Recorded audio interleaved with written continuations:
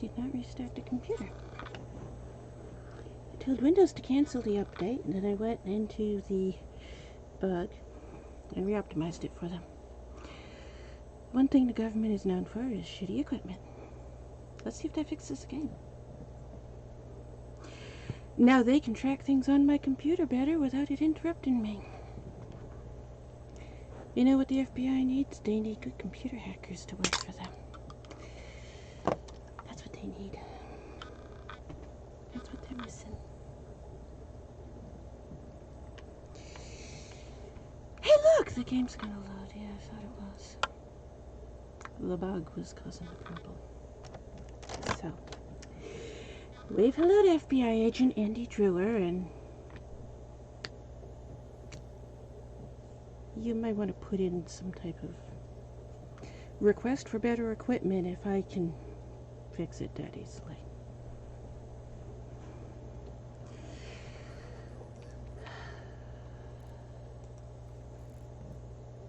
The American government is notorious for their shitty equipment.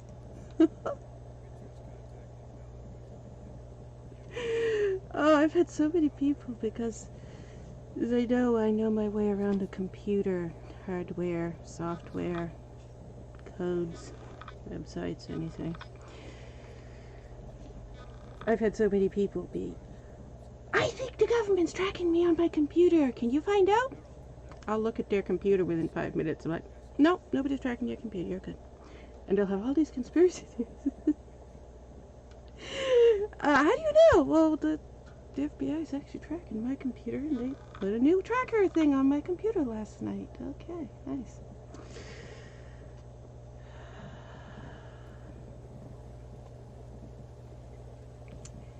It was causing a massive power drain.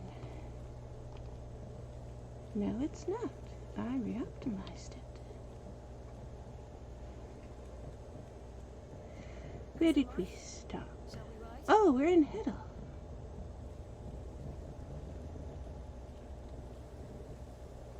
Okay.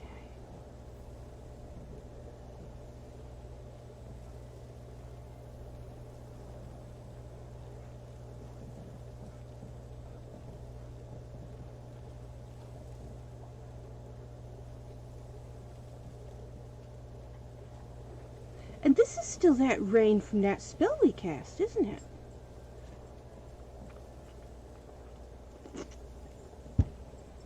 It's not a regular rain, that's why it's got the really dark clouds.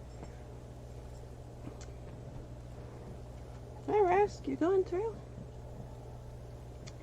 What's Gals scared of? Something's scaring Gals. What's scaring Gals? Nobody else is noticing. Is it those, are those things there? We are near there. Also, you need, wait, you need, yeah, look, you be terrified of us gonna pass out if we don't have him take a nap. I think you will not attack one unarmed. Take a nap.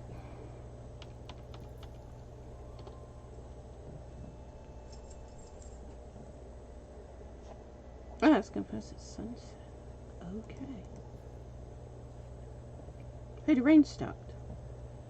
How long does that, would you, does it say? Does it say? That's the button I wanted. That, does it say? No. Just change weather to rainstorm. Okay. I don't know if it said how long does it last, but it doesn't say how long it lasts. But Gills is scared of something. Let's go see what Gills is scared of. I think it's probably that we call it. The Arrakis, there's an Arrakis over there. There are 3 Arrakis over here. Is Gills picking up on them? Are they here? Yes, they are. There they are. I see them. He's got such a good range. I forgot how good of a range he has for... I see 2 of you guys. There's always 3 of you here.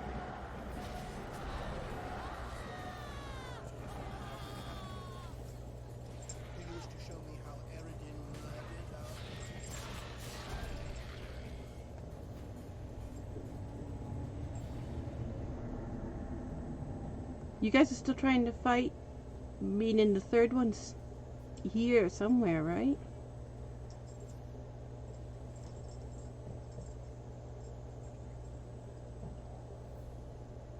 Okay, we just triggered the storm spell again. At 7 p.m. game time.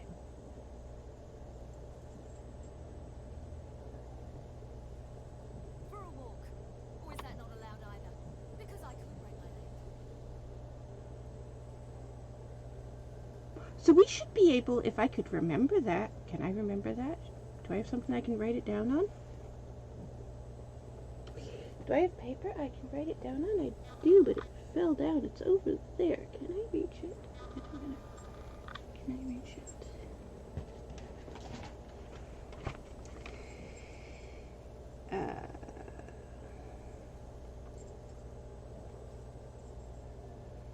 Yes.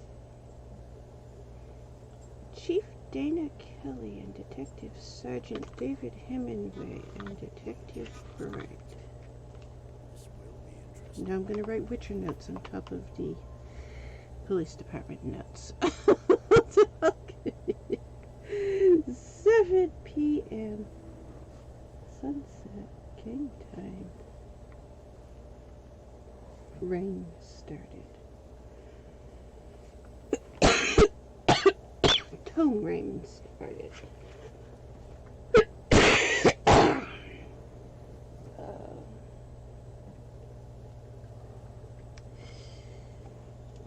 Those are the detectives that are looking for Lucy.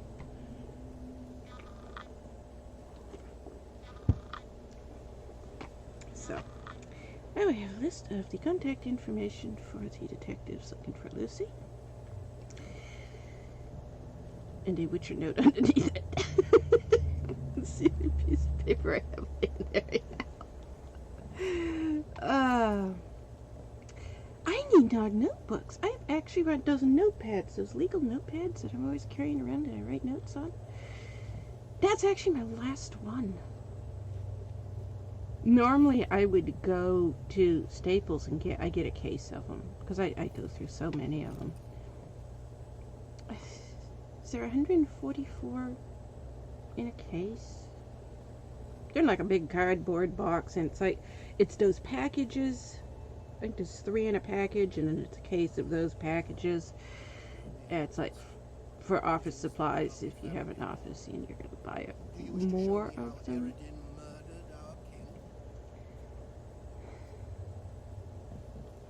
Why is there a loot like this laying here? Are we missing a character? Because I heard somebody screaming back there. Wait a minute. 1, 2, 3, 4, 5.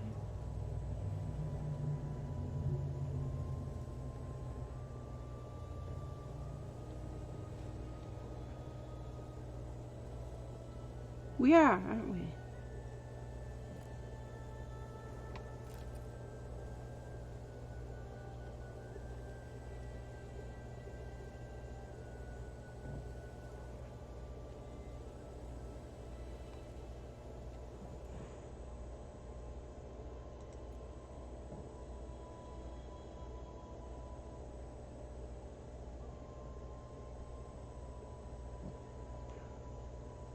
One of the women died and dropped a mask? Is that what we're seeing?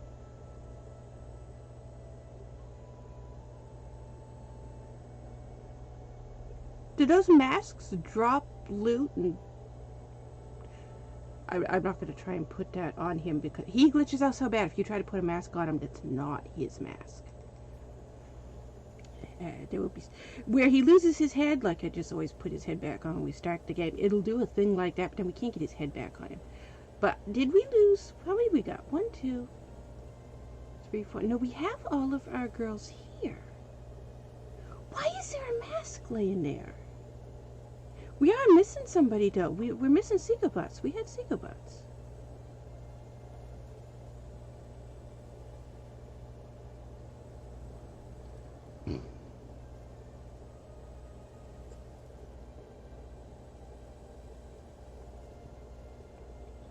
Lisa drops that loot, right? Ain't that the loot Lisa drops? We have Lisa with us as a travel companion every once in a while. Did we at some point have her with us? And she died here and we didn't notice that she dropped loot and we just happened to be here and found it?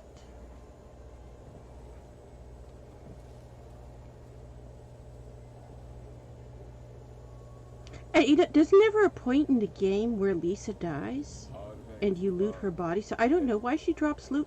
Also, if you ever kill Avallac'h, he drops apples. He just drops a whole bunch of apples. He's carrying a lot of apples, I don't know why. Some of the characters have strange loot that I don't know. Why is Avallac'h loot apples? Why do you loot apples off of him if you end up killing him? That's bizarre. You shouldn't be able to kill him. But it was originally intended, when they wrote the game, initially, it was originally intended he was a trophy monster, so you could have killed him, looted a bunch of apples, and then put his head on your horse.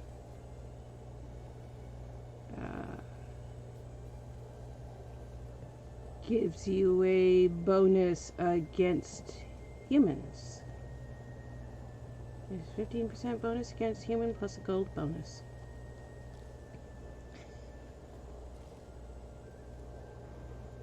There was originally intended to be you at the tower. That part where... Okay, now there's two more here. What are these?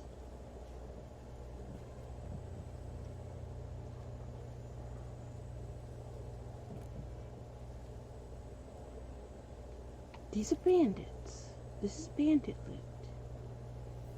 Girls are scared. We still didn't see that third one. Is the third one here?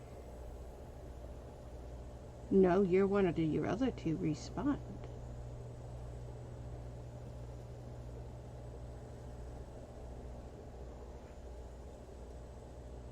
How long has it been since we've been to Heddle in the second Avallac'h playthrough? This is the second Avallac'h playthrough. Which is why we're looting again. Yet these are bandit loot.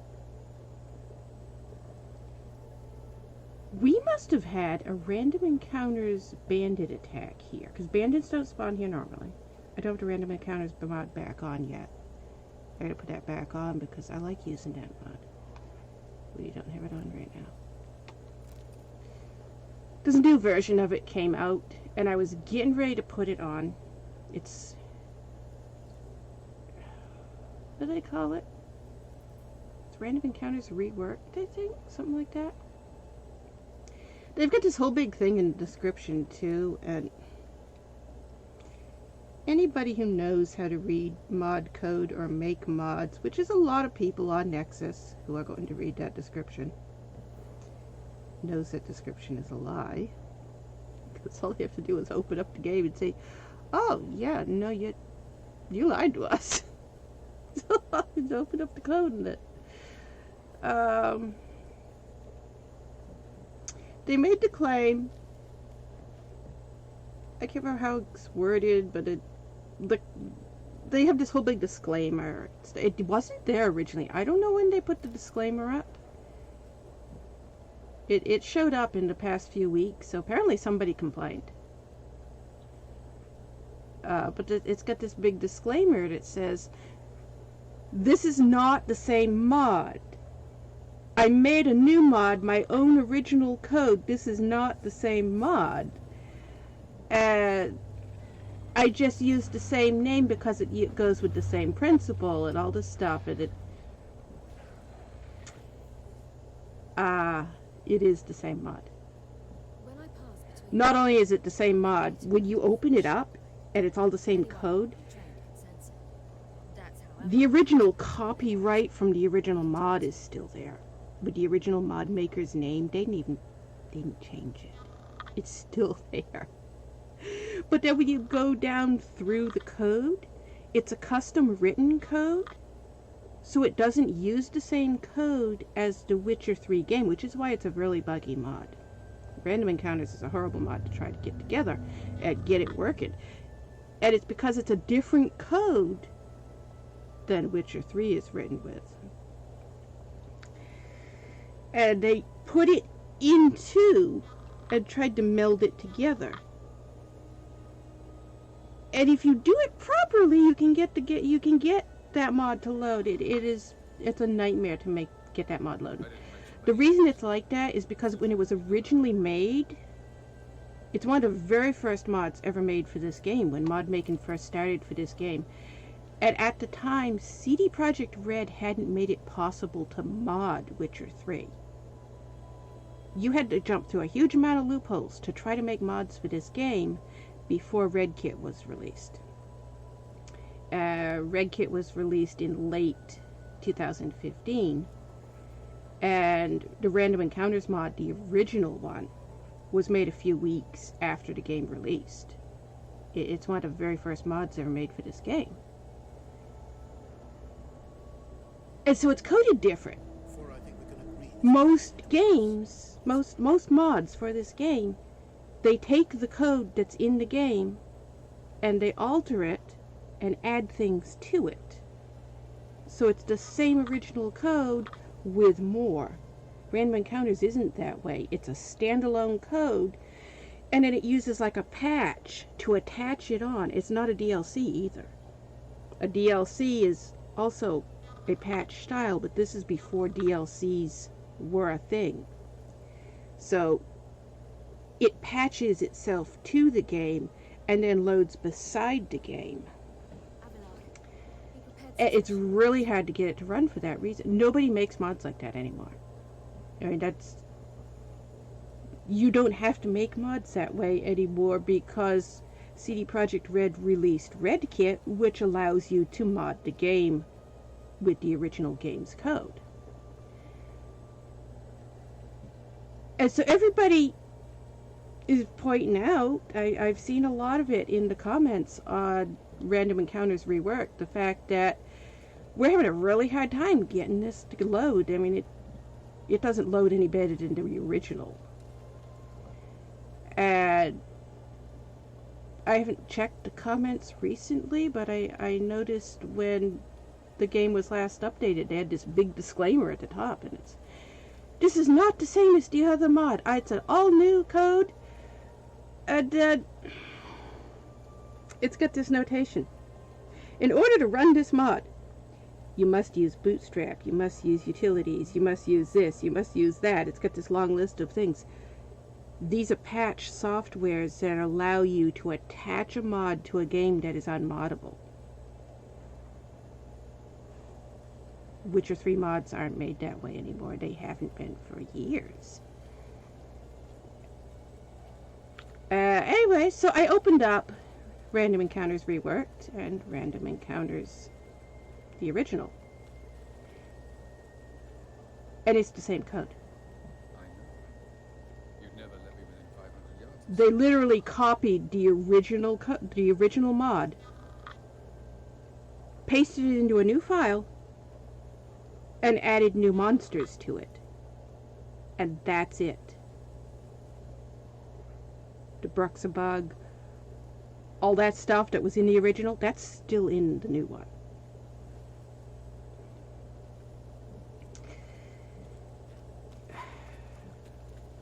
So I'm not sure why they put that disclaimer there.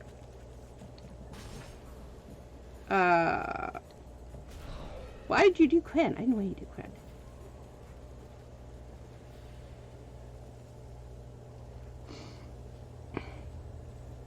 I don't like being lied to. It was pretty obvious because I've rewritten the Random Encounters code myself. That was how I got it to run, because since the game has had all these updates, and since the 1.30 update, Random Encounters hasn't worked anymore. So I had gone into Random Encounters and rewrote it, and that's how we were able to use it. So I'm familiar with the Random Encounters code, which is messed up. you can see when you open the code up why it is so difficult to get that mod to run. The code's messed up really bad. And the original mod maker, they abandoned it. It's been considered a dead mod for years. Somebody tried to revive it a few years ago. Can't remember what that one was called. But in their description, they pointed out, this is the original mod, go click over there, go download the original mod so you can endorse the original mod maker. All I did was make a bug fix so that you can load it better. So that one loaded better, but then it became obsolete when CD Projekt Red updated the game again. So, and then this new one came along, which is why I took off the random encounters, because I was planning I was going to update to the new one. But then right after I downloaded it the next day, when I checked the Nexus, because I check Nexus every day for new mods, and I checked Nexus the next day and it had an update, and I was like, okay, you've got an update. Well, I'll download the update. And this kept happening, and it was 3 or 4 times a day. Random encounters reworked would have a new update. And I was like, okay, they're still fixing stuff, and they're still fixing stuff, and it's now been 4 months. And it's still having daily updates, and every single changelog says, found this bug, fix this bug, found this bug, fix this bug. So that's why I haven't put random encounters back on, because I'm waiting to update to the new one, because I want to try the new one, but I'm waiting for them to get done with the updates and bug fixes. So we've been without random encounters since October? Is that when I took it off? I think so. So October, November, December, now into January. Yeah, it's been 4 months. There's loot in here, but has it respawned yet?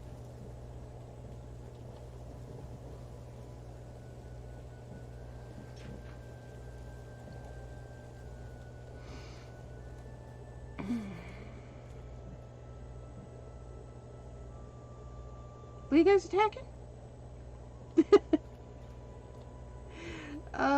They started attacking something. I'll go out and see in a minute. Looks like nothing's reloadable yet.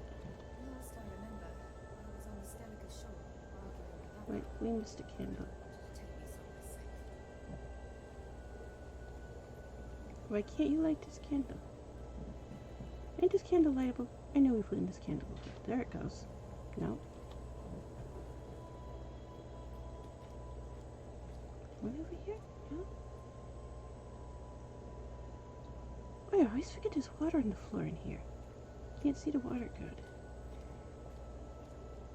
Again, you plan without even asking what I think. I've had enough of this.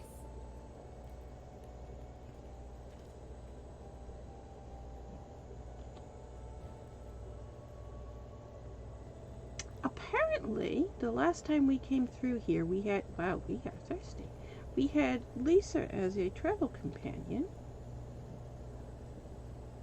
And Random Encounters sent bandits here. She died in the attack, and we, for some reason, didn't pick up the loot. But then why didn't we pick up the loot? Because we're loot crazy. We must have just missed seeing it. It was in the bushes. Could have missed seeing it. Gels is scared. Is that the one we were missing?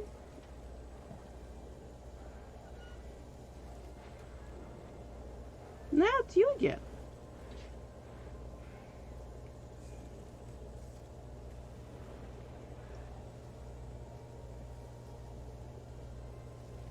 There's only been 2 spawning in here. We always have 3 spawning in here. This is the place. That's not a mod that causes them to spawn in. That's just a natural random encounter that occurs in the game without mods. So you can always find these things here all the time. That's why they're still spotted in, even though we don't have the random encounters mod on. You know, using a bow like that with your arms bare, that's gonna hurt like hell.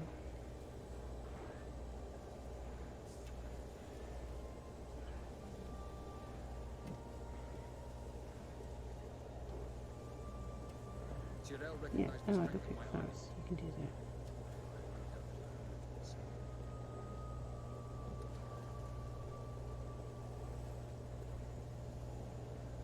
You wear arm braces when if you're correctly using bow and arrow or a crossbow, you're gonna wear arm braces.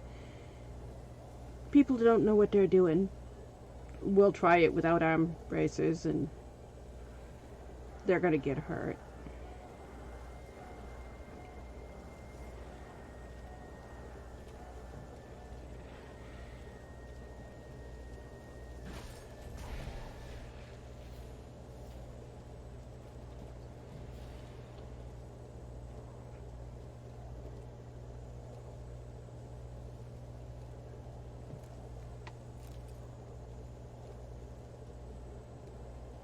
Only one of them come back?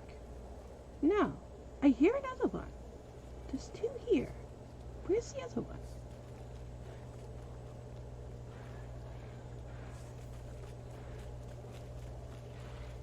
Yes, just these same two. Why is the third one not showing up?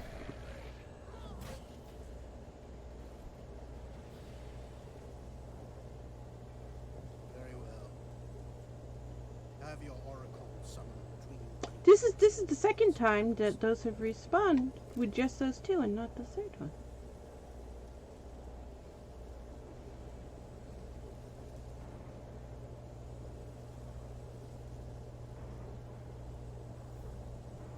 They're respawning really fast, aren't they, too? I wondered, though, after I read the novels, Avallac'h's design is straight up out of Skyrim. There's an elf wizard in Skyrim that looks just like this. Same clothes, everything. Same hood, same sides on the hood. They literally just took a character out of Skyrim, dropped it into this game, made the graphics slightly better, didn't do much changes otherwise, but that's why he doesn't look like he did in the novels. He's got a spalder on, which you wouldn't wear. That thing on his shoulder with the feathers on it, that's a spalder. You wouldn't wear one of those unless you were a sword fighter. He's not a sword fighter. He has a phobia of swords. He won't let swords near him. He's wearing arm braces that, again, those are what a sword fighter would wear. The metal arm braces, that's a sword fighting style. In the novels, he did use a crossbow, which means he would have had arm braces, but they would have been leather, and they would have been a very specific type that goes over your thumb, but not the rest of your hand. It goes over your thumb and your forefinger, and leaves the rest of your hand uncovered. It only goes down that section, and they're quite long. They go all the way up to your, almost to your shoulder, because of how you hold a bow or a crossbow, depending on which one you're using.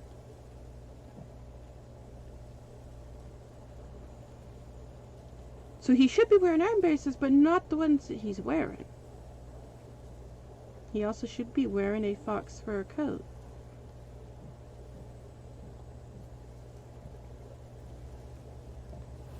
Which, it called it a mantle. It wasn't actually a coat. A mantle is different from a coat.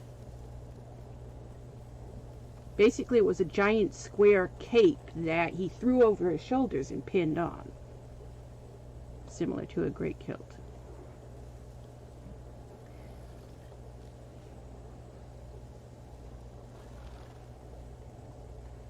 Which he used on his horse as a saddle blanket for the horse also.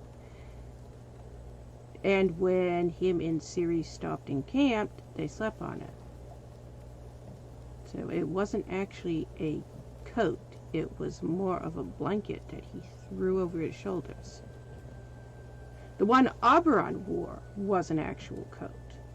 That one was mink.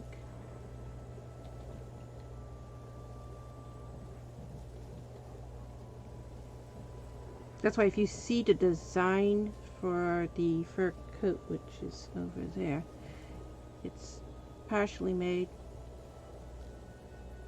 But you see the design, I made it like a poncho type shape, which is similar to, I can't remember the name.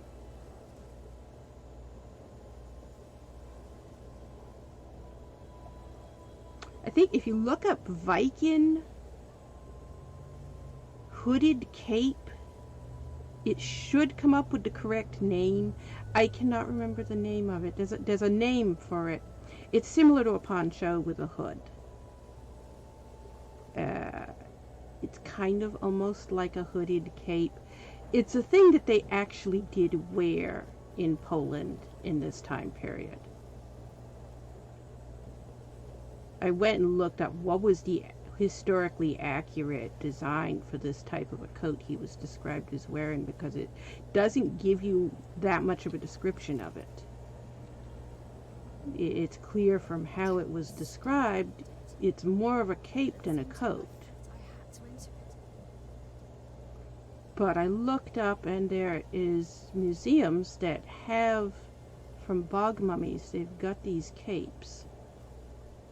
It was an actual thing that was worn in Poland in the 1200s. So the cape that I designed, because he doesn't have it in the game, and I don't have a photo reference to go by to make the pattern for it. So I found pictures of one that's in a museum that had actually been made in this time period. And I used that to go by to make the cape.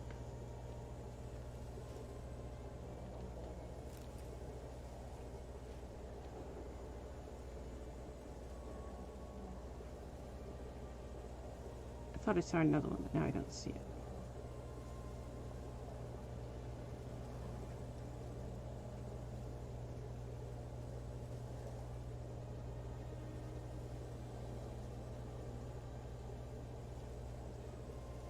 Did I pick it while I was talking?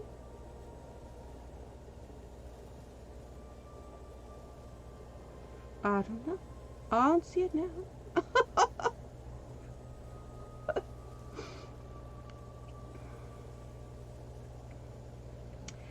PortCon is planning to run this year. I'm hesitant about going because COVID-19 is getting worse. There they are. The new strain, what was it, COVID-19-8 and COVID-19-9, the two new strains, that one's the Brazil mutation and the other one's the UK mutation, they're both a lot worse than the original.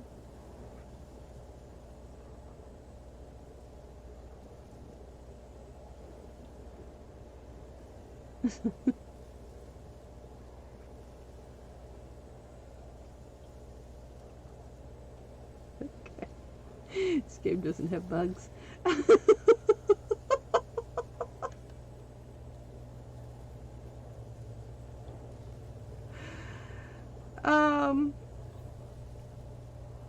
COVID-19 is getting worse. The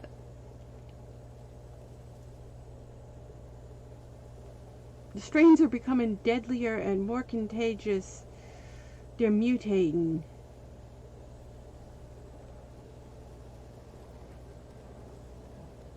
And so I'm hesitant to go to conventions this year. If we didn't go to any conventions in 2020 because everything was shut down, well, now stuff is opening back up, and a lot of conventions are planning to run this year. They're already setting up dates and stuff and getting the guest speakers and stuff, and everything's being set up. And so PortCon's announced they're running this year. You go on their website, they've got all the information. Usually, as soon as the announcement goes out that they are going, I buy the tickets. I mean, I usually have my tickets a year in advance. And I haven't bought the tickets yet because I don't know if I'm going to want to go or not. What is COVID-19 going to be like by this summer? It's one of those things where I want to go because I like going to this. I've never missed a year before. And when we only missed 2020 because they canceled. It's the first time I've ever missed it. And now they're planning to go to 2021. But at the same time, we're getting much worse stuff going on with COVID-19 this year than we had last year. So I'm wondering, how safe is it going to be to go to conventions?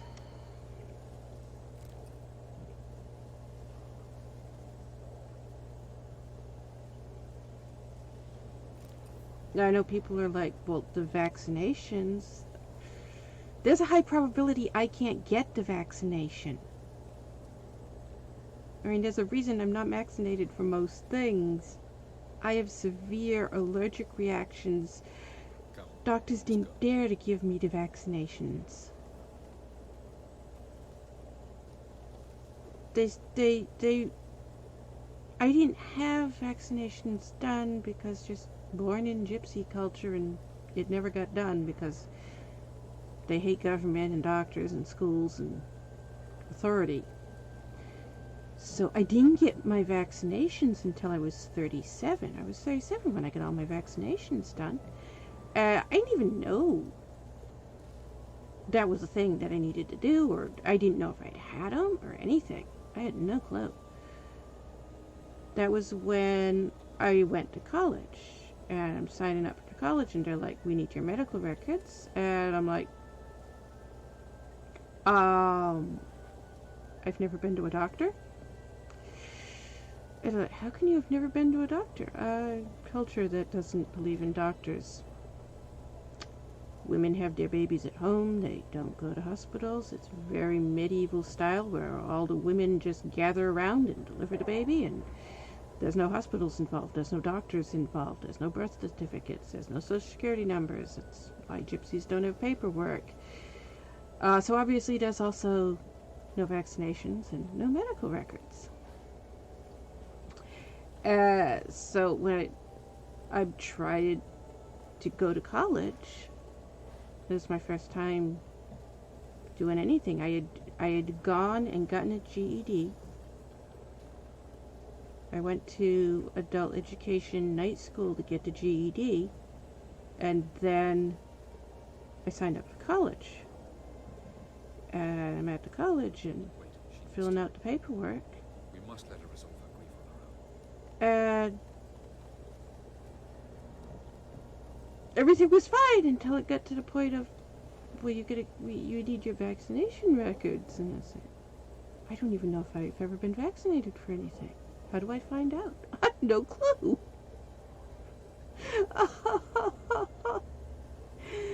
So I went, found a doctor, and she started giving me all these vaccinations that I should have had, when I was born, when I was a kid, and, when you would have gone to start kindergarten or something, and you started school, that I would have had then. And I had really bad allergic reactions.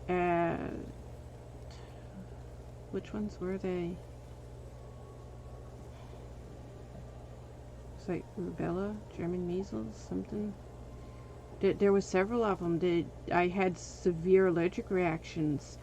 And she's like, well, this is really rare. People don't very often have reactions like this. And they were pointing out it is a high possibility because I've had so little contact with people my entire life. My immune system's not built up enough to go out in public. Well, then she wanted to know all this other stuff about, do you have problems being around people medically? Yes, I do. I get the flu every time I go to the store. Every time. Which you've seen in my videos. I will have really bad flus 4, 5, 6, 7, 10, 12 times a year. And she's looking at all this stuff and she's like, most people only get the flu once every 3 years. They don't I'd even call get it more than once a year. I almost died from N1H1, or is it H1N1? Which way is it? I got that. I've had chickenpox 3 times. I've had smallpox, something that a lot of people haven't had. That's something that also doctors are like, oh my God, how is this possible? And that I've had other people who are like, well, smallpox is eradicated. You couldn't have had smallpox.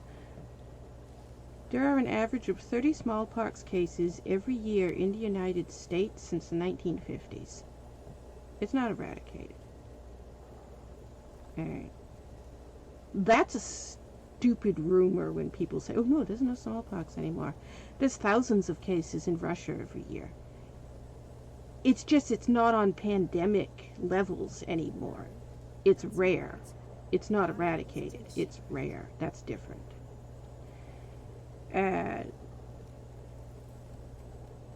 Usually the only people who are gonna get it are people who have severely crippled immune systems.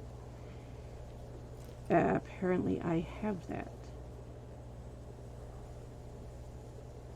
And so there is a concern right now about the COVID-19 vaccination and the fact that I'm a high risk of I probably can't get it because of my history of a weak immune system and severe allergies to previous vaccinations.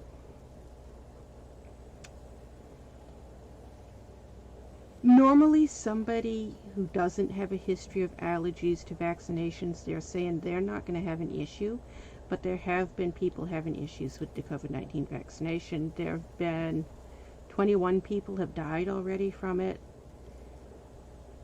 There was one clinic that had 45 people had severe allergic reactions, just that one clinic, and they're trying to figure out why.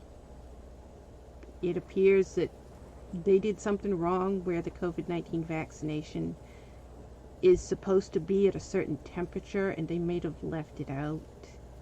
And so people got really sick, really bad.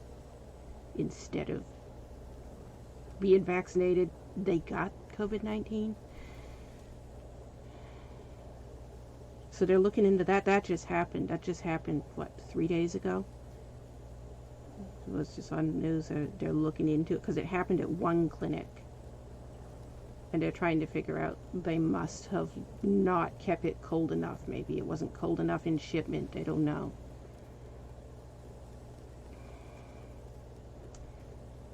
So. What? Our horse won't move. Why is it keep doing this? Did that thing it just stops and it won't go? Alright. Of course, if you know of these gateways, even if you A lot of these conventions that are getting ready to go this summer, they're talking about the, what do they call it? The convention chairs, is that what they call them? The people who run the conventions, the CEOs and vice presidents and presidents and stuff of the conventions. The different ones, different conventions, they're talking about doing, should they have people bring proof of having been vaccinated for COVID-19 in order to let them into the conventions. PortCon hasn't started talking about anything like that yet, but that looks like it's the way it's going with most conventions that are going to be running this year. They're not going to let you in if you don't have COVID-19 vaccination. So there's lots of different all COVID-19 related issues of,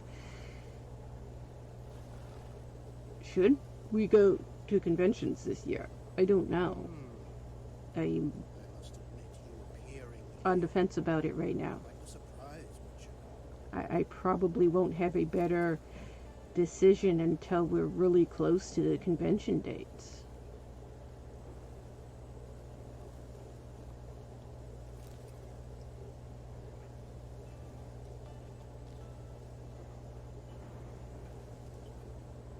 I'm on the fence about the COVID-19 vaccination too, because it's something I'd like to get vaccinated for. It's also something, it's considered a high risk vaccination for people who have a history of allergic reactions to vaccinations, and I'm somebody who falls into that category. So then I'm like, well, I want the vaccination, but We must be careful they don't sense us. I might have to wait until a later round of vaccinations that has a lower allergy rate. So that could put me another year on the vaccination list, not be able to get it until next year.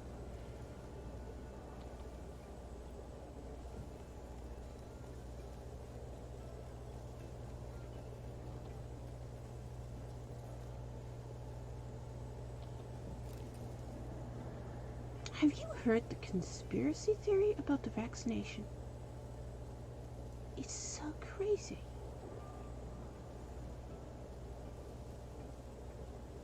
It's there's people, the anti-vaxxers who, Lucy, David, Barbara, their crew, they started a group. They just started it about 4 months ago. It's an anti-mask group. They're against wearing masks. They're protesting wearing masks. They have now, there's a vaccine, they've added anti-vaccinations. They were already against vaccinations because they believe vaccinations cause autism. So they've been against vaccinations for, 15 or so years. It's been a long time. They've been against vaccinations. But now they've added the COVID-19 vaccination to their list of vaccinations. So they've got this new group that they start. They like starting groups. They got so many groups that they keep starting. They've got this new group that they started that is against masks and the COVID-19 vaccination. And they've got this whole thing. If you go find their website, they've got a website. You go on their website, Eddie, they've got this whole thing that says about how it's not actually a vaccination, but is instead just empty placebo liquid with microscopic microchips in it so that the government can track you.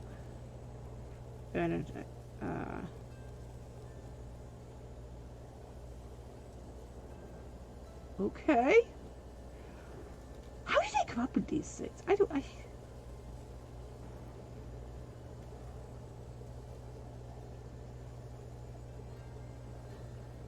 I wonder about the brains of people who come up with these ideas.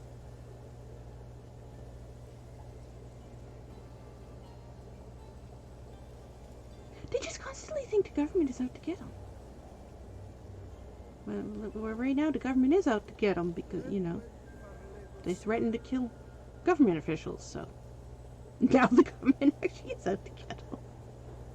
But the government wasn't out to get them if they would have been doing that stuff. Don't they realize that?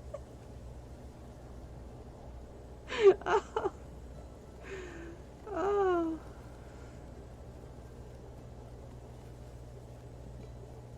They make their own problems. Do they not realize they make their own problems?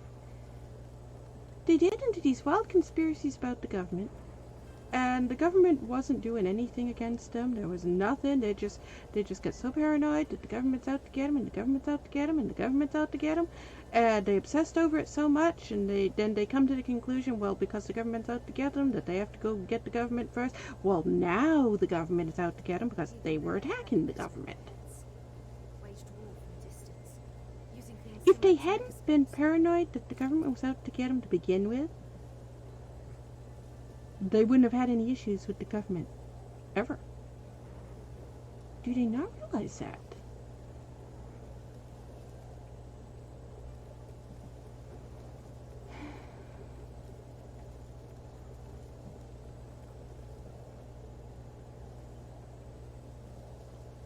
We just picked all those. Okay.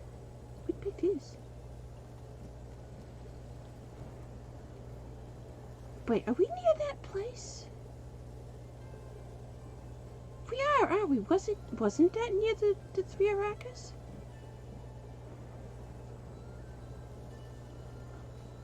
Is the Leshen here in this playthrough?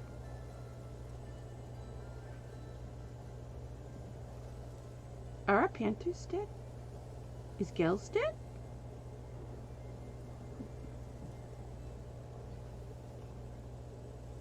Is our dog dead? 3, 2, 1. Very good. On time.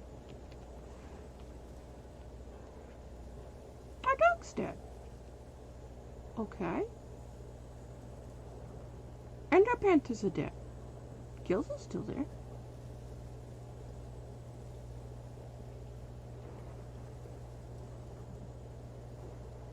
We have 55 rabbits. Who did you say was dead? I forgot already. The panthers and the dog.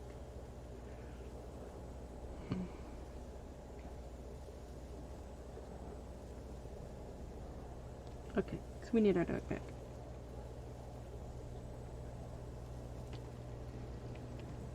They must have died back there when they were wait, Quest. Yeah, where are you? I hear you, and you're still in the list. Gils is around somewhere. I just don't see him.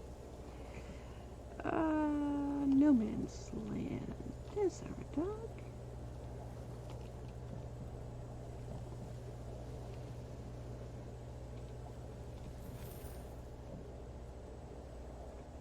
Okay.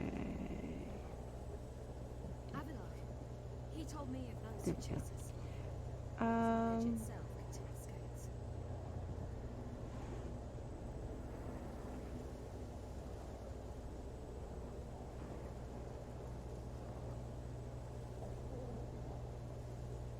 Our brindle dog's gone too.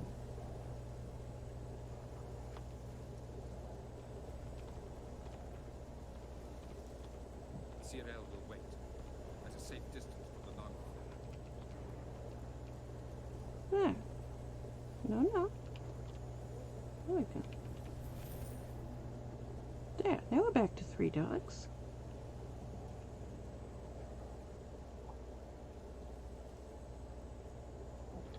Alright.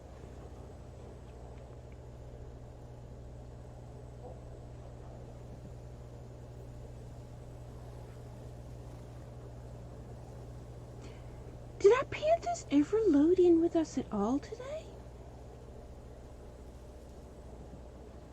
I can't remember.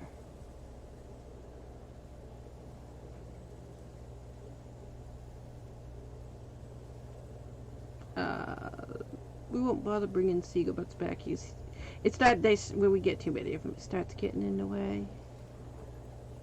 So, where's? There you are. I see you.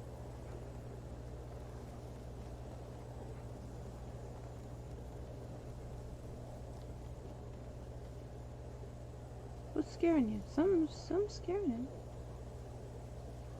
Let's go look, see what's over here. Are we close enough for the Avallac'hs for it to be them, or we haven't actually gone that far? We've just been zigzagging back and forth. It's not the Griffin, is it? Ain't that Griffin now? Yeah, but the Griffin would have attacked us by now. It's gotta be a Avallac'hs. They're just way back there, right? Gils has got a really long range. He can pick up on stuff way far away.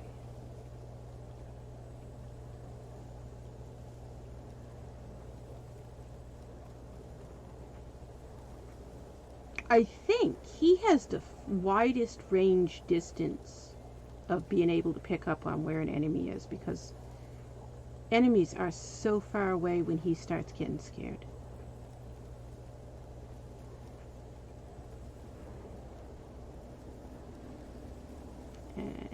Yeah, you're aiming. He's aiming that way.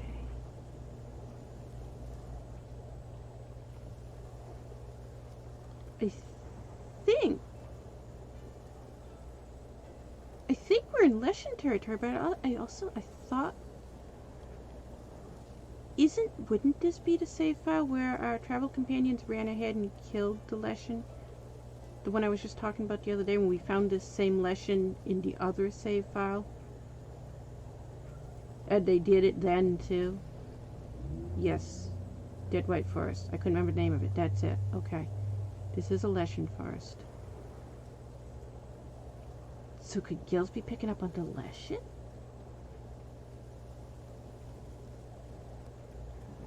It's quite a ways in here, but I hear it. We are close enough to the Leshen, so I hear it.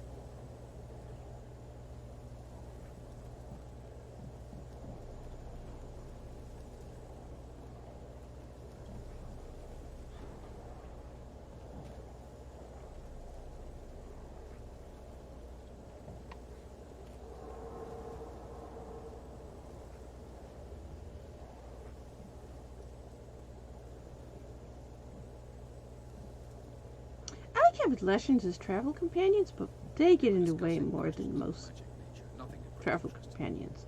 Up here's where we want to go, right? We keep climbing up and then you're in a swamp thing in the middle. Is that correct? Are we going the right way?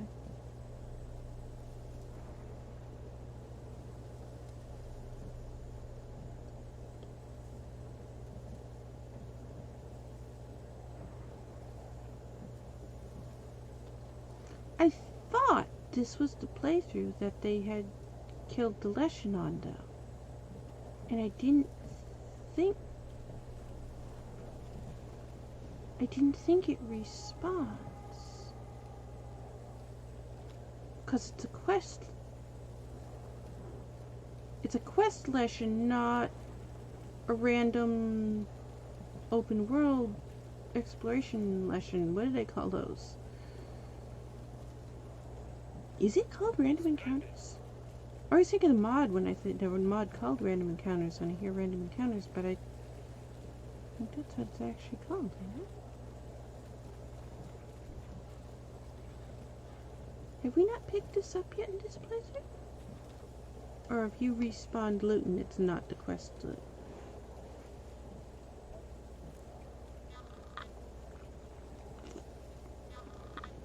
That's grayed out like we've already read it, right?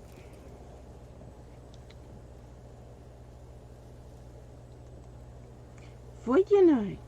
No? Vilgusor.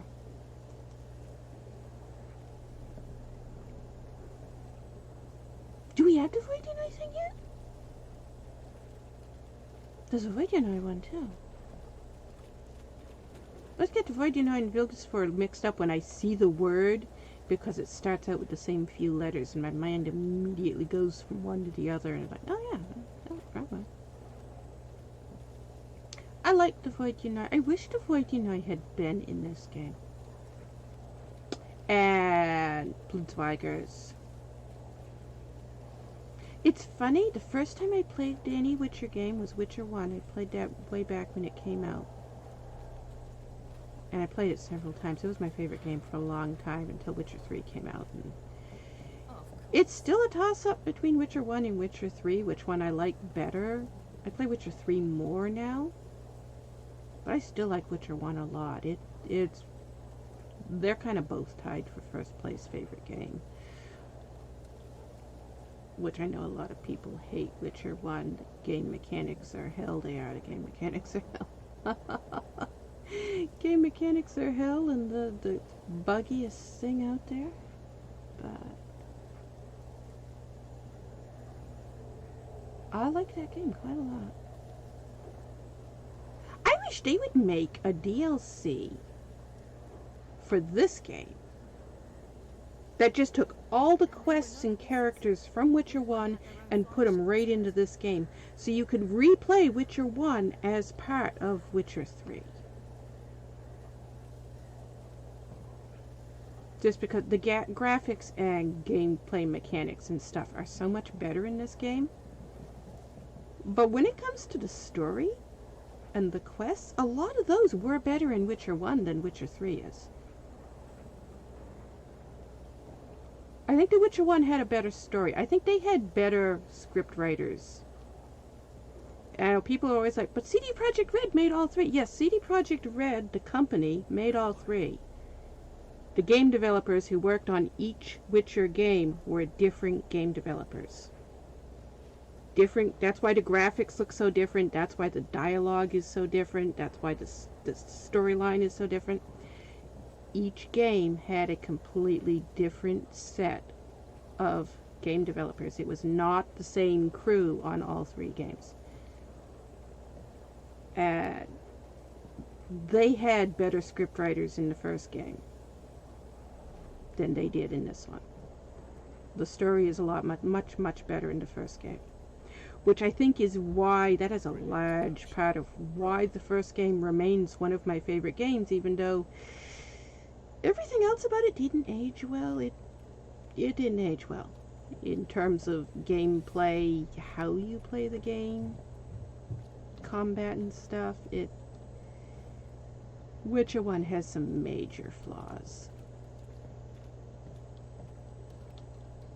If you're somebody who goes back today, because it's like 13, 14 years old now? How old is that game? When did it come out? It came out in 2007, right? Which would make it 8, 9, 10, 11, 12, 13, 14, 15, 16, 17, 18, 19, 20, 21. It is 14 years old. Okay, Witcher 1's 14 years old now. Yeah, I knew it was pretty old because this game's 10 years old. I think a lot of people forget how old the Witcher games are too, because even though this game is old, it still stands up for graphics and gameplay and stuff in comparison to what stuff that's coming out now.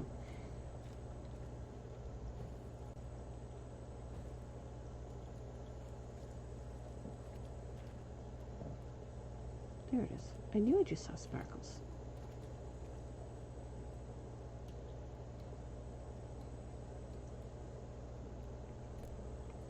I don't know, did we do the quest part of this yet? We must have, because we didn't get attacked by Wraiths when we came in here, right?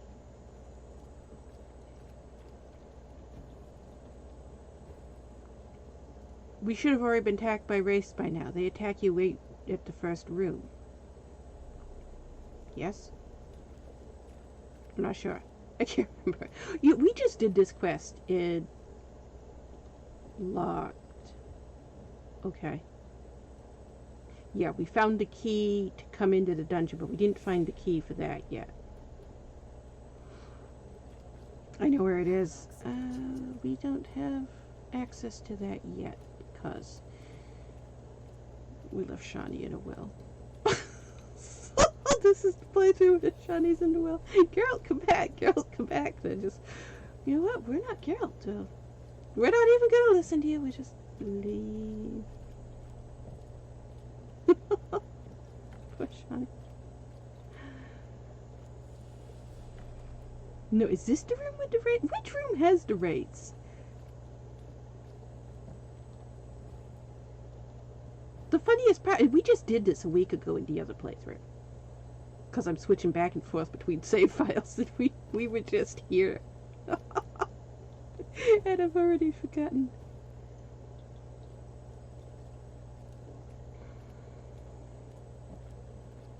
I like this little... I think of all the little ruined castles in the game, this one's my favorite.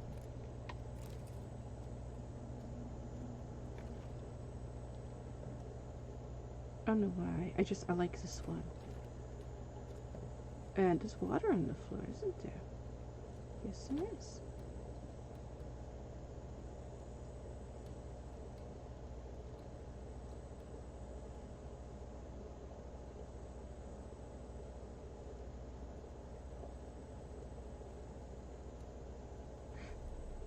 this is another one of those ones. Somebody lived here. There was a guy who lived here.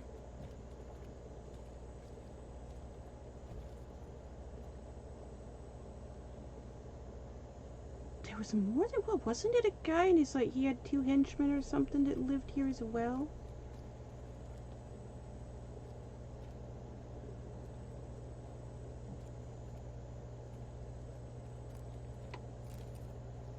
Yeah. Count Romilly? I just realized there's no beds in here. That's what we just found. Okay, so this one unlocked. We have the key for this one, apparently.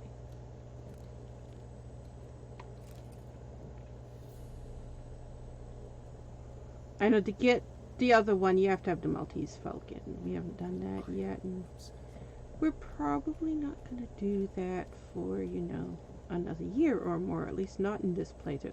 We'll probably end up doing it in the 3rd Avallac'h playthrough before we end up doing it in the 2nd Avallac'h playthrough.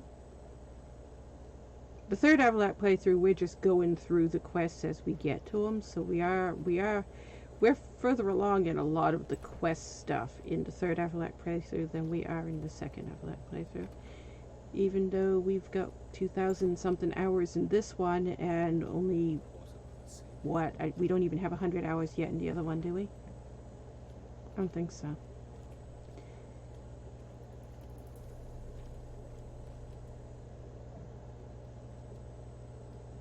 Oh yeah, there is a bed. It's covered with stuff. Okay. Yeah, we just discovered that. Was it yesterday? No, because I didn't stream yesterday. I slept all day yesterday. After that, how long did I go without sleeping?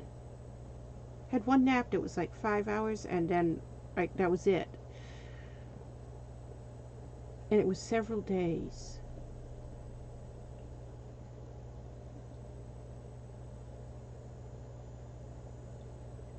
That's why I started streaming, so that's why we streamed so much, which was a day and a half ago, whenever it was.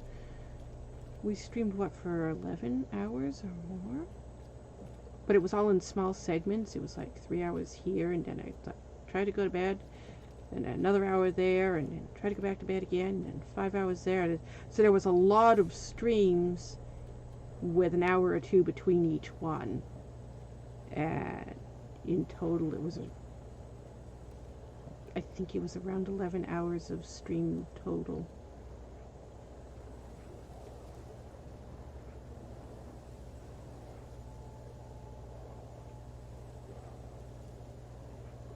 The lights that we just lit down there are reflecting through the floor and causing these bushes to be lit up. Look at that. When we're like this, you can't see it as good. When we're like that, you can. They're coming up through the floor, but I never noticed that before.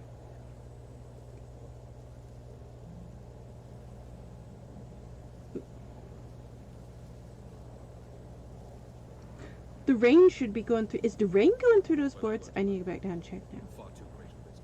We can see right down through that room. Those holes there, I can see right down into the room. It should be raining down in this room. I want to go find out if they did that. It's raining in this. Yeah, that's logical that there's rain coming down there. Which would explain why there's water on the floor. But isn't this... Is it this? Or was it this one? Which one could we just see?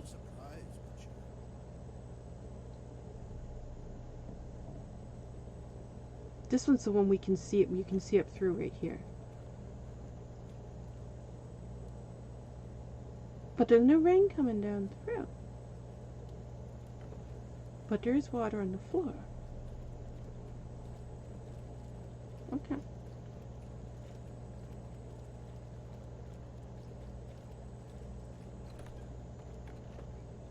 The rain's coming down through here.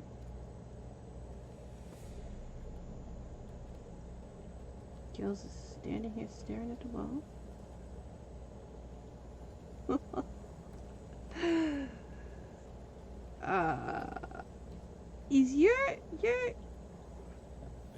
You're half wet and half not wet. You gotta now you're all wet. Why did it look like that?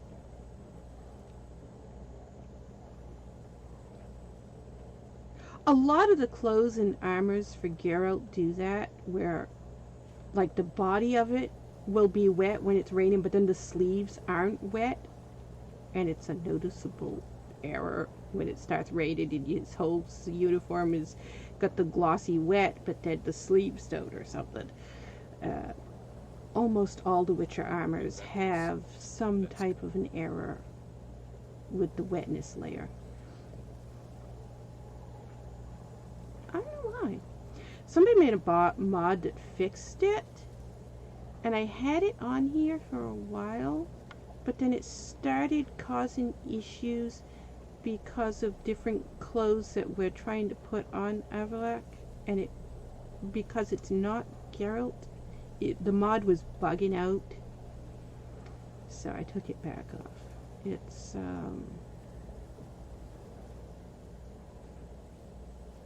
is it nitpickers or is it Bezerwire? Bezer something.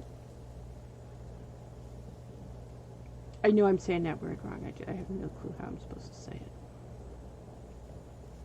it.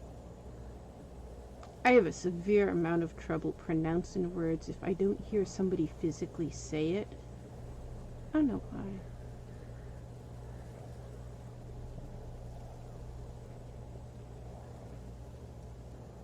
If you give me the word with a dictionary and a pronunciation guide, I still can't pronounce it right. It doesn't matter. All the words are... That's why I pronounce so many words wrong. It's because they're words I've never heard somebody say, and I've only seen them written down, and I'm like, no clue how to say it. But then once I hear somebody say it, then I'm But I fine. can't very well Yeah, tell like, your that's how we're supposed to say it. Okay. Are we going the right way? Can you...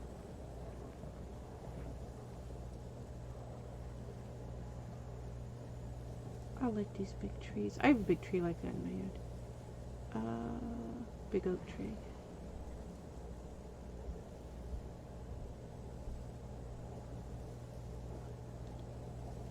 Went smoothly.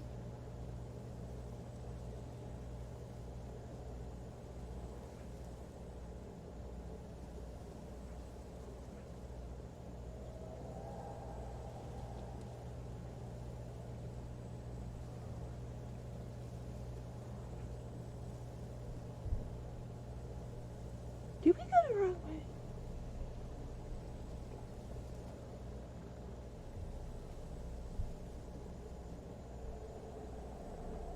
You lifted the We curse. came from this direction, right?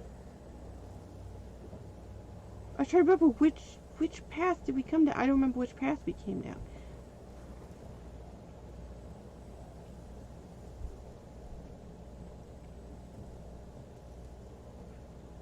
Yes, there's our horse. Okay.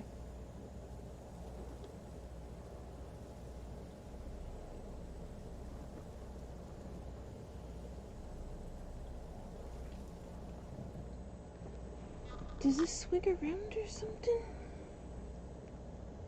Look at all these paths if we tried to go on all of them. There's so many of them. Do any of them have anything on them, or are they just random paths in the woods? I don't see any no, wrong button. I don't see any buildings. Oh, there's that. Okay. What are you?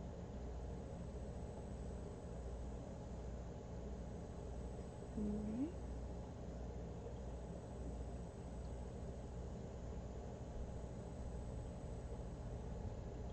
All three of those are bugged out, right? Ain't that why we didn't do those yet? I don't remember.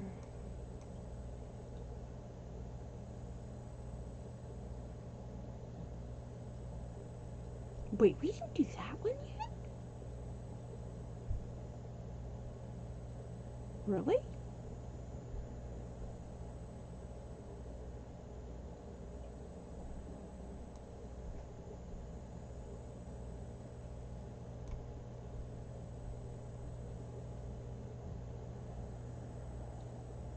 Maybe she should do that while we're right here.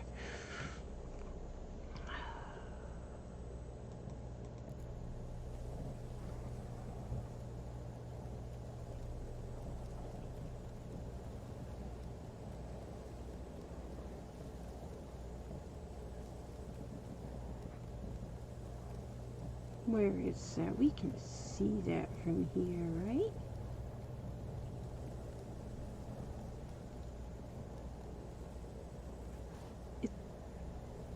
It's up there, yes? Yes. Okay, yeah, we can see that from here. What then? To incite the Empire against Eredin, call for revolution, and proclaim Avallac'h our new king? Avallac'h is king of Avallac'h, and he wasn't doing a real good job at that. He's lazy. He is somebody with no ambition at all.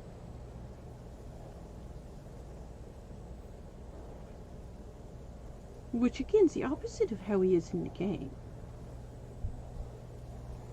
You see him in the game, he seems like somebody who is very driven and he's lazy in the novels.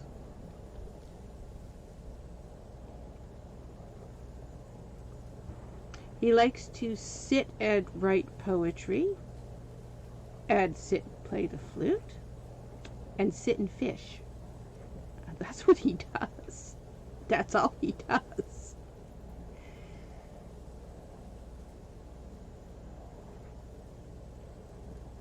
Which is in keeping with the original story of Avallac'h that was written in the 1130s. He is not a character who was created for the Witcher novels. He exists in actual folklore. And actual folklore described him as a philandering playboy who didn't like to do anything but have parties all the time.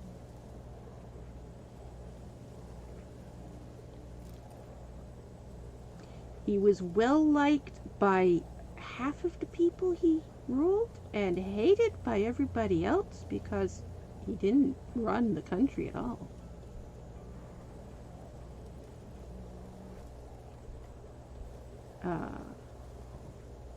If you've never read the original novel, it's fascinating. Ciri doesn't have a name in the original novel. It's just the Evil Witch Queen. Evil Witch Queen this, Evil Witch Queen that. That's she didn't have a name originally. Andrzej Sapkowski's Witcher series is actually the first time she appears in anything with a name. He named her Cirilla after Cinderella.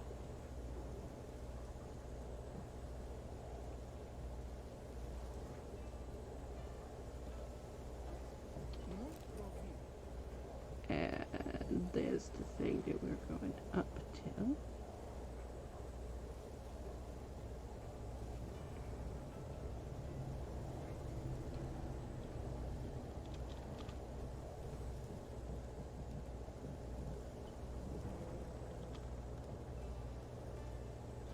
And so the marker, yeah, we didn't even unlock it yet. Huh.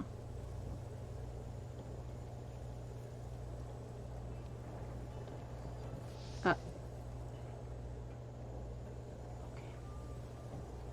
Why'd you not unlock it, not attack it? Can we reach that? No, we can't reach that.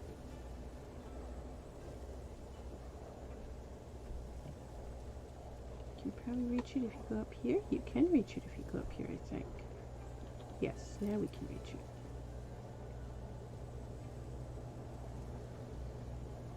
They should have made a variation of this plant that doesn't just hang on the wall and look funny like that, because they put it in places where it was growing up a wall and then the wall crumbled. And it's still leaning on the wall, but the wall ain't there. Alright. This is a ladder that is ladder bug, so game may crash. Game not gonna crash? No game crash? That's good.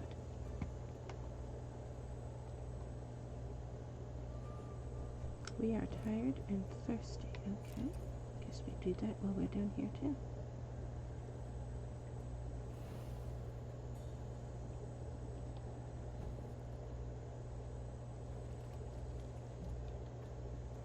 We don't have the key for you yet?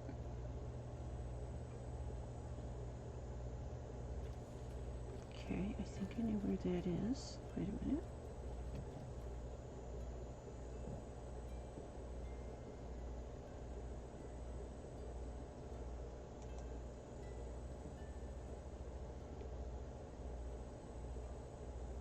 It's telling us to search.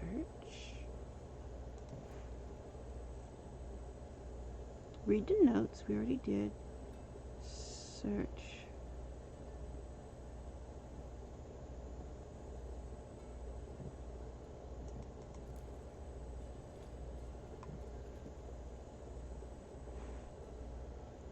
Is it going to require us to use Witcher senses? No?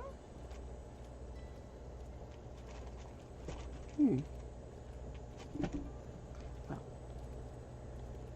Meditate, I rest. 1, 2, 3, 4, 5, 6, 7.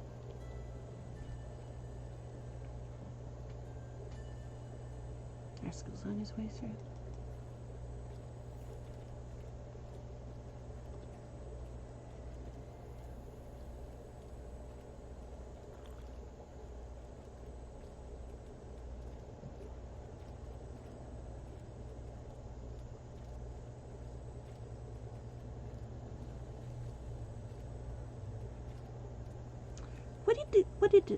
What does that say again? Search the ruined hut's cellar. That's this, right? That's what a marker is. I know there's another building connected.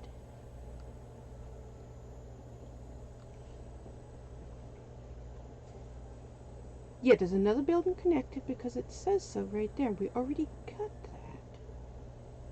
Found a key and a journal. But now we're here.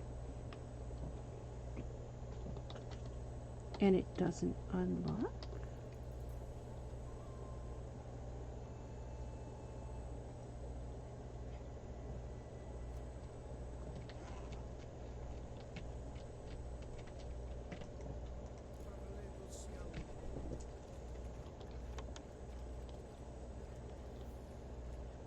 Interesting. The other thing is right across the street. Are you doing something, Rask?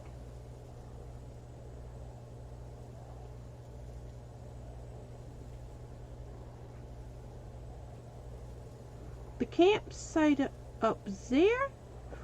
Or the campsite over there? Don't you get a letter at each of them?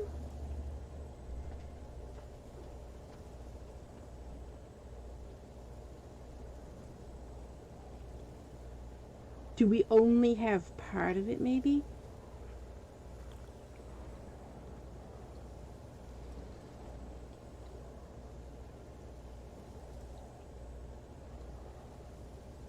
How do we get up here?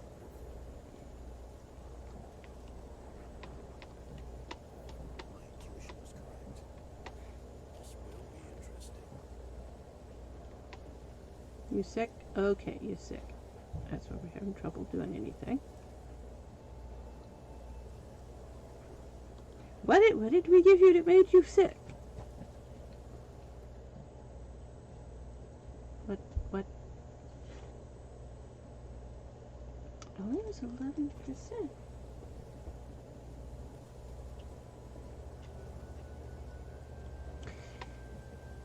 Okay.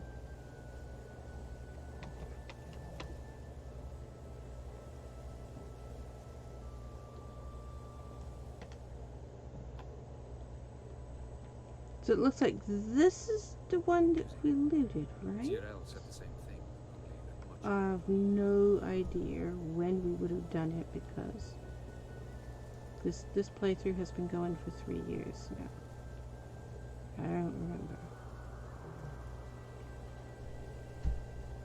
It's the same quest we just did in the other playthrough, because we were just here in the other playthrough. And we just picked all these and you all respawned back in.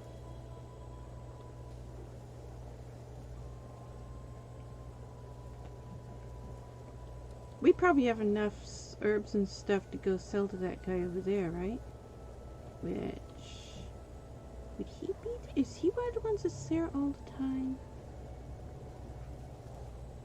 Incidentally, interesting choice of allies. Do you think Avallac'h is honest with you? Some of the ones...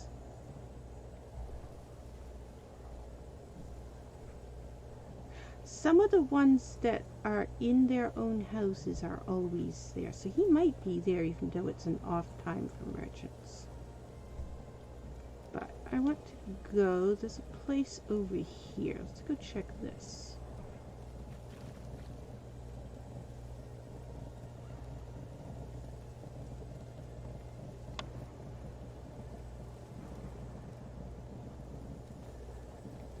This place. After our horse.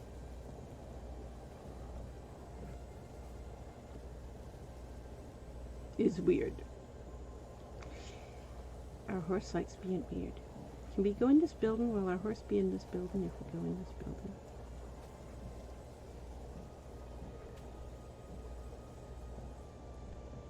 Yep.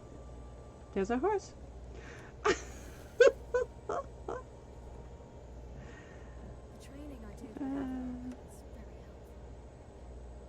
Yes, so very helpful.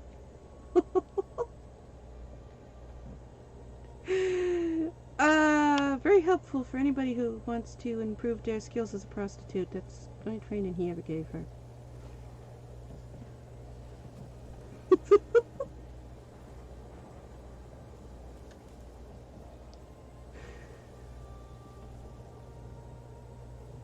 That horrifies people when they actually read the novels and realize, oh my god, is this all he ever does with her? That's all he ever does with her. Nothing else.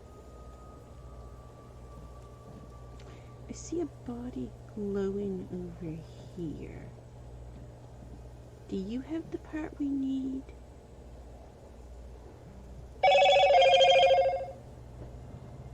You have another key.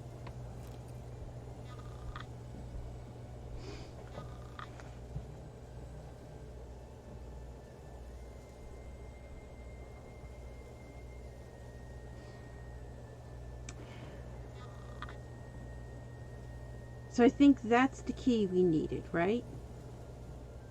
The key we had unlocked a door, and now this key will unlock. Looking for lost little girls. How do we get on our horse? Well, our horse is like this. Can we actually get on our horse? So, like, now what? What? We're stuck. There it goes.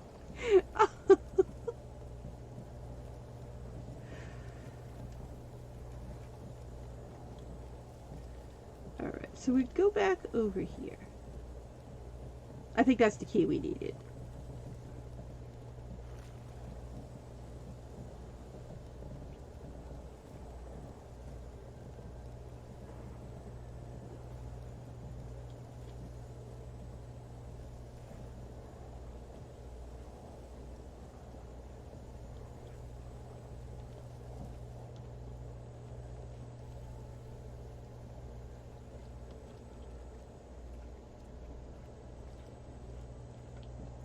Yes, that was the key we needed. Okay, so we needed 2 keys, not 1 key.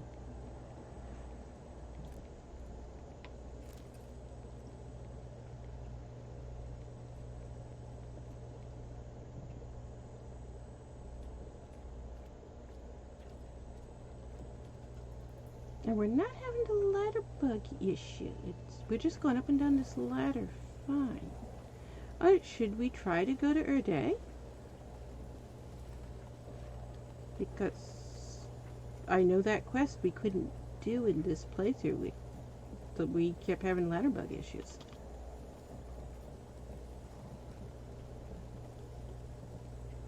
If we have a day that we're not having ladder bug issues in other places where that bugs out. Are you here?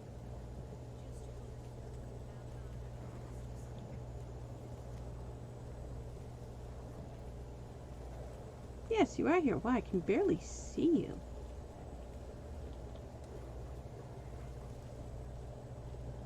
His clothes blend in good with those plants. Why can't we click? There it goes. I was clicking on it and it wouldn't do anything. Oh, we must have. Hi, Ross. We're just zipping back and forth today. You don't have anything you want to buy, do you? What was we needing to buy? Because I don't remember.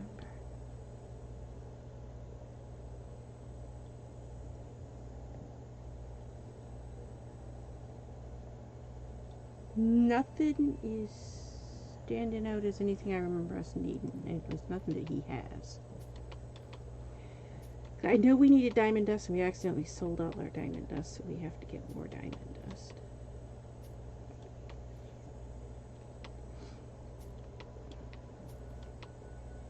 Oh, you know, you're an alchemist. Wait, we can look.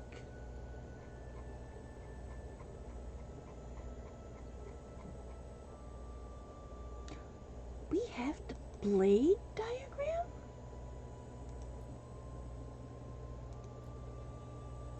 Let me get these. Void flesh, void heart. I don't remember. Make this.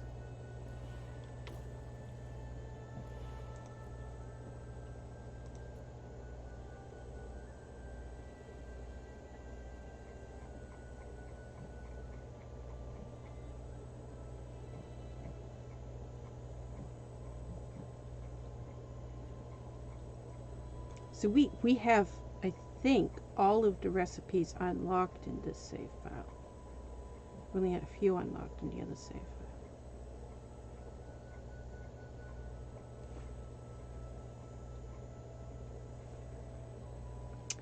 Potions, that's what we want. No? Yes? No?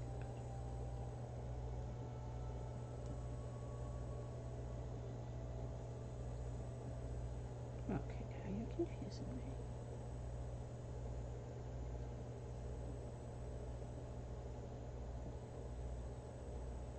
Do we have a load error? We have a load error.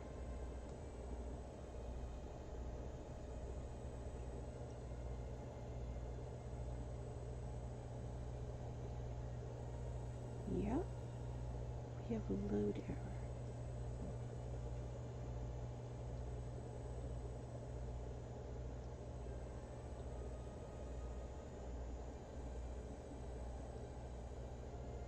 And what mod is causing that? We took off primer. I don't have primer on right now.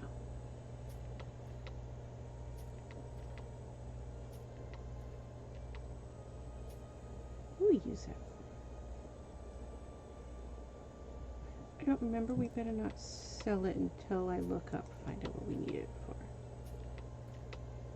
I think we needed it for something that we hadn't made yet. I can't remember. Wow, you pay a lot. That's right, we've discovered this guy pays a lot for stuff. Most herbalists only pay 2 or 3 for most things, and he's paying 10 or more for a lot of this stuff.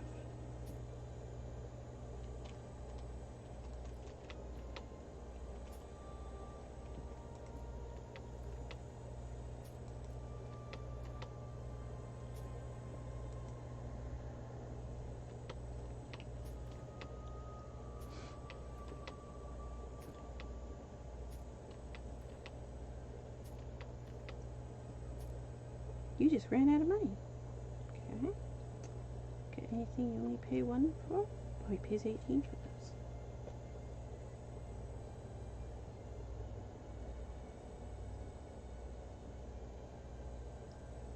Does he start at 2 for everything? Meaning he wouldn't pay 1 for anything?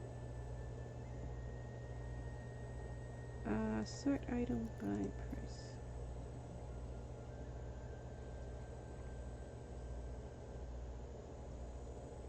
Okay. 2 is the lowest amount he pays. That's diamond dust. Wow, you pay a lot for that. Do you pay high for jewelry? Wow. 11 for the gold ring. That's the highest I've ever seen for it.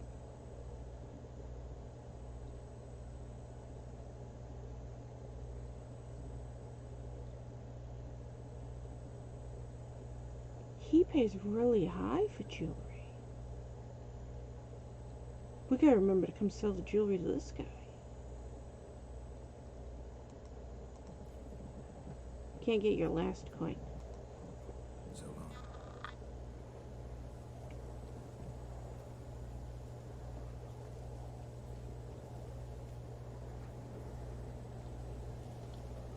I think since we just went up and down that ladder without any issues twice, we should go to Erde and see if we can finish that quest.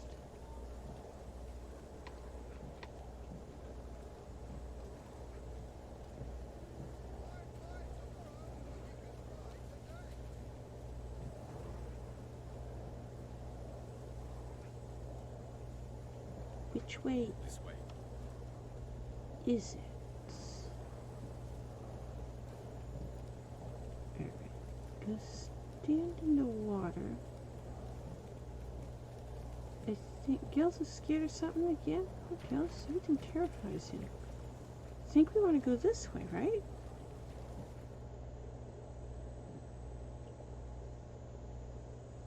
What's this merchant here?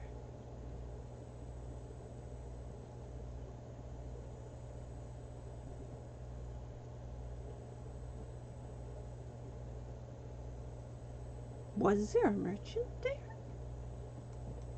Okay, wait. Well, let's go back up there. I don't remember a merchant up here.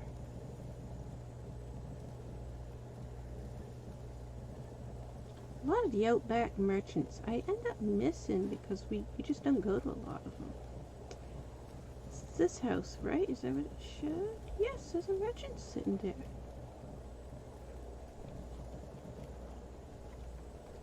What do you sell? Buying or just perusing? You look like you're the general marketplace guy. You are. Do you have anything? You have diamond dust. We wanted that.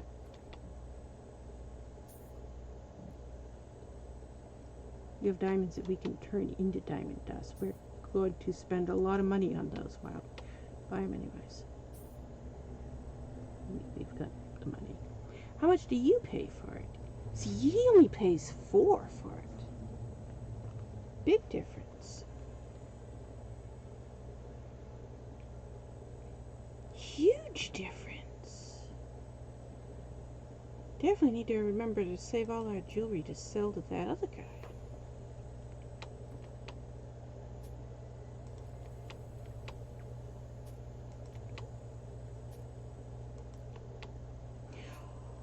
Our horse is overburdened, right? We're supposed to be selling stuff off our horse, not out of our pockets. Our pockets aren't overburdened.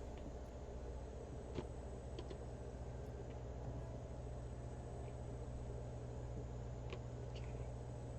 We didn't sell our diamond dust on our horse, so we do still have a lot of it. That's good.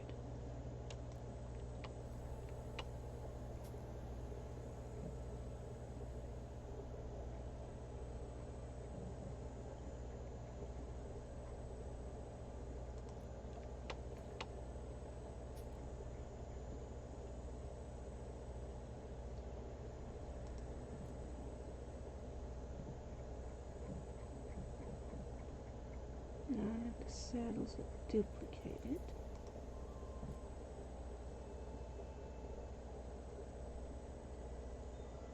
I think we have a lot of duplicate weapons though, right? That we can sell, do we? You have enough money. These are those weapons that we have got a mod that changes how merchants work, and these weapons came from a mod, and the two mods conflict, and it made all these weapons cost insane amount of prices, so we can't buy or sell them now. Wild Hunt Warrior Sword. So we don't actually have much that we can sell weight-wise here, just because you don't have enough money. And we already sold everything there. Sort item by weight. You're the heaviest.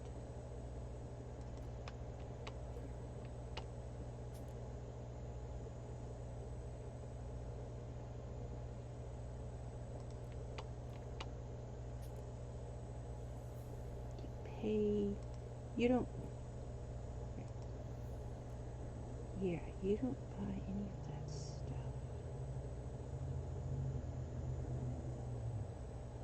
Monster wings are rare. Sure, it's rare too, but we don't ever use it. Okay. So where does that get us with our horse?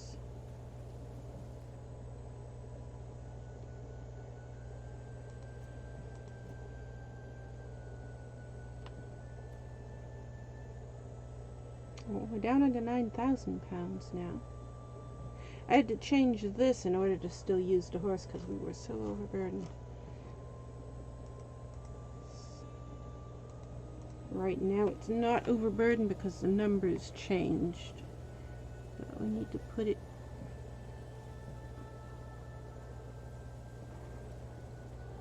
Where did our horse go? There you went. Also, can we loot this, or are you just being a sparkly thing? You're just being a sparkly thing because they disappeared. Alright. Now, back to looking for Erday.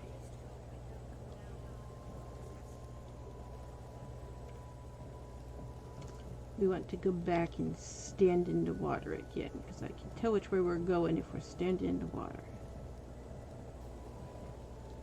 Okay. There's a waterfall there. I think Erday should be ahead of us now, right? Yes. And we don't want to go to Erday, we want to go before Erday. Kind of just straight across here and get both of those? Kind of. Nope. Wrong button. Get back on your horse. There we go.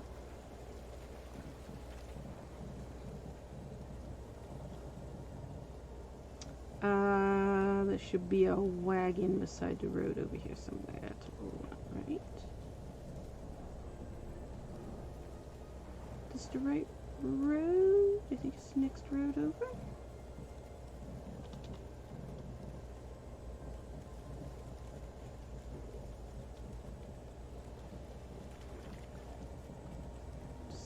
Okay, wagon by the road.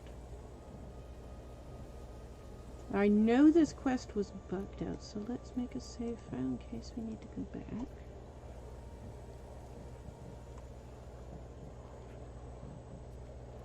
It required Witcher senses and then click.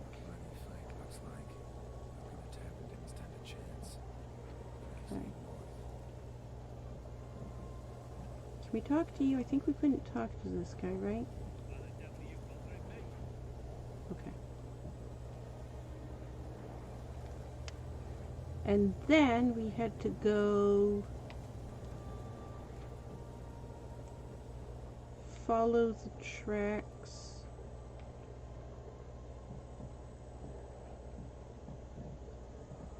And then the tracks are gonna stop. That. So I can pick it up again. Someone was wounded, started bleeding heavily. Won't we just sit and wait while others risk their lives for me?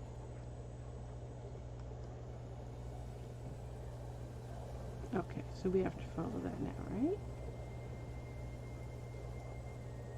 Can't remember why this bugs out, but it's like the next step it comes up to gets bugged out and it won't let you finish this quest.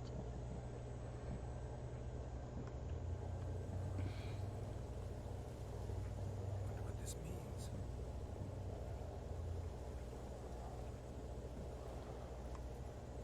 Can that click on here? There we go. Took a traveler hostage, I guess. Blood trails the hostages. Must have been a burden if they left him here to die. Lost the trail. Gotta look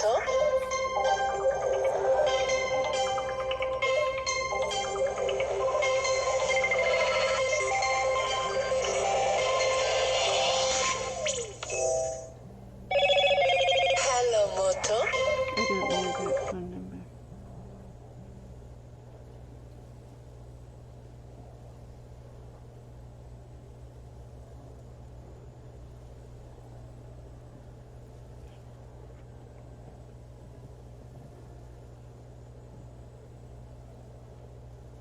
What was I doing? Boy, it doesn't take so much to sidetrack me.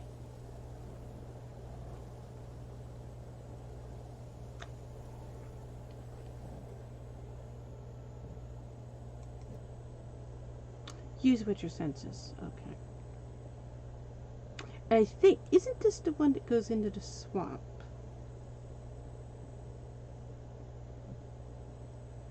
Are we near the swamp? Where is the swamp?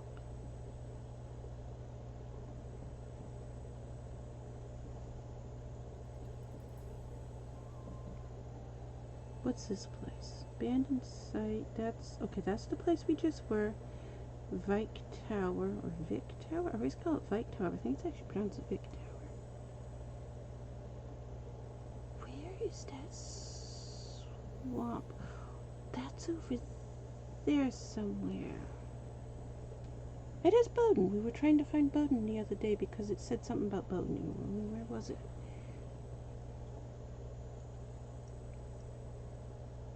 What's this? Oh, that's that quest. That's gonna bug Avallac'h. We can't do that one with Avallac'h. Isolated hut. Bowden's where the swamp is. Right? Yes. Bowden is the swamp. What gave us something about Bowden? Something we picked up. I don't remember now. A letter or something said something about where we had to go to Bowden. But I thought it was this quest.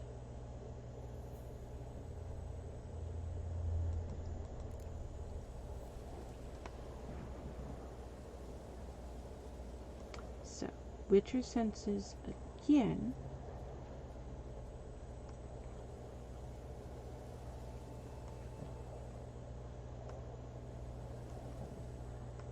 We need one of them to say examine.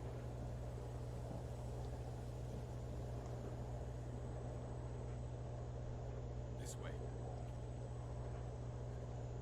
And none of... What are you stuck on? You stuck on a rabbit? Oh. I wasn't telling you to get on your horse. Get off your horse.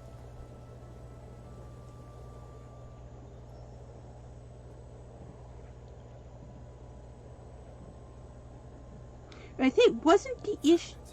Okay, you found that. Wasn't the issue that it wouldn't let us click on this dead guy? Which means we should be able to continue. Because that's what we needed to do. We needed to click on this guy. And it wouldn't let us do the next step.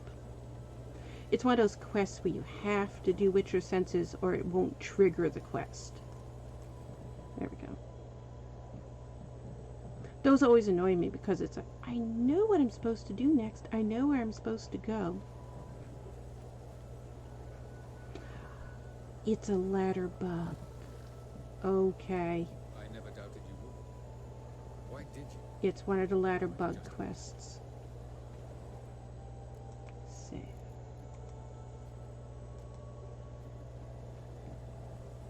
Okay.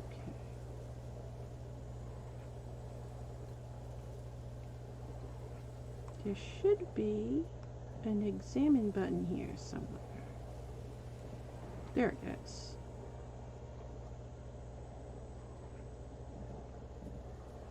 Triggering a cutscene. Trail ends here. Dirt and ground cover concealing a hatch. Secret passageway.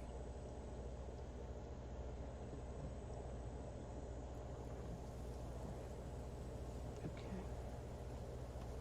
This is part of the Fistic Dealer Red Rose Knights. What are they? Flamin' Rose, right? Flamin' Rose Knights?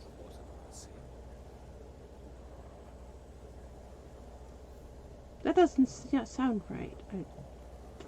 Alright.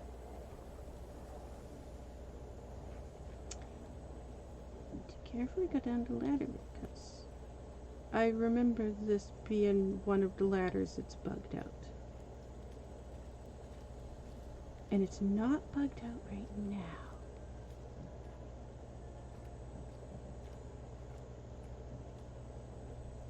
But the people are here. Shouldn't there be people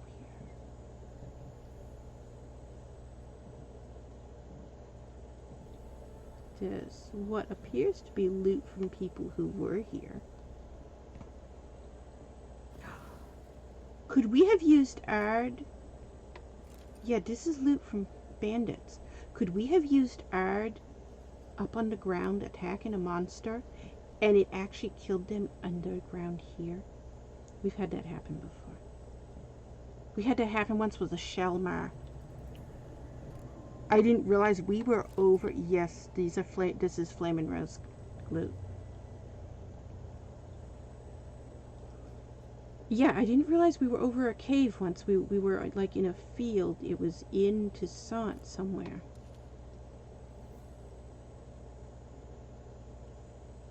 It was like Neckers or something running through the field. And we used Ard, the piercing cold Ard that's modded to have a lot more power than it has in the vanilla game.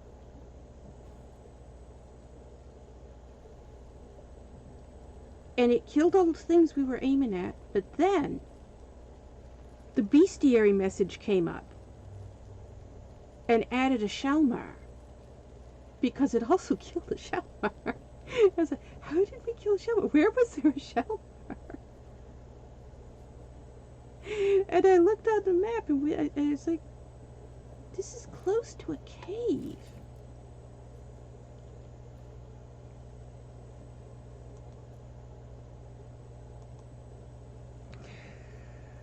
And we went in, we found the cave, and we went in, and there was a dead Shelmar. It was powerful enough to kill the Shelmar in the cave as well. That appears to be what has happened here. Because we should have come in here and those guys attacked us, but they're already dead. You know I shan't let you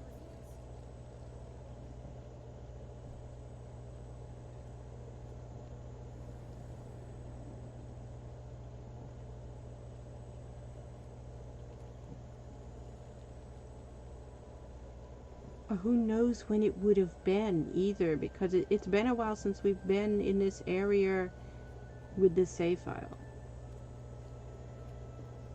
So it could have been months ago that it happened.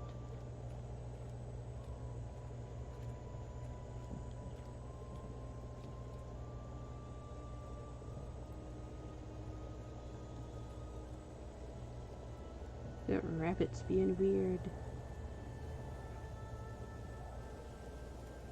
So that's stuff we need to take to the rune right. Elsie, you need a drink, but you're not hungry. It's going to make you sick again.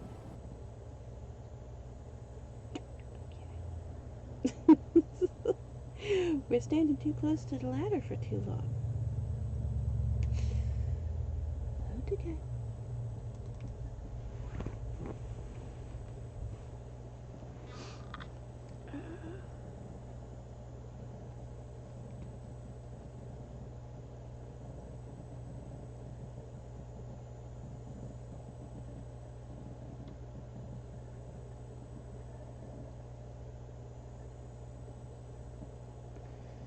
I don't have No, I don't have Task Manager up. It's open, but it's minimized. I should have it so I can see it again.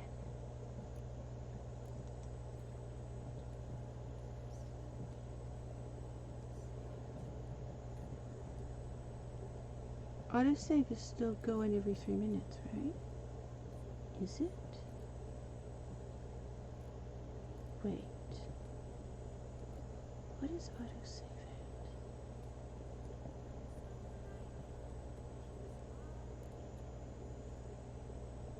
5 minutes?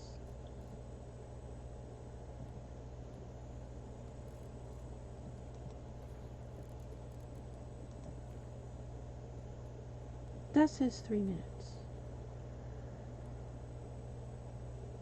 Also, is this deathmatch? Where does it?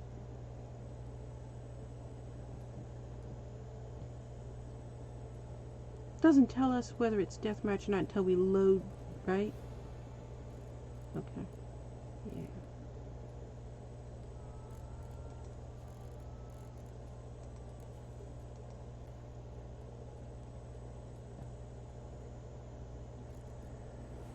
That's most definitely not 3 minutes. That's 5 minutes, and that's 4 minutes.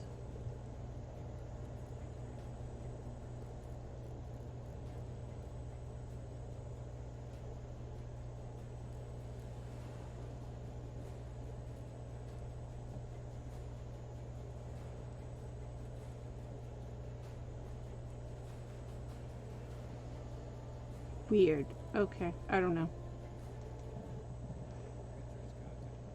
It should be saving every 3 minutes, and those those autosaves aren't 3 minutes apart. Some of them were 3 minutes apart. But one of them was 5 and one of them was 4. Oh, my leg hurts. I need to move my leg.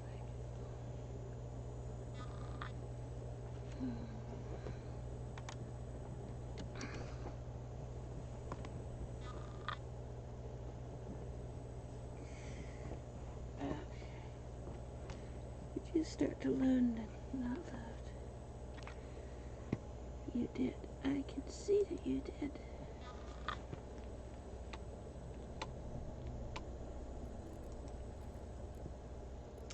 So the manual save was...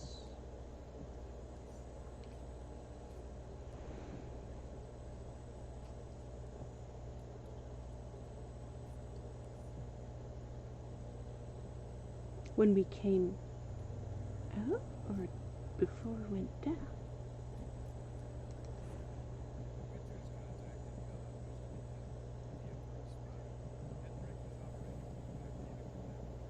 This quest is bugged out.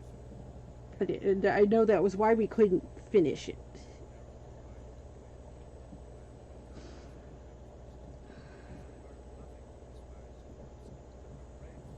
It's a heart. Is it Heart of Stone or Hearts of Stone? It's heart, not plural, right? Heart singular.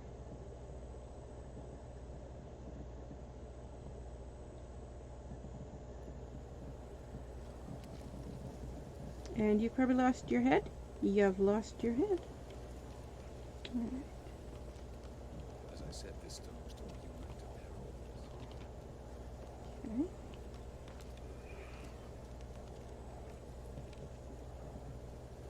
Our rabbits are continuing to multiply, aren't they? Wait a minute. How many rabbits we got now? We now have 77 rabbits. Okay. Alright, let's do something about that. This does concern me. These are my friends. What is Gil's doing? Look at Gil. Poor Gil's. It's having a nervous breakdown. Where's rabbits? They're in characters.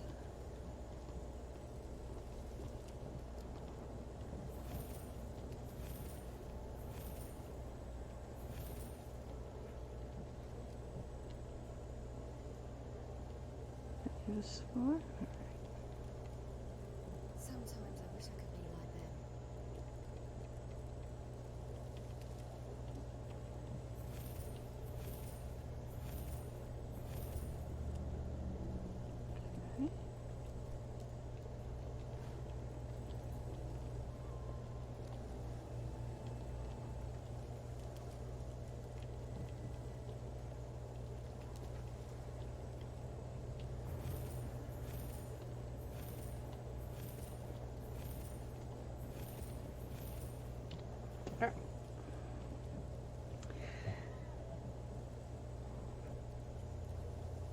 Now, let's walk away from this thing because it's standing next to it. That's a problem.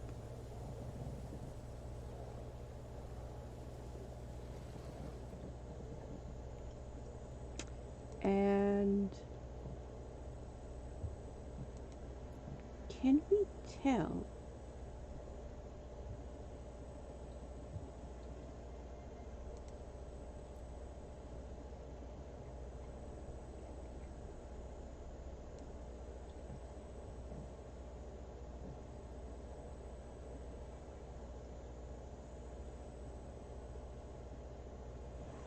That doesn't appear to be in our inventory, right? So this is before we went down the ladder.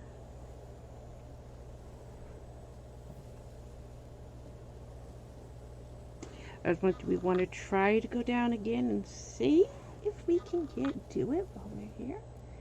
Save again. We're going to try it again. Because we're here. Might as well. That is precisely one of the reasons why girls abhors human senseless brutality.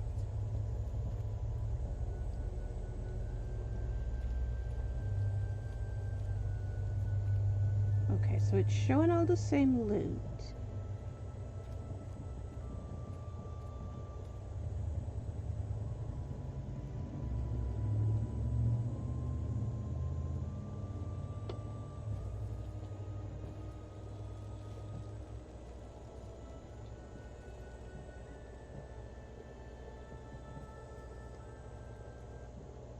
And now it's going to crash again. Alright. So we're going to assume it's still bugged out too much to do it and not try it again.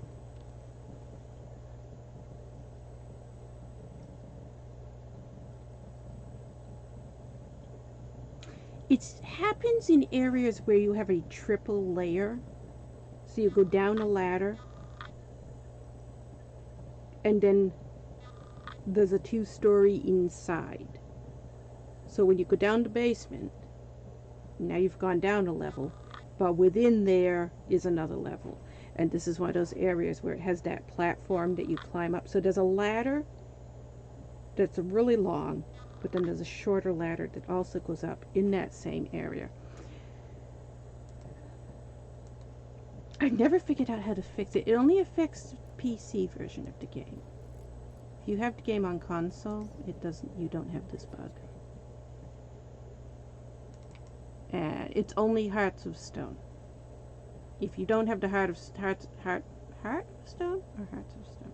If you don't have that DLC, you don't have this bug. That bug is exclusive to that DC.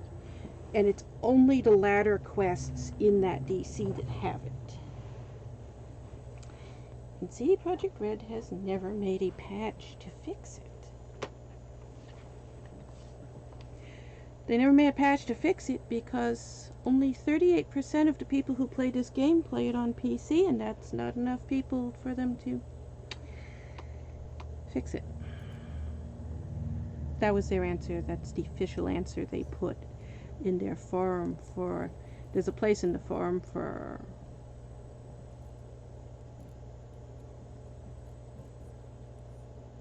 bug requests, bug reports. Back here. A lot of people have put in requests for the bug for the ladders in Heart of Stone. And they're like, yeah, we know it's there, we don't care. Only 38% of people are affected by it because it only affects people who have the GOTY edition downloaded from GOG, that PC edition only. So if you buy the game and then you buy the DLC, you're fine. But if you buy the GOTY edition that has the game and the DLC in one, you're going to have it. Only if you bought it from GOG. They had this whole explanation. That's how I found out. They had this whole explanation of it only affects these games and this. And with how many people? 24 million people bought this game the first week it was released. It was the biggest selling game of all time at the time. I think there's been other games that have sold more than that since then. But at the time, it was the biggest selling game ever. And that was just the first week. 24 million the first week.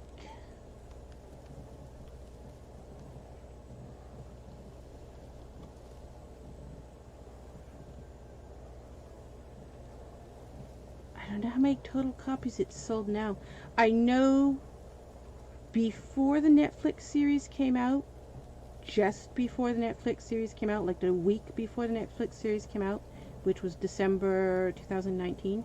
It's been a year already. Just before the Netflix series came out. You notice season 1, season 2 isn't here yet. Same reason season 1 took 3 years to release. Henry Cavill is too busy flexing muscles because I look good, I don't care. He's an arrogant jackass. They really should have picked somebody else to play Geralt.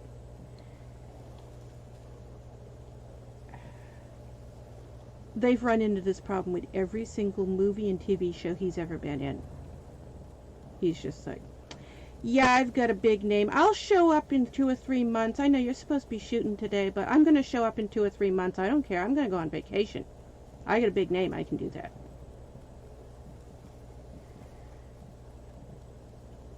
He's supposed to be one of the worst actors you could work with because of that. And yet they picked him to play Geralt, and we can see the result.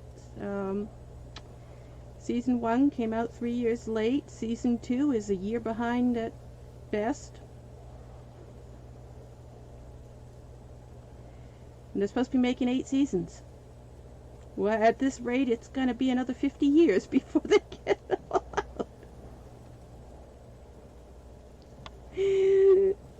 They were planning to still film the Witcher series even with the COVID-19 stuff going on and the shutdowns, because a lot of the stuff they can film with just 1 or 2 actors on this set and 1 or 2 actors on that set, that they were able to do a lot of social distance and stuff just because of the way the script is for a lot of it. So they were planning to have a lot of it done, and Henry Cavill is like, fuck you! Like he always is with every movie. He's probably got an uglier personality in real life than Ciri has in the novels. And that's hard to do.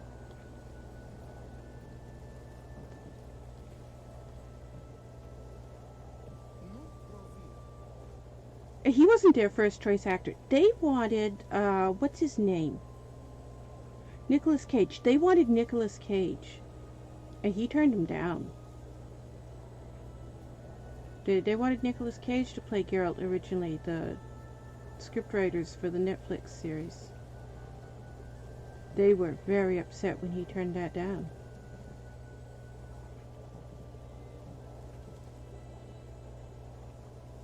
I looked up Nicolas Cage because I didn't know who he was.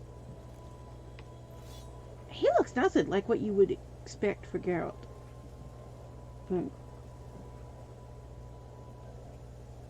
Why did they want him?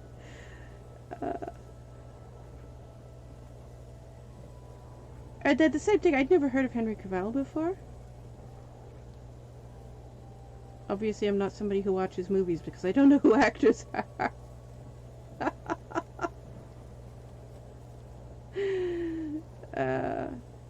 I looked up Henry Cavill. I was like, he doesn't look like Geralt either, and He looks even less like Geralt in the actual Netflix series. And as somebody sent me a message, and this Should he call for guy was, he had just seen the Netflix series, and he sent me this message, and he says, I just got done watching the first few episodes. He says, I'm only 5'10". Geralt is huge. He's going on about how tall this actor is. He is. He's really tall. Is he 6'2" or 6'3"? He's huge. And Hulk Hogan is got less muscles. Why? Why is somebody who is a giant and is hugely muscled out playing a 5'10" skeletal weakling who looks like the wind is going to knock him over? That is how Geralt is described in the novels. He was so skinny he looked like he was going to die. It described him as looking like a cadaver. He had no muscles. It says no muscles to speak of. And he was short. He's only 5'10". He's fucking short. So they have a giant with huge muscles to play Geralt, and I'm like, why? There's even an interview with Andrzej Sapkowski where he talked about the fact that he made Geralt so small, so skinny, so lacking in muscles, specifically to boost the ego of men who fit that category. And so when the Netflix series comes out, they have somebody who is almost the Incredible Hulk act Geralt out. What a slap in the face.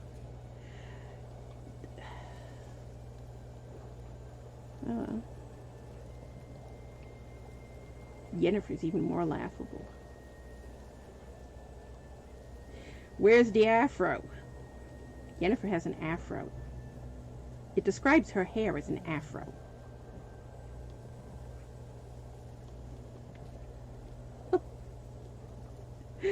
Her wild afro.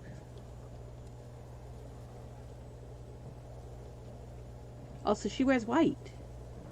Why is she wearing black? Exactly like she did in the game. Speaking of that, why is Geralt in this Netflix series look just like Geralt in the game? You know, even with yellow eyes. Geralt in the novels has black eyes. He doesn't have yellow eyes in the novels. Geralt with yellow eyes is a game-only fan fiction. That does not come from the novels. What have we come up? Wait. Are we walking into a quest? Where are we? Yes, we are. Okay. We don't want that. That's a big quest. That's like a 2-hour-long quest. And once that starts, you are locked into it. You ain't doing anything else. We not ready to do that yet. We may be ready to do that. I'll have to check. I don't want to do it until I'm sure we can do it. Because I have a specific rare ending locked into this playthrough and I don't want to mess it up. I don't think that quest affects it, but I'm not sure, and I want to look it up and make sure it doesn't first.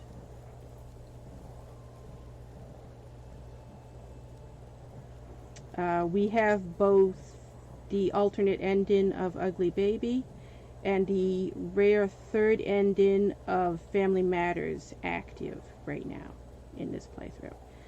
So we are being very careful about what quests we do and do not do because I don't want to mess up the endings in those. And I don't think that particular quest is going to affect it, but I'm not sure. So that's something I'm going to have to look that up and make sure before we do it. There's a whole bunch of wild horses running around over there. There's a mod that makes all the wild horses pintos, and I can't get it working. I've tried using it several times now. It's an old mod. I think it's made before Ferris Roach. Could it conflict with Ferris Roach, maybe? Could that be why? Ferris Roach is what we're using to swap out the horse.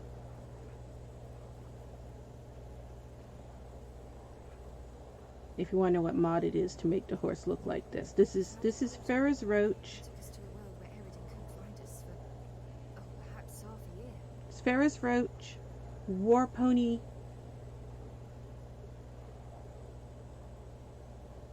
chocolate tail and brown mane, or is it brown tail and chocolate mane?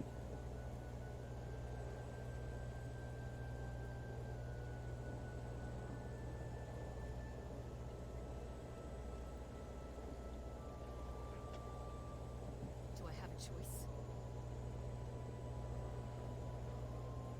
I think it's chocolate tail and brown mane.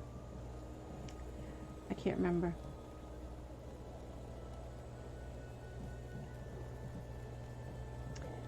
Sumac mushrooms. This is the playthrough that we needed these.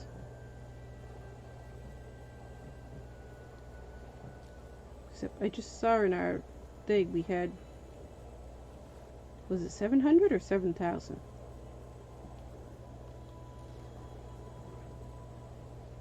We just looked at that.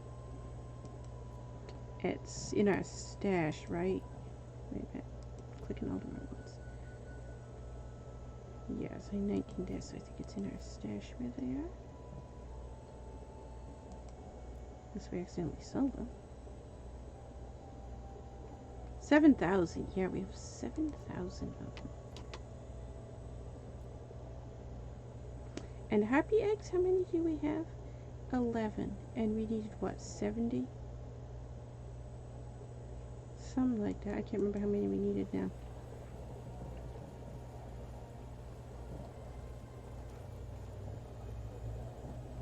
While we don't have the random encounters mod on, we don't need that stuff. That's because we needed, there's an alchemy potion added. You going through again, Rask? There's an alchemy potion added to the game. He starts bleeding to death really fast. And it's a side effect of I changed how the monsters attacked. Most monsters did bludgeoning damage. In other words, hit you over the head and knock you out. It didn't seem logical.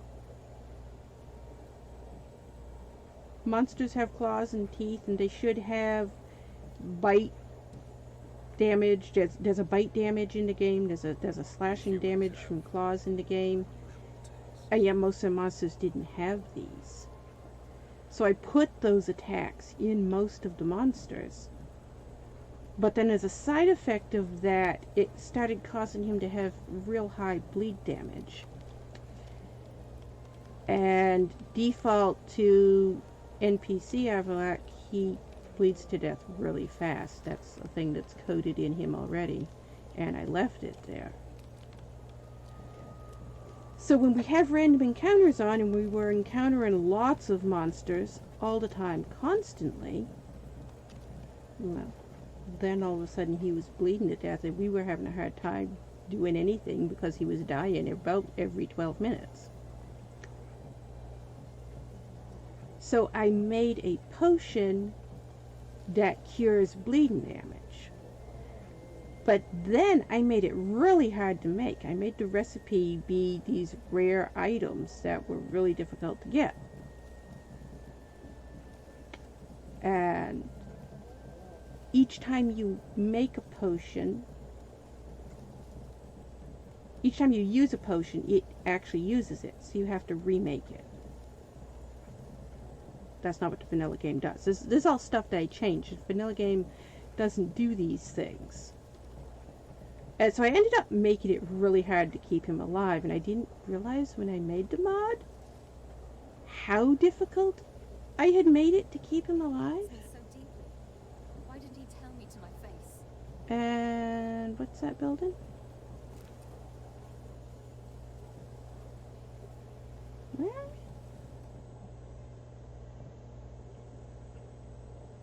Fatal. Okay. That's not where we want to be. We went the wrong way. Like we always do. Alright.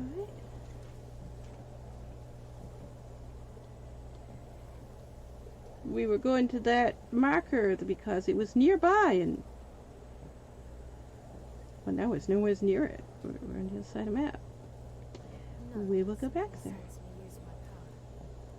Just as Eridan can sense where I Yeah, why can Eridan sense where you are? I mean, why that?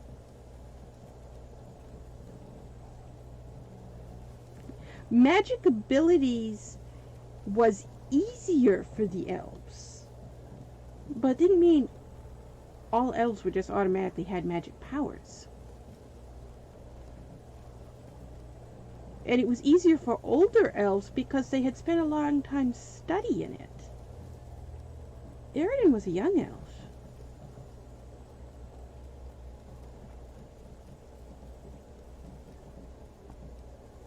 They didn't know how old Avallac'h was. He didn't know how old he was. Geralt asks him how old he is, and he doesn't know. He lists off this, I remember this, and this, and this, and this, and this, and it came out to around 2,000 years, and he couldn't remember before that point. So Avallac'h is around 2,000 years old, minimum. Possibly much older. He didn't know. He just couldn't remember that far back.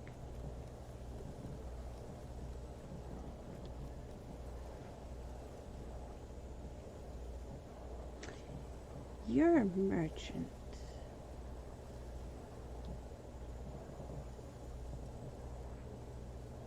There's a lot of just loot laying here. Is it? It's a wolf loot. Okay.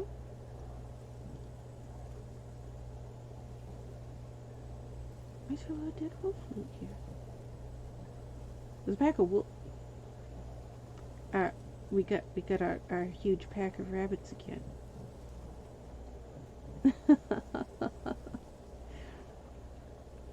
Lore friendly to the novelist for him to have this huge pack, but they sometimes crash the game because there's too many of them. The game is coded to be able to load 150 items at once, so whatever you see on the screen, how many trees there are, how many people there are, how many buildings there are, how many plants there are, 150 is the maximum. That's the way the game's coded. And so when these rabbits start multiplying like this, the game all of a sudden freezes up because it can't load more. It's not coded to be able to. I tried adjusting the code so that it loaded, I doubled it so it would load 300. And it works in some places, but if you get somewhere like Novigrad or Beauclair, the game crashes. So I changed it back. Places like this where you're out in the wild, usually it'll load 300. There's so much loot here.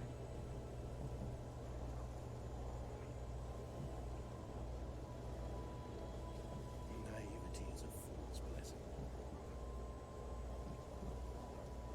Why would all this loot be here if we didn't pick it up? This wraith loot. This is loot from some attack that we had back when we had the random encounters mod on and we were going through here.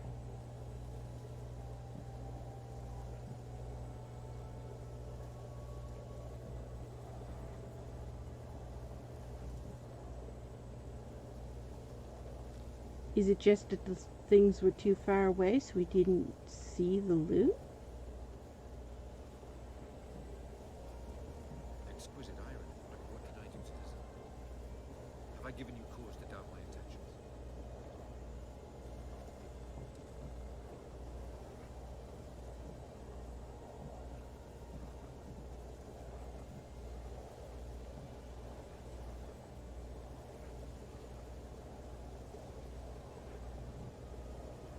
We're starting to get too far away from where we were. Well, now we're beside several merchants because Oxford's right there. We could go over there. Reduced the electric, uncorked it. The fog enveloped us. And Avallac'h began gasping for air.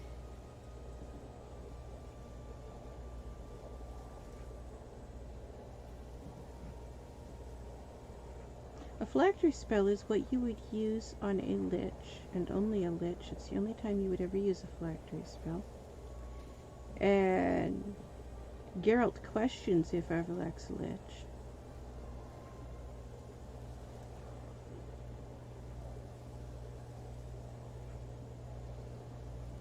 So that slightly lines up with the novels.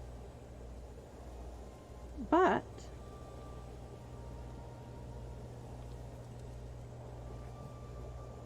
back to what I just said a minute ago. Eridan's not a mage. A nice thing to wake up to. He wasn't even a soldier either. He was a bodyguard. He was one of King Oberon's bodyguards. King Oberon had 13 bodyguards. He had 12 bodyguards, and then Eridan, who was the captain of the Royal Guards.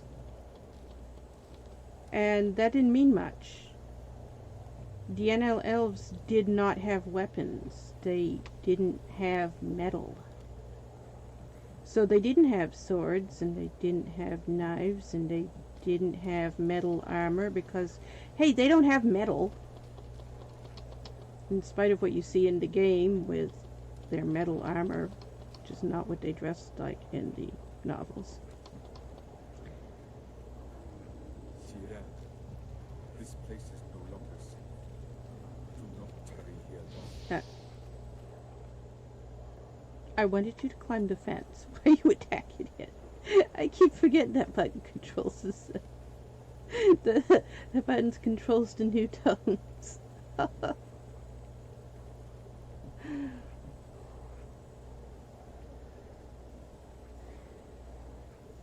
Eridan wasn't a mage. He couldn't use magic. Magic was... The game makes it seem like, oh, you're an elf, you have magic powers. And that wasn't the case. Elves were more prone to use magic than anybody else was. But that didn't mean all of them were.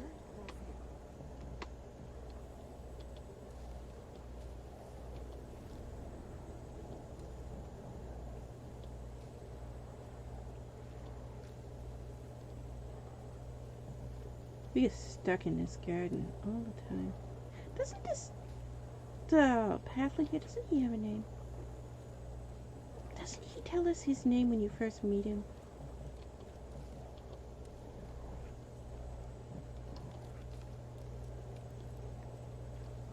Yeah, there's so many characters in this game that have names, and I don't know what their names are because they tell you once when you first meet them and I don't pay attention, and it never tells you their name again, and I never bother to look it up. Hey there. But I think, ain't he one of the ones that when you first meet him, he tells you his name? Let me have a look. So you know this guy's name, but then you never use his name.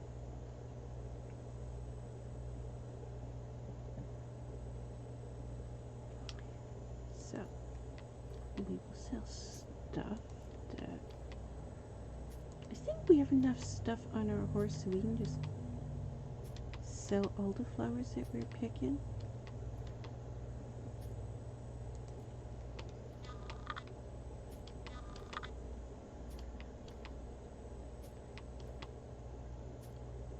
And where'd we get monster claw and monster hair? Did we already have this?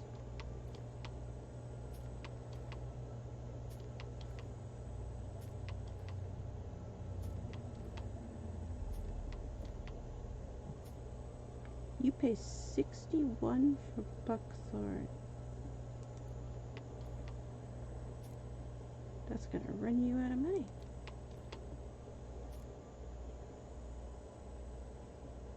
You pay Pay 6 for that. Okay. And I don't think we don't have any alchemy, anything that we need to do right now. Wait, was there an option to talk to him? Go back in. Hey there.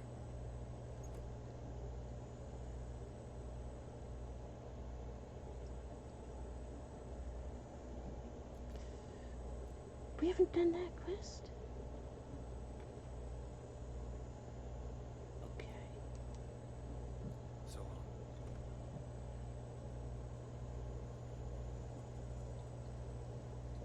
Alright.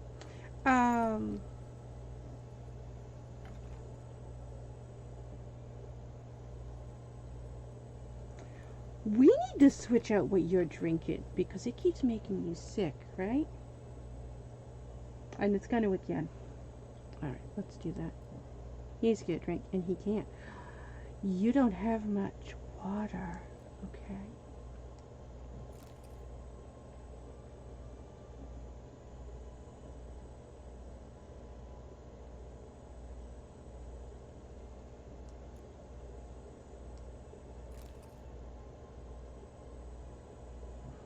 Do we have any in stash? What are we gonna stash?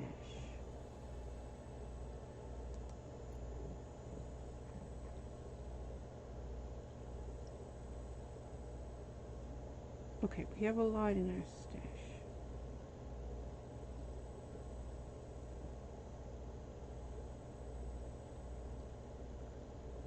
We have 300 pounds.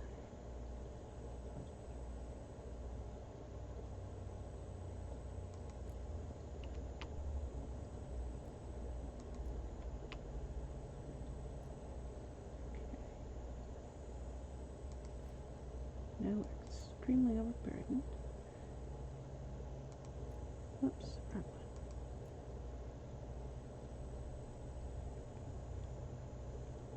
And they don't stack over 100 here, but they do in stash. Weirdness. Ah.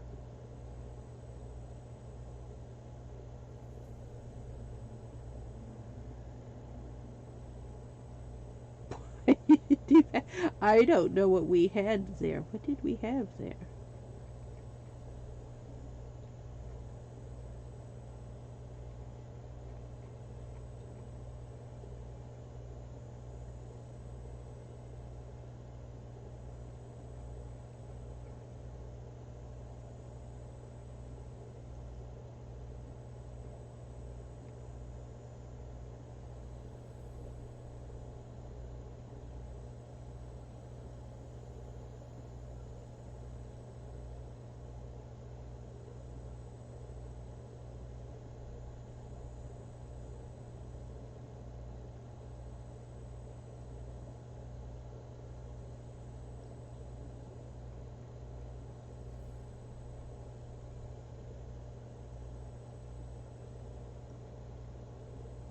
It was this one, right?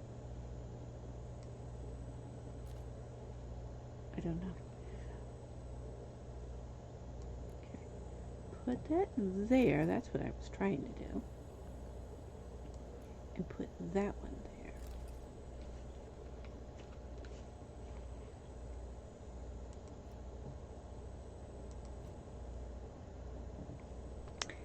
Now we won't keep making him sick. But why did it... These were all one stack.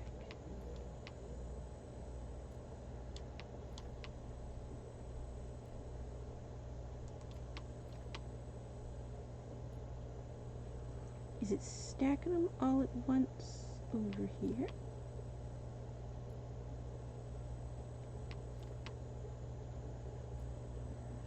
No.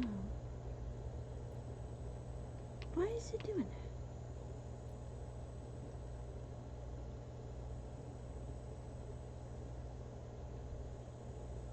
All the stats are the same.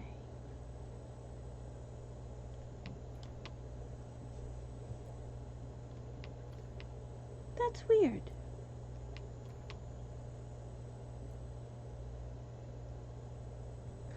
Oh, is it doing that thing where it only stacks them if you drop them?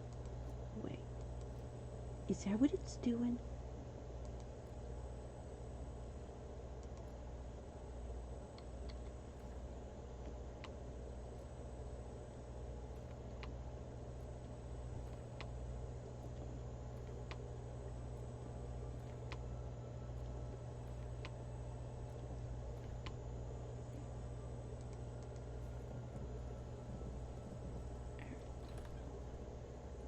Can't pick it up, you're too close to it. There you go.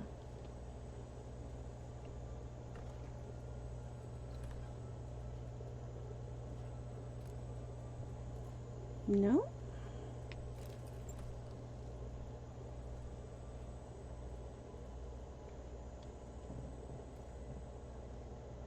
That's weird.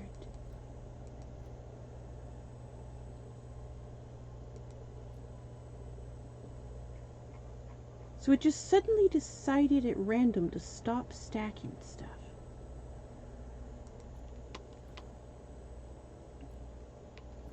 No. Put them back in the inventory because we are so extremely overburdened now. We're carrying 100 pounds of 300 pounds of water with us.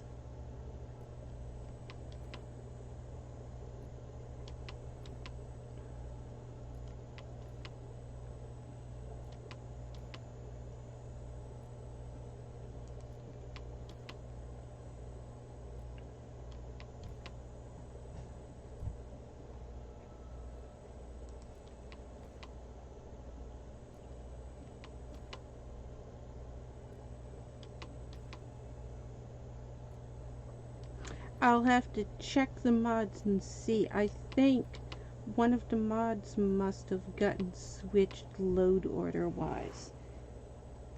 Because there's a mod that causes them to stack to 1,000. Or more than 1,000, because they were going over 1,000, right? Is it 10,000 it stacks to? I don't remember. I was thinking it was 1,000, but I can see several here that are over 1,000. So maybe it's 10,000.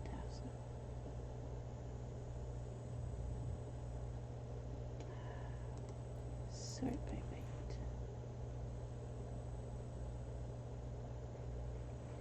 We have horse blinders. Horse blinders, okay. Are these things that we can't put in stash? Is that why we're carrying them? Okay. And there we can sell. Alright. That sidetracked us. What was we doing? Oh yeah, we were on our way to Erde. I know what awaits you. Except now we're nowhere near Erde. We went the wrong way and ended up over here. Our horse is doing one of its things.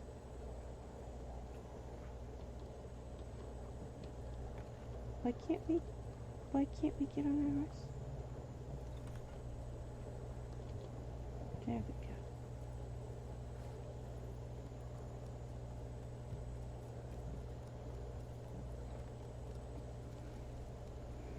So we're not that far from Erde if we go on the horse and go the right direction. We're a long ways from Erde if we walk. The right direction is this way. We want to go back to where we saw that wagon in the road. There were 2 quests there. And we did one and it was still bugged out, so we didn't finish it. And yes, that's a cutscene. We don't want that. Go this way.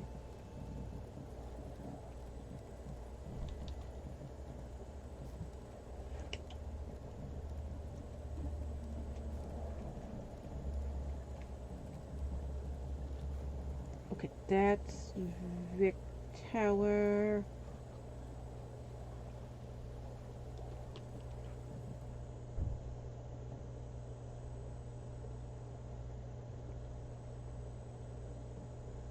this is where we want to be, right?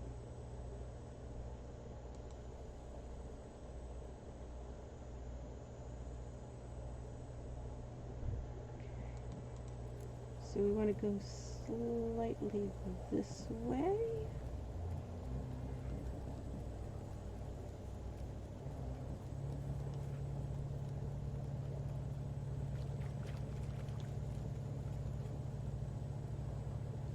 Can we not get our horse down here? Well, we want to go that way, but we want to go on horseback. So we have to find a way around. That's the other thing that sidetracks us a lot. Narrator could just jump off the horse and walk down, but then we'd have to leave our horse behind. I would rather just take the horse. Okay.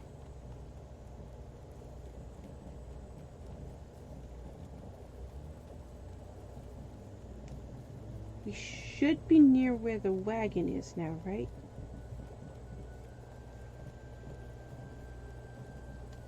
We don't want the wagon. The wagon's what we already did.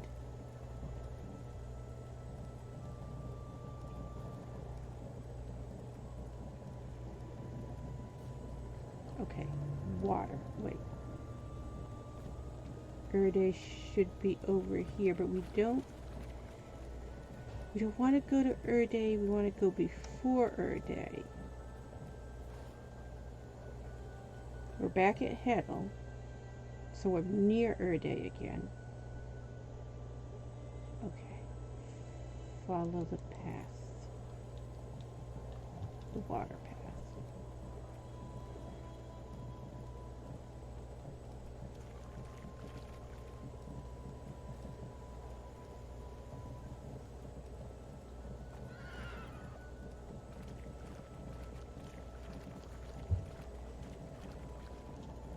And now where?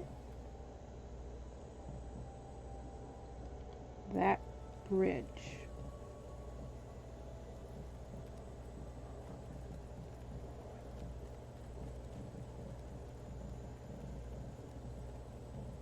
Right here. This wagon? This is what we want?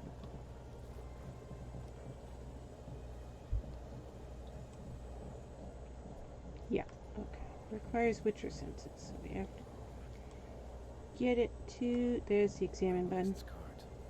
Got some blood here. But I won't allow you. Far too great a risk.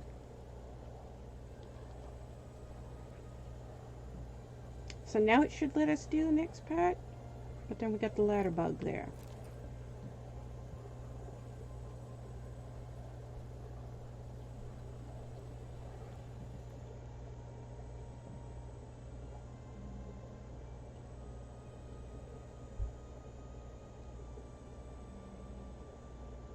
Okay, so it's still requiring Witcher senses.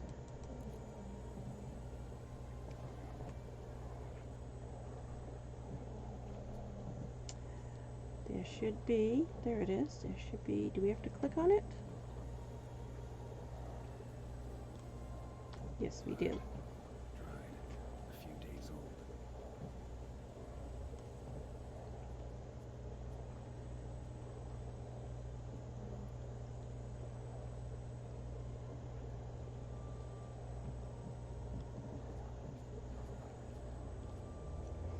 Anything else to click, or is it just gonna make us follow? Okay, I think it's just gonna make us follow, so let's get back on our horse.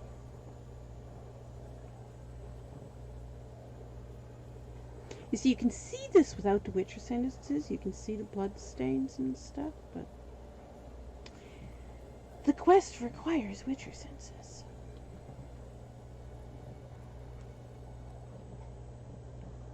So we have to turn on Witcher senses.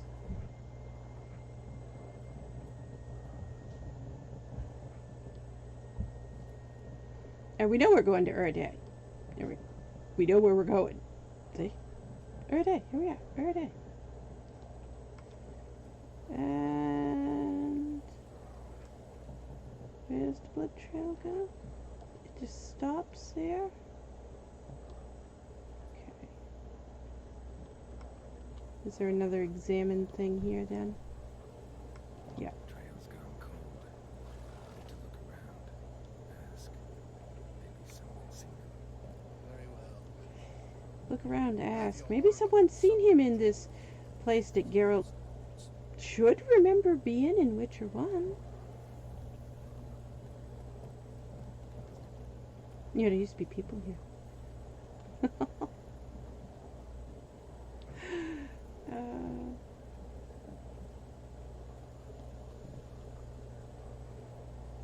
We tried to do this quest in the other playthrough the other day, and the ladder bug was glitching out so bad we couldn't go any further. Then we had, on this one, we came here, was it yesterday? Day before? How long ago was it? There's only been 2 streams since we switched back to this playthrough, right? I think.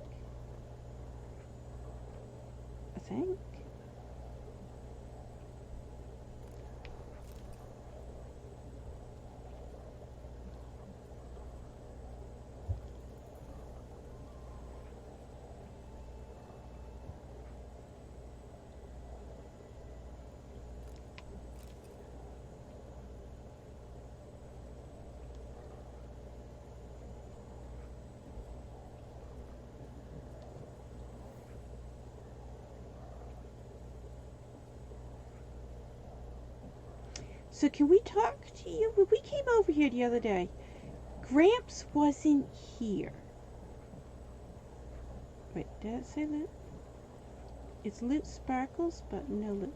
Gramps wasn't here, but she was. I'm thinking, we had a random encounters happen. Are you glitched out? No, you're not glitched out.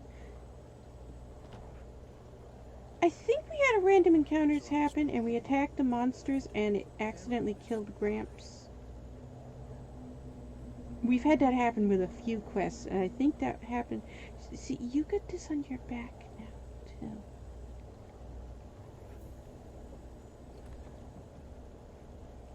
And can we talk to you now?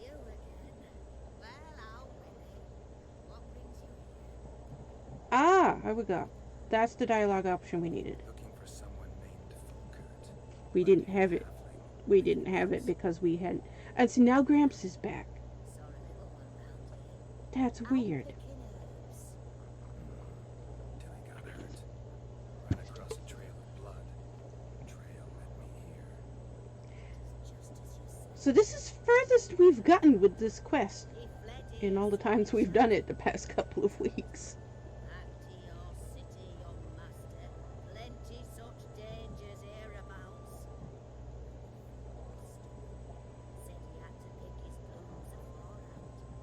Mimic's not lining up with her.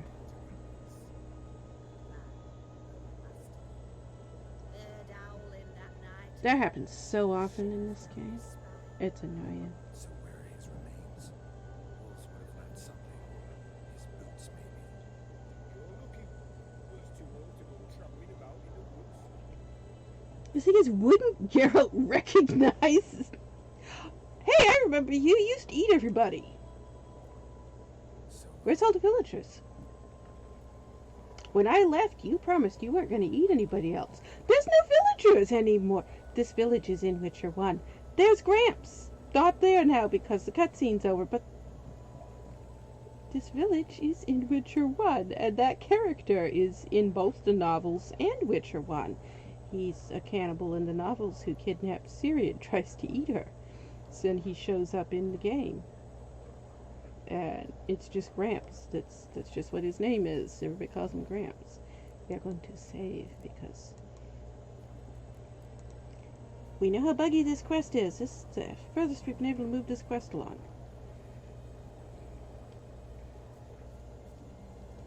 If you don't use Witcher senses here, like I just did, I'm following a blue trail. Where'd that go? I turned Witcher senses. There it is. I turned the Witcher senses on to turn it on, and then turned the Witcher senses off and walked. And we should be following it. There we go. Yeah, if you don't use Witcher senses here, you don't see this blue trail, and you don't get the next part of the cutscene. Save again. We want lots of save files because this quest is just bugged out so bad.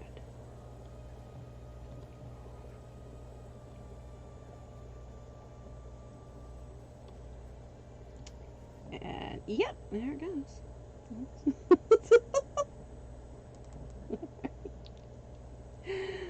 How did we do it the other day? We made it down here the other day. In the other save file. The other place, right? But that's as far as we could get. It wouldn't trigger, and we kept coming back. We made it down and we made it back up. But then it wouldn't trigger. It kept saying we had to go examine something with the Witcher senses. And every time we found it and we clicked on it, but every time we tried to examine it, it wouldn't trigger. There are so many bugs in this quest. It is insane how many bugs there are in this quest. This game by CD Projekt Red that doesn't have bugs in it.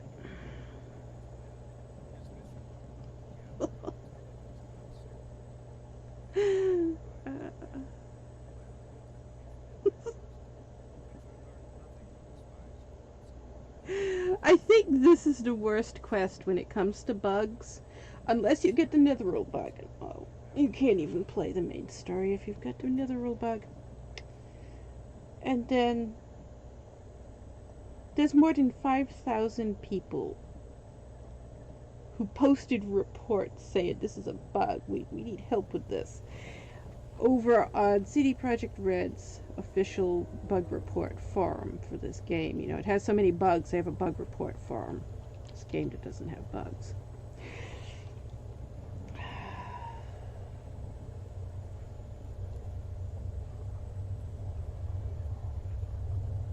How many rabbits we got now?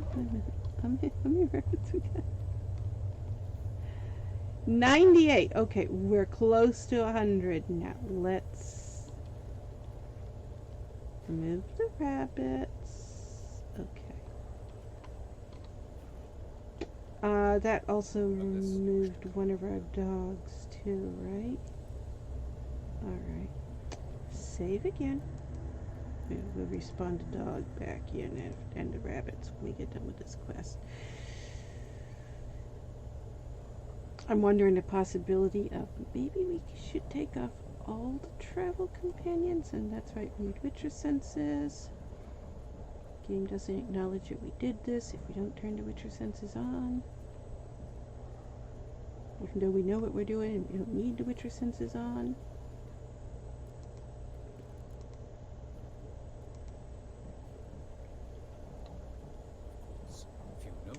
Alright. We went down and waited for an autosave.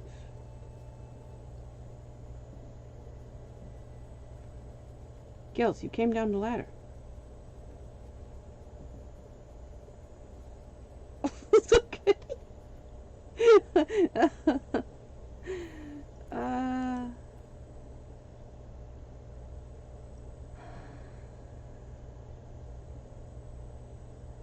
The last autosave.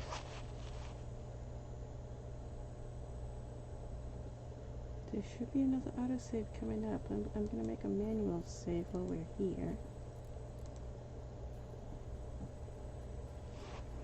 Can you get a drink while we're here?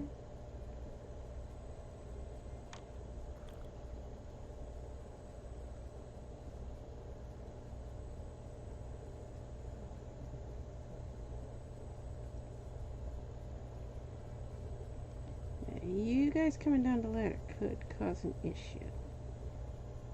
They're all going to come down the ladder. Usually they just teleport. Alright, you just walked away from the ladder. Do another manual save. Go to a load. We haven't had an autosave yet. I would like an autosave to trigger before we move. Was that an autosave, or was that what we just did? I think that was an autosave. That was an autosave. Alright. Now try to walk away from the ladder. That's what we did before. We were only able to walk away from the ladder after an autosave triggered. Damn it. Yes. Can we save again? We want so many saves for this quest. We just want saves everywhere because this quest has bugged us so bad. Then let me tell you. We're going to loot everything while we're here. Dimeridian. Avallac'h's allergic. We'll have to give that to our horse.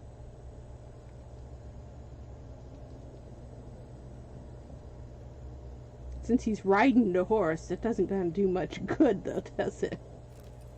He's still gotta be really close to it.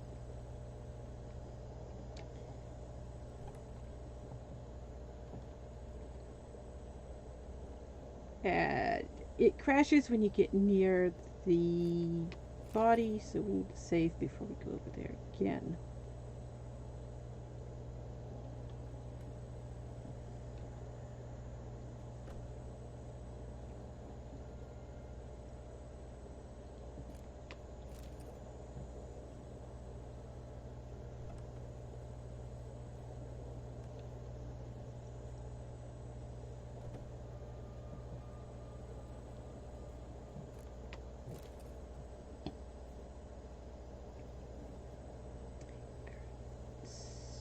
Yeah, go. Save again.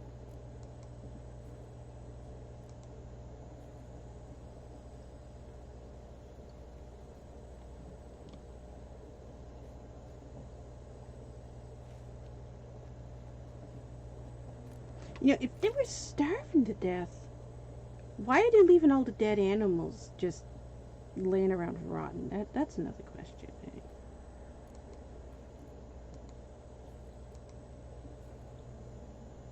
Right, that's what their story was.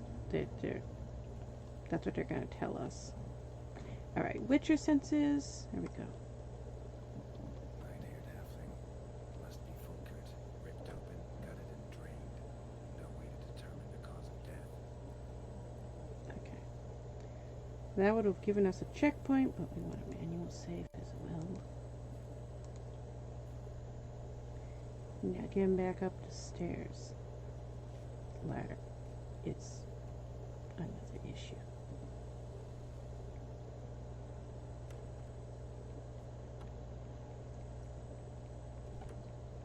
As am I. We want to save before, and we want to save after going up the ladder as well.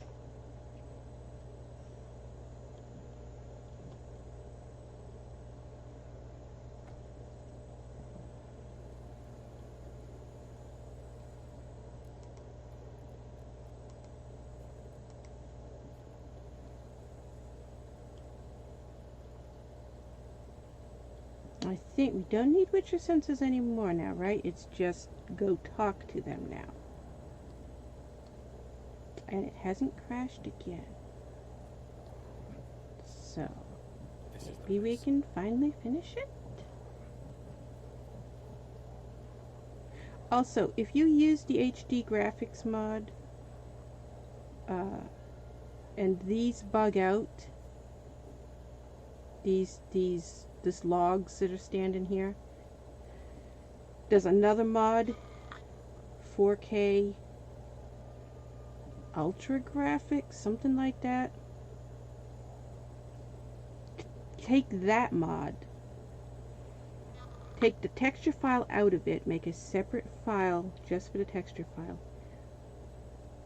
put the original mod with the texture file removed, lowered in HD graphics, and then put the texture file from that mod above HD graphics, and that will fix the HD graphics bug for this fence. This fence doesn't load with the new HD graphics mod anymore. It's bugged out in that game, in that mod. Fine, but don't do it excessively. It shows up in lots of places, but it's really noticeable here because the fence is a lot bigger here. And Gramps still missing.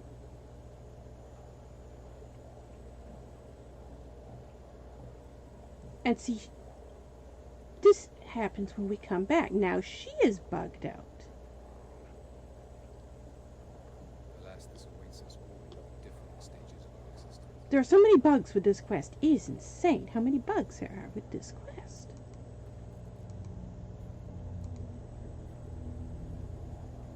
And the irony is, I don't know if they made these bugs on purpose or not, because these are the exact same bugs that are in Witcher 1 with this quest also. This quest is an Easter egg to Witcher 1. Alright, talk to you again.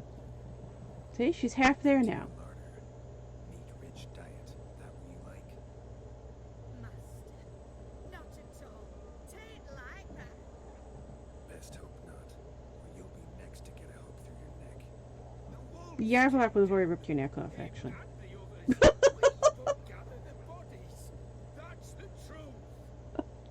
We're old and frail, we've no strength to plough or sow, but we gotta eat. I'll pity master. Yeah, see, now you have the same exact options that you had in Witcher 1. Avallac'h would kill you. We're doing this what Avallac'h would do. Geralt would spare him. Creatures have no feelings. Avallac'h wouldn't. It's a barefaced lie. Right now, I feel rage, and I can't wait to vent.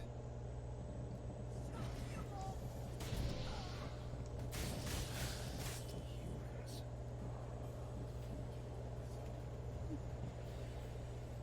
And now she's laying there in pieces because she's bugged out.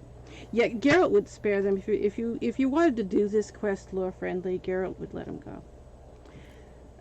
But Avallac'h wouldn't.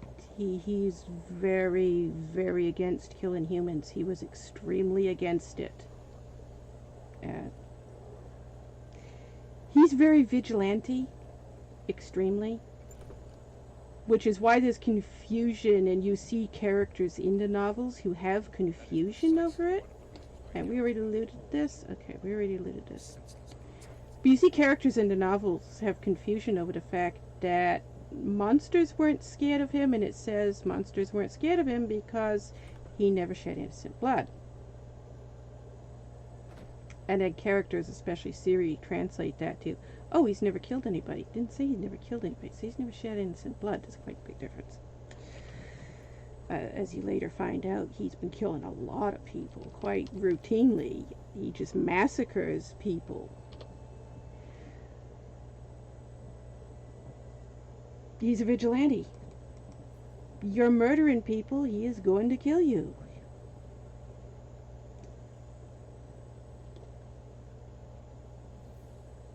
Which is why everybody kept telling Ciri to get away from him. The Ciri's the furthest thing there was from anything innocent. She was a rapist, a murderer, a spouse abuser, a child abuser, an animal abuser. She was so horrific in the novels. And that's why Avallac'h was there.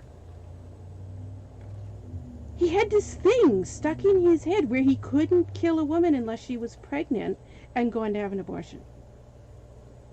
So he couldn't kill Ciri. That's where the whole, all of a sudden he's trying to get a baby from her comes from. She you listen to page 158, you read page 158. She goes on and on and on. She calls babies parasites. She's telling this to Avallac'h after she has told him, yeah, okay, I'm going to agree to have this baby. But now she's telling him babies are parasites, and if it was her free will, she would kill every single baby on the planet. And she goes into this whole rampage of how no woman in their right mind is ever going to get pregnant, and my goal in life is to find every single last woman on the planet and rid them of all the parasites. I'm going to stab every woman on the planet with their belly to get rid of their babies. This is page 158 of Lady of the Lake. She has this massive pro-abortion, and to the point of not only does she want to have an abortion, but she wants to find every pregnant female on the planet and kill their baby by stabbing them. And she's telling that to Avallac'h, who has a history of kidnapping women who are getting ready to have an abortion, killing them, and cutting their baby out of them, and raising their baby. And Ciri knows this. She's been told this. She was told by Eridan. She was told by Starry Eyes. She was told by King Oberon. Everybody's telling her that's what he does. And she's not listening. Because he's never shed innocent blood. So she thinks he's never killed anybody. And that's not what it says. It comes right out and says if a woman has had an abortion, she's not innocent, and he's going to kill her. In that case, It says that. He's planning to kill Ciri as soon as she gives him a baby. Because she is just damn so evil.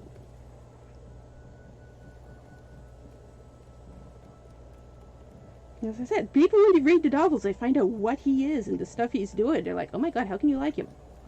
I don't know, let me say. FLDS, it stands for Fundamentalist Mormon. 5th generation. There you go. Look it up. So we finally got this quest done. But yeah, he hates anybody killing, taking life. He was just so insanely extreme with that. To the point that he didn't see anything wrong with killing somebody who had killed somebody. It was, he's an extremist, really, really bad. Very bad. There finally reaches a point where Ciri finds all these bodies, and it says there are thousands of them. It says tens of thousands. And it says that it's just this massive sea that spreads on for miles. He's been doing this for thousands of years. There's a lot of bodies. It's serious. No. He's never killed anybody. It's got to be Eridan. Eridan must have done this. She's still playing it. Ciri in the novels. She kind of... a lot of things about Ciri in the novels leave you wondering, where's your brain? I mean, it's pretty obvious what's going on. And she's just, no, he's never killed anybody. And everybody's telling her, it's not that he's never killed anybody. He's never shed innocent blood. You're not innocent. He's going to kill you. He is a villain in the novels. Why he's not a villain in the game, I don't know. He's one of the top 3 worst villains in the novels. When Vilgefortz is the worst, and then Leo, and then Avallac'h. They are the top 3 worst villains in the novels for the stuff they're doing.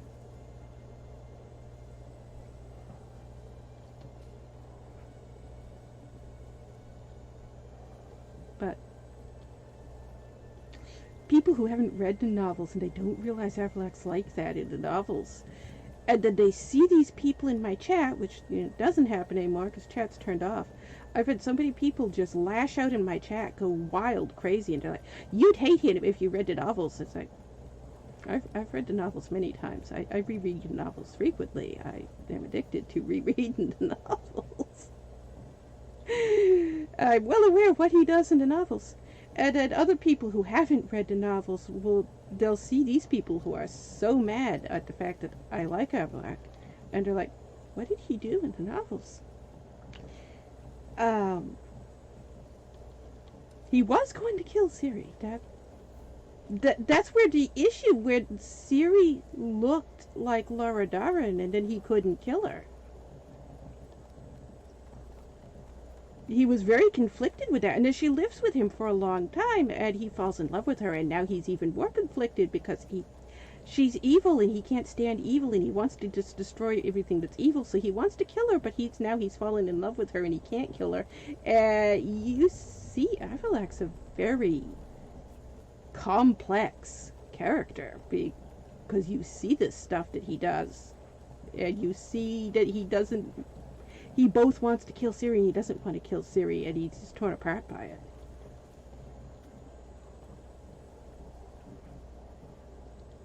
And he's a minor character, too. He only appears on 32 pages, and most of the times he shows up, it's only just one sentence in passing.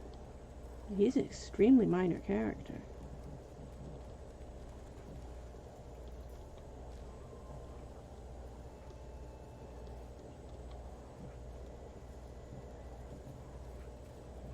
So we're back here with this quest that was also bugged out.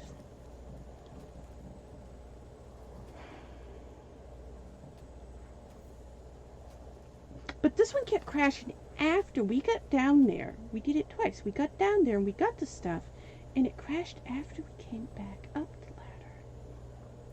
Instead of crashing when we went down. I see loot sparkles over there? Wait a minute. There's loot over here. Let's go grab loot. Oh, we didn't bring our extra dog back. Easier to We're down pat 2 someone on the dogs. back and hope Alright. things will work out than it is to face the truth. Wraith loot.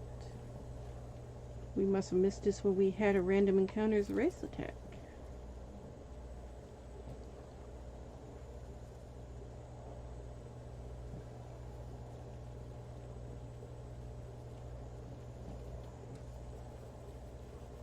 That's another thing that's not... If you're not carefully paying attention to what people are saying in the novels, you're gonna miss it. Because it's only mentioned in one scene. Where Ciri sees these kids. Avallac'h has children everywhere. There's hundreds of them. There's just hundreds of children everywhere he is. And Ciri doesn't think anything of it because he's also got hundreds of wives. She just assumes these are all his kids. Until she sees him get mad and he kills one of them. He just... Avallac'h's insane. He doesn't think anything of killing somebody if you've committed a sin. That's it. He has no leniency on sin at all. You commit a sin, he's going to kill you.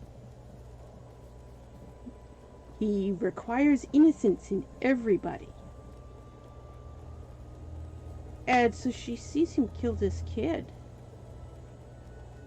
And he storms off mad. Because the kid was beating his horse up. Rudy, the horse. Rudy was the most important thing to Avallac'h. He wouldn't let anybody near his horse. And he went on a boat ride with Ciri. He left the horse with this kid to take care of him. When they came back, the kid was throwing rocks at the horse and beating the horse with a stick, and Avallac'h killed the kid. And then he goes off mad, and Ciri... There were 2 other kids there. Ciri starts talking to the 2 other kids because they're terrified. And then all of a sudden she realizes, these aren't elves, they're humans. And I thought he was your father. And they're, no, he raises us, but he's not our father. And it's pointing out the fact, these are the kids for all these women that he's killed over the years. That he's been keeping their kids. They were getting ready to have an abortion. He killed them and kept the babies. He's been raising all these human babies. But if you don't pay attention to that scene, it's the only time it mentions the kids.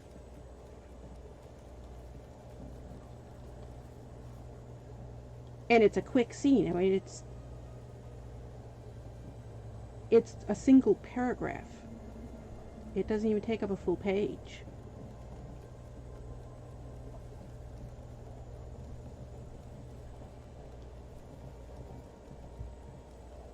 Okay, we're back here.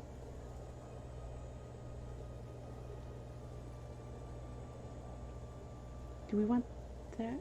We need to go back to the halfling and tell him what happened. We're going... Is there somebody over here sitting in a cage refusing to leave? Oh, this is one of those cages for the bitches. Where are you? This is you, right? Okay, so we need to go that way.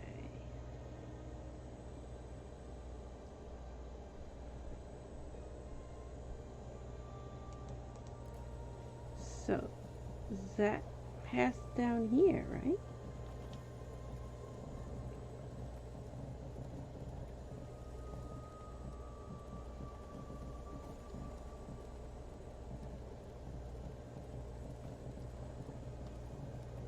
Right? That's you guys. No, that's the wrong path.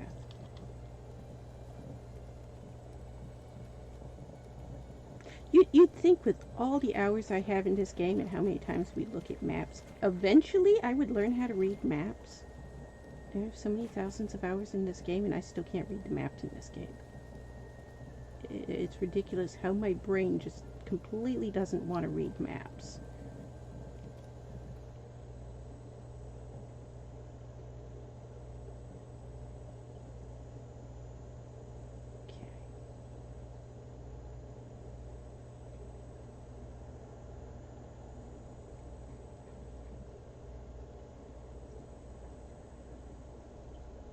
We're almost on the right road, but that confused me.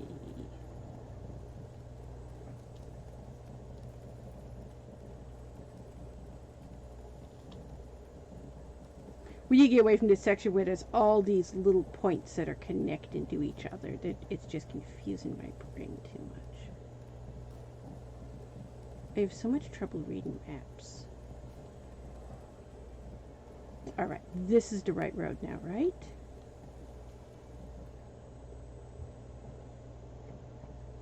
Yes, this is the right road.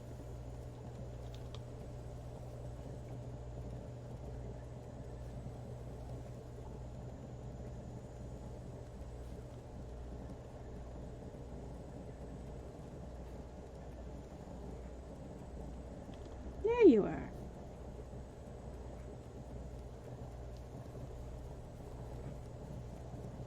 It's so much faster to get from one place to another when we actually use the horse instead of walk it. When we walk, it takes us hours. My intuition was correct. This will be interesting.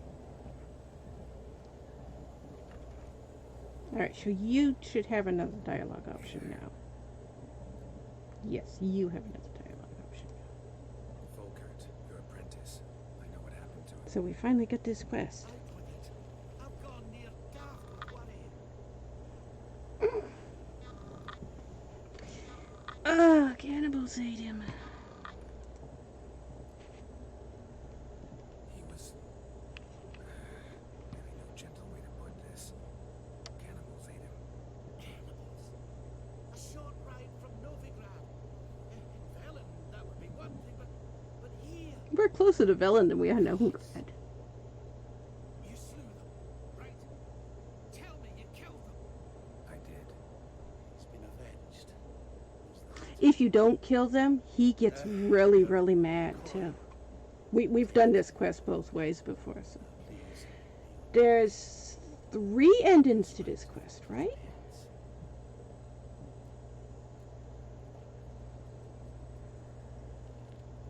Yeah, there's 3 endings because you had the option to tell him something different there. Tell him that he died in an accident. You don't tell him that he got killed by cannibals. And then, if you didn't kill him, he gets really mad and he leaves here. And if you leave here right after he does, and just, well, you can do it anytime, I think, but you leave after he does, and you go back there, and he's gone in there and killed them all. He went back and killed them himself. And when you get there, it's full of ghouls. The whole town is overrun with ghouls everywhere. Because of the way we did it this time, the town's empty. And he's still here.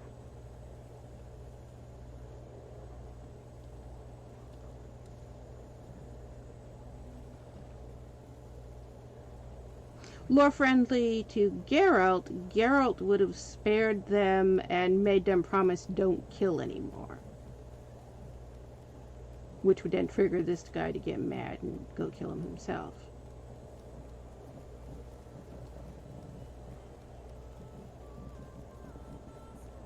So now what are we doing?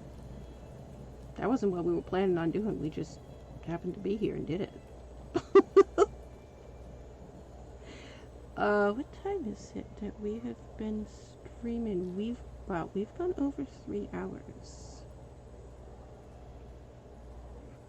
You know, streams are progressively more difficult to upload over 3 hours to YouTube. So I'm going to go back up here and stop.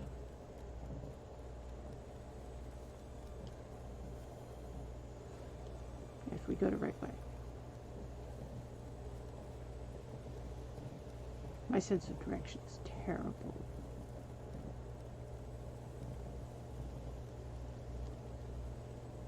Which I think is logic because I don't pay attention that much when we're wandering. We just wander at... Not here. So Not our horse is like a circus horse, I guess. It just,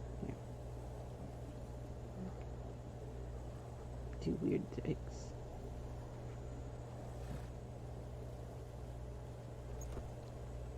You have a bedroom, right? Is this a bedroom? This is a bedroom. Alright, we'll stop and stay here. So we finally got, what's the name of that quest? Without a Trace, right? We finally got that done. It's such a difficult quest to get done. Are you auto-saving at the same time we're trying to save? It's not letting me save. I think it was just auto-saving at the same time, right? Yes, it was auto-saving at the same time. That's what it was doing. So we got an auto-save and a manual save. That's good. Alright. I might come back on. What time is it? It's noon time. I should probably go eat.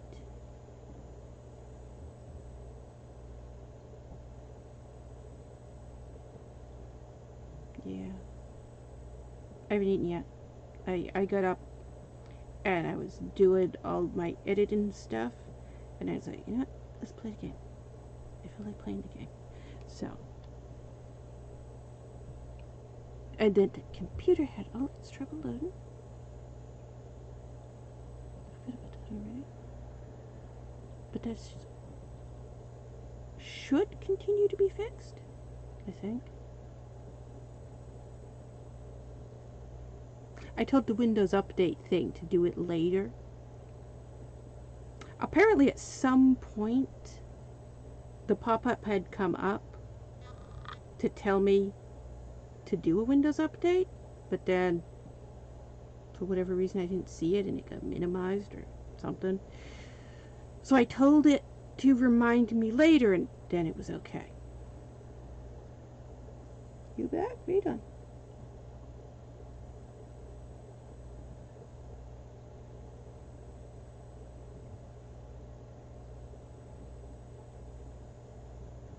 You attack him? Alright. Cat just came right in, stopped on the bed, sit down. Big guys looking all around. I just said, I don't know why I'm here.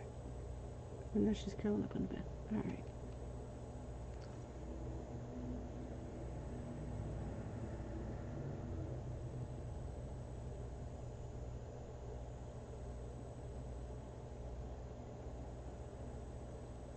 Anyways, I haven't eaten yet, so I should go eat.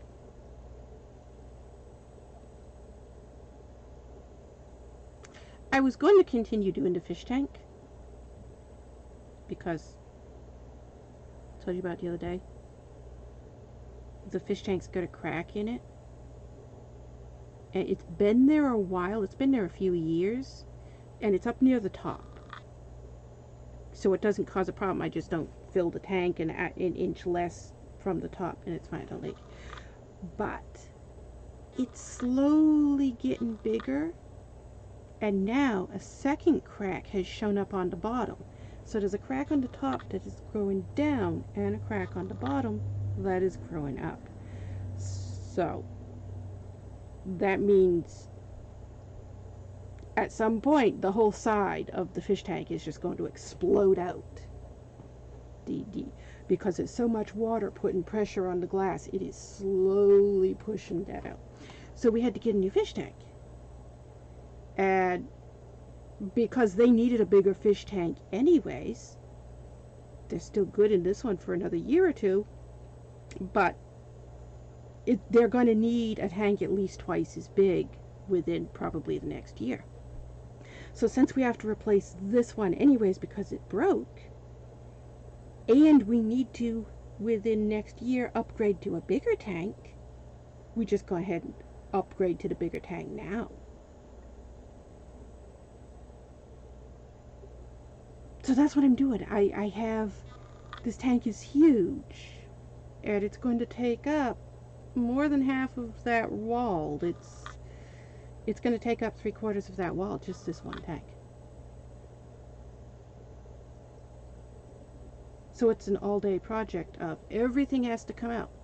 Bookshelves, the rocking chair, everything that is there with the fish tank that's there now has to come out. And then that tank has to be deassembled. We have to get big buckets to put the fish in and put air stones in the buckets with the water for the fish to be in these big buckets while we bring in the other tank, and then put everything in the new tank and put the fish back in the new tank and set up this new tank. If you're looking at something, it is probably going to take around 10 hours to do this whole thing. And once we start taking it down, it has to be taken down immediately and put back up, because the fish are not going to survive more than a few hours in these buckets. There's no filters, and all this stuff that they need is not in these buckets. They could sit here in the buckets for a few hours while we're doing this.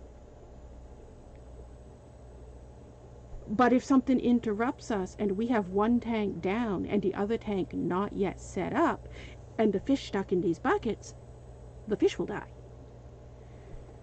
So, I need a space of time where I can do this whole thing. Like I said, it's going to take around 10 hours to do this whole thing, because we're dealing with a huge fish tank coming in and a massive fish tank table thing, that stand thing that it goes on.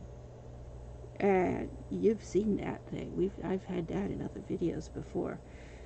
I've had that for years. We never used it. I had it because I knew at some point we were going to need a big fish tank, and we need this thing. It's a huge, big, like a platform thing. Well, we have to bring that in. I don't even know if that's going to fit through the door. Or that's another thing. We got to fit this stuff through the door. That's something else to deal with. This whole thing has to be assembled and set up. It takes time. And that's what I was doing when the police and FBI showed up. And now we have an issue where my crazy uncle and my psychotic aunts and their crazy kids and their crazy grandkids and their crazy great-grandkids, they've made terrorist threats. And it's a problem. And we can't guarantee now, because of this, that we're going to have a space of time where we can do this with the tank. Because the police and FBI both want us to keep phone ready, everything ready in case they need our help. The inauguration's tomorrow. If you haven't seen the news, one of them was already arrested. One of my cousins was arrested, was it the 12th? No. The 8th. I think it was the 8th he was arrested. You've seen him. He's been all over the news. Every news station on every planet, every social media, he's memes everywhere now. The guy that was holding the Nancy Pelosi, whatever her name is, I can't remember, I don't know what her name is. He had her pulpit thing, her lectern, he was dancing around with it in front of the security camera, waving. Him. He's my cousin. He's already been arrested. They're trying to get the rest of them. They broke into her office. My crazy uncle. My crazy aunt. My even crazier aunt. The even crazier aunt. Her husband is Paul Martel, the guy who built the bomb and then sold it to ISIS who blew up the Boston Marathon 2013. That crazy uncle, that crazy aunt, them are down in Washington right now causing issues, which is why the police and the FBI want us, and they're trying to get everybody in the family coordinated with this also, because they're trying to get them. They're having a hell of a time. Some members of the clan are cooperating with the police and the FBI, but most of them are not. Most of them are not, and it's causing problems. But all this happened while I'm getting ready to set up this fish tank. So now I'm putting off setting up the fish tank until I don't know how long. I mean, we found all this stuff. We found all this stuff out the 17th, and now it's the 19th, and now we're waiting for the 20th. We knew, we saw the news reports on the 7th, and we saw them on the news. You know, there's David, there's Lucy, there's Barbara, there's Shem, there's Yvonne, there's Adam, and there they are, climbing up scaffolding, breaking through windows.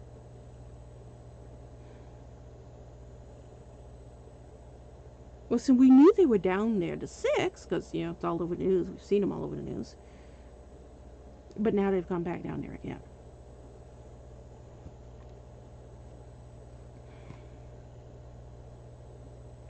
And because of that, now I can't guarantee that I'm going to have a space of 10-hour time to set up this fish tank. Which I need to set up. Because like I said, this one's got a crack in it. And the crack's been there a few years, but now the crack is suddenly growing. So we're looking at weeks, maybe only days, before the side of that tank explodes. We need to get this done. Jackass relatives are doing jackass idiotic things, interrupting stuff, and now the police and FBI want us to stay near your phones. Don't do anything. We might need you. You might have to come in and identify. And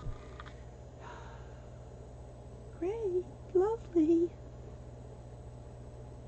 Disrupting my life like usual. And you're minding my own business, doing my stuff with my fish. And crazy relatives who aren't even a part of my life. All of a sudden, oh yeah, you need to be on the left for that.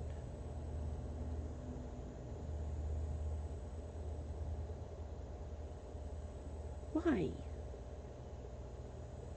It is my mother's brother and sister. That's the problem. They went to my mother first. She slammed the door in their face. So now they come over here to me. They're like, she's not cooperating. Will you cooperate? I don't have any issues cooperating. It's just messing up my life. She won't cooperate. We need information. We're trying to find these people. She's the one that knows where they are. Yeah, I know she's the one that knows where they are. I don't know where they are. She does.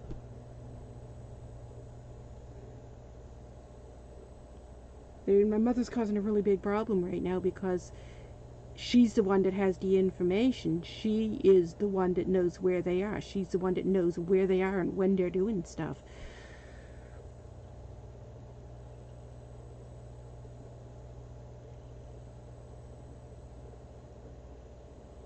That's why they came over here.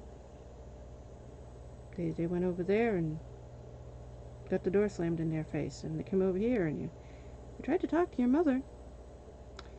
Oh, I bet that was a scene.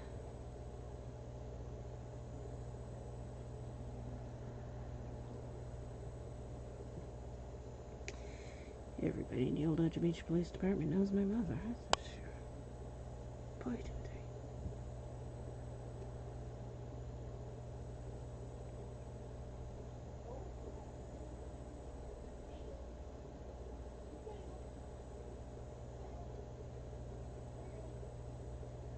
Now I'm sitting here stuck with, what do I do? I mean, can I do anything other than sit and wait for them to call if they need us? What are they going to need us for? I don't know what they're going to need us for. What do they need us for?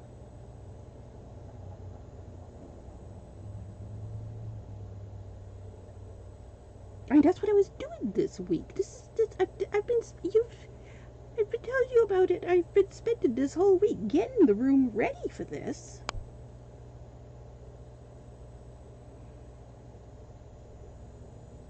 Or we just bought, that's what I was telling you about a week and a half ago?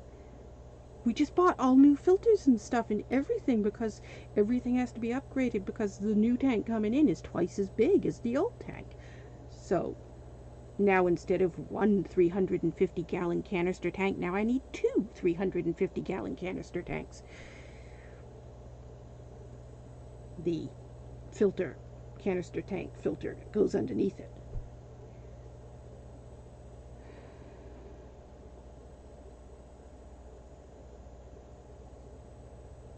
I had planned to just spend the whole week doing nothing but this fish stuff.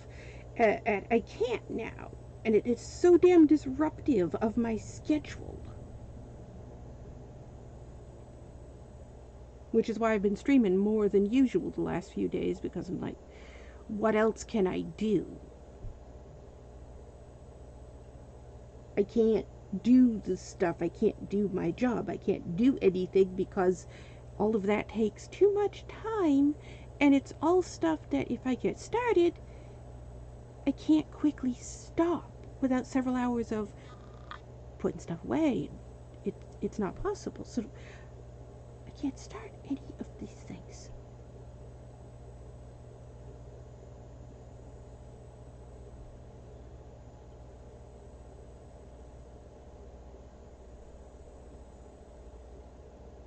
The problem with these particular people, David, Lucy, Barbara, Yvonne, Shem, they're not doing any of this because of being Trump supporters or Republicans or anything. They just hate America. They'd be doing this even if Trump had won. It's not a where the news is saying, oh yeah, all these Trump supporters are going crazy because Biden won. Would okay, yeah, a lot of them have, but this particular group of people that is there with them, that's not their motive. They're just taking advantage of the fact that all these Republicans and Trump supporters are doing that. If Trump had won and it was a bunch of Biden supporters down there protesting, they'd still be down there. They don't care which side. That's not the issue with them. They're mad because the King of the Gypsies is dead. And they didn't have a replacement, and he died from COVID-19. And they've got this conspiracy theory. They believe that COVID-19 is man-made biological warfare thing that they claim the government made to kill off minority races. That's their whole thing. They believe that America targeted them and killed their king. So they want revenge. And they want to kill America's king, which is the president. So it wouldn't matter who had won, because for them, the election is not the issue.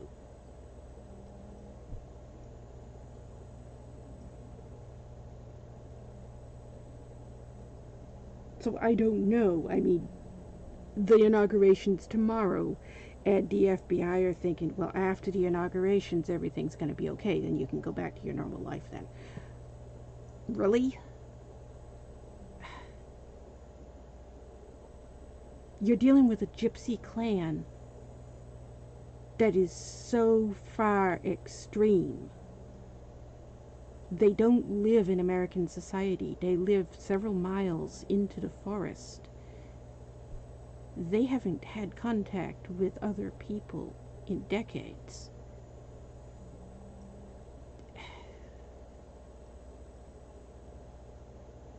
The police and FBI, they talk like, yes, this is just routine. We know this, all this stuff. Have they ever dealt with gypsies before? I mean, you're talking about people who fight with swords. They act like it's still the 1600s.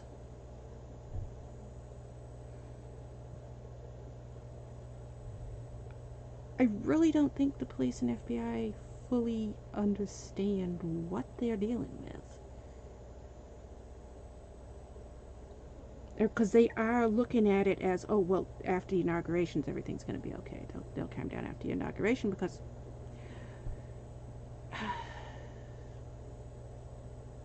but the inauguration isn't the point with them. They're just, everybody is down there because of the inauguration. There's people in support of Biden, there's people who are in support of Trump, and they're all fighting and protesting. And this group sees that, and they're looking at that, and they're like, ah, this is a good time to go down there and be in the middle of it. We can mix in with them. People will think we're them. They're not them. They're not doing the whole Republican protesting thing that the other Trump supporters are doing. And the police and FBI who are working on this and talking with us and interviewing us and trying to figure out where these people are, they don't seem to really realize that.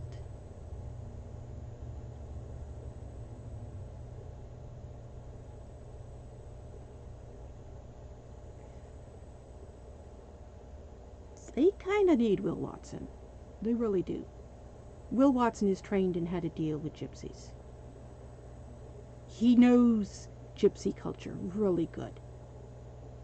They need to get him on it. They really do. I mean, the police officers who are working with it right now, you can tell they've never dealt with gypsies before, and they're thinking, oh, well, yeah, these just, right-wing Americans. No, they don't even consider themselves Americans. They're not comprehending that this is a culture. These people have never been to school. They've never gone to doctors. They've never had regular jobs. They can't even comprehend things like street laws and stop signs and red lights, green lights.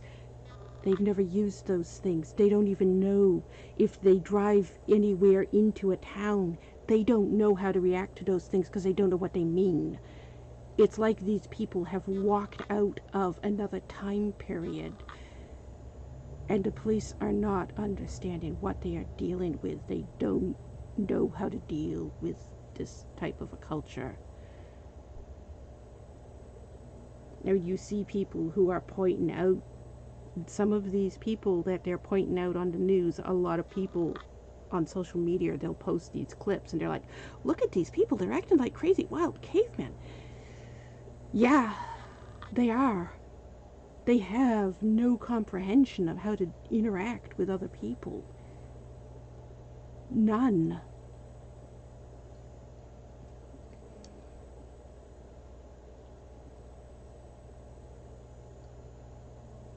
When it's not a thing where you could walk up to these people and say, you're breaking the law, they're like, well, you're Americans, fuck you. You don't control us. We're not Americans. I mean, that's the whole attitude that they have. They not only don't know America's laws, they don't want to know America's laws. They're not going to obey America's laws. I have had such a hard time. I have spent so many years trying to get gypsies to understand. You need to blend in more. Not blend in, but what's that word? Assimilate. You need to assimilate. Learn American culture. Get to know them. I mean, half the problem is gypsies don't know Americans. They don't know anybody who is an American. So they're scared of them and they think they're all out to get them. And it's the same thing. When I meet people who have never met a gypsy before, Americans who have never met a gypsy before, it's the same thing. You see the same thing, both sides. Americans tend to be scared of gypsies because they hear rumors about gypsies, but they've never encountered gypsies. They've never seen gypsies. They've never met gypsies. They don't know how to deal with gypsies. And gypsies are the same way with Americans. They've never seen Americans. They've never encountered Americans. Even though they're living in America, their society within America has no contact with America. They don't shop, they don't use stores, they grow all their own stuff on farms, they gather their own food. They're completely isolated.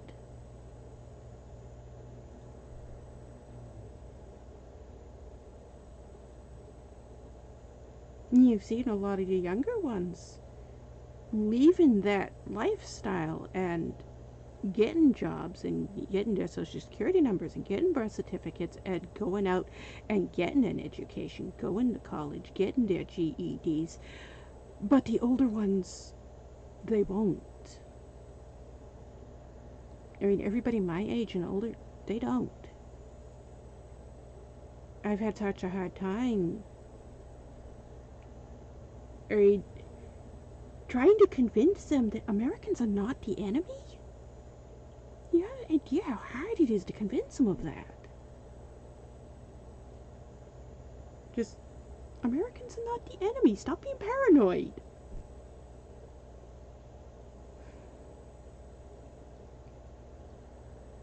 I mean, you see today a lot of the ones, the kids in their 20s and 30s, you see a lot of them are now allowing their children to go to school. And they're now taking their children to doctors. And they're now living alongside other Americans. They're not locked themselves up in compounds in the middle of the forest. They're actually moving into the cities and suburbs and apartments. And they're seeing that it's better to get along with the Americans than to hide yourself up in the middle of nowhere and be terrified of them. But not all of them. The gypsies, this set of clans, which is around 4,000 people, it's deeply divided right now.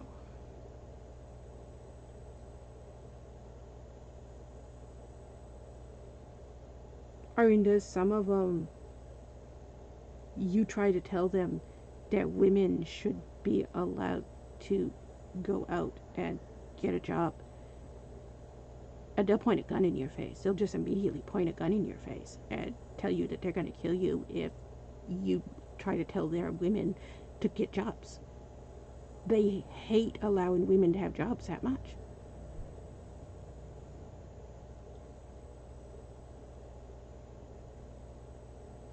I don't understand why either. They're control freaks on extreme.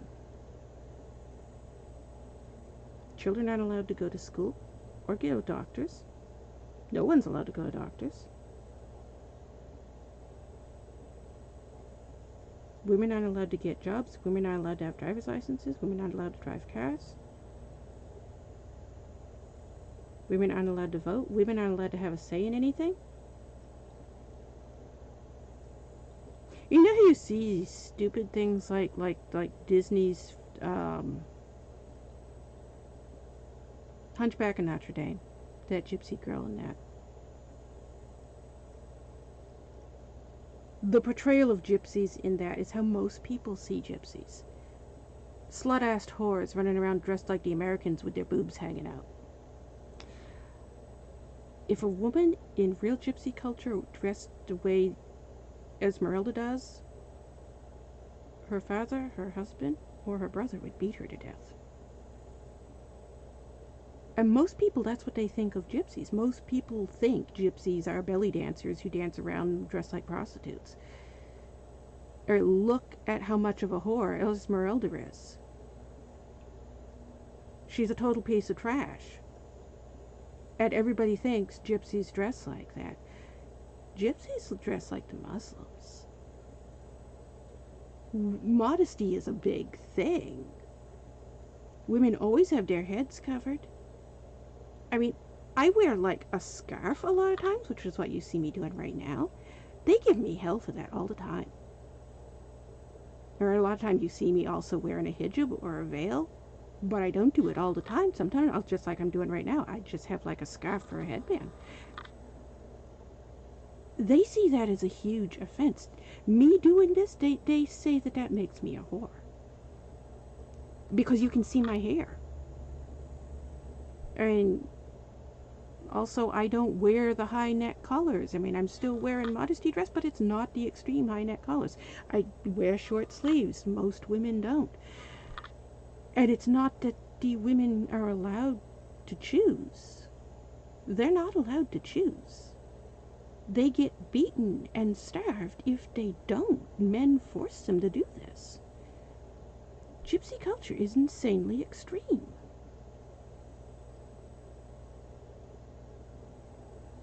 People don't seem to realize that. And a lot of it's because Americans don't see gypsies very often because they do separate themselves so much. So then you have a situation like what you got going down right now where there's a huge amount of Republicans and Trump supporters who are in a warpath right now. And in the middle of it, there's also a huge amount of gypsies that are also on a warpath right now. Because these particular Americans are so acting crazy right now, the gypsies are blended in pretty good.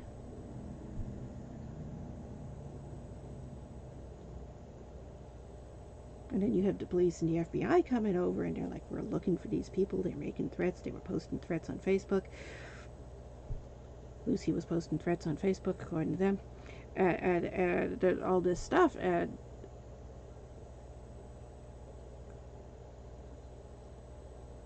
you can tell the way they're talking. They've never dealt with gypsy culture before. And they really... The culture shock. It's too big for them to comprehend how to deal with these people.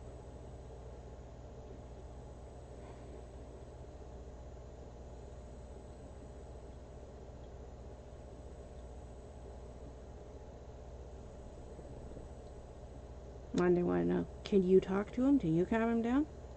No. I've tried for years. Every time they do something like this, this isn't the first time they've done something like this. I didn't know ahead of time that they were doing something like this either. That's another thing. Or, other stuff that they've done I knew ahead of time, but when they did the Boston Marathon thing, I didn't know about that until 3 years after it happened. No clue that they were connected to it until the FBI showed up, started asking questions, and I was like, I don't know.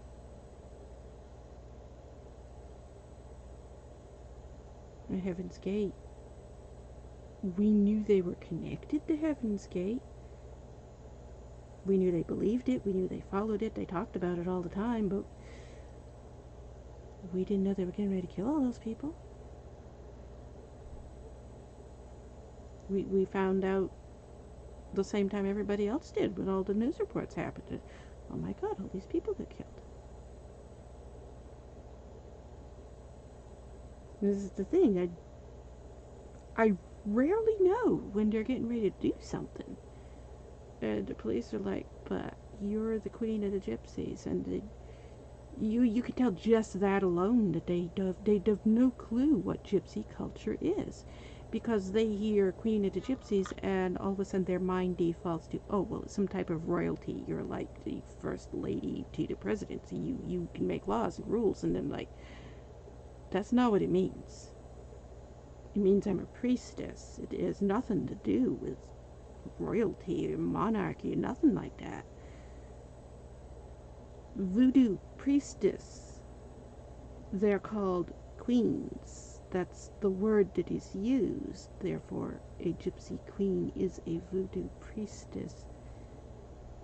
And that's a type of Catholic nun. Voodoo is a branch of the Catholic Church. I mean, you can't even do anything in the voodoo religion without getting a Catholic priest to approve all this stuff. If you're going to be somebody who goes around and does exorcisms on houses and stuff, you have to have a Catholic priest to ordain you to all of that first. A gypsy queen is a type of Catholic nun. It means I bless babies, and I do baptisms, and I do exorcisms on houses, and I pray over sick people. That's what it means. And the police and FBI show up, and, well, you're the queen of the gypsies. You must know what they're going to do because you're part of the government. And they're like, they have so little clue what gypsy culture is like that they didn't even know what I was.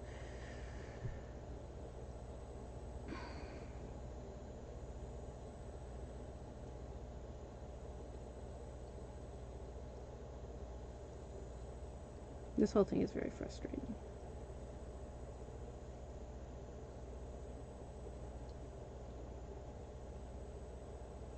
And see, because I don't like being drawn into it either. Right, these people who are doing this, they're from Palmyra, Maine. Do you have any idea how far away that is? It's a 5-hour drive. Palmyra is a 5-hour drive from here.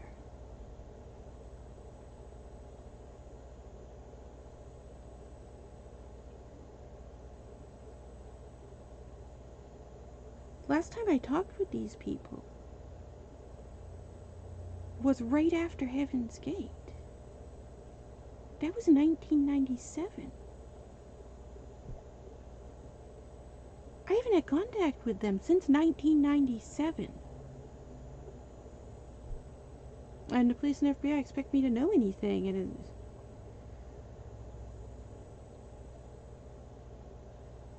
And how many of you know what your 83-year-old uncle and all of his wives and all of his kids and all of his grandkids and all of his great-grandkids are doing? Do you see how ridiculous it is for the police and FBI to come to me and ask me, do I know? And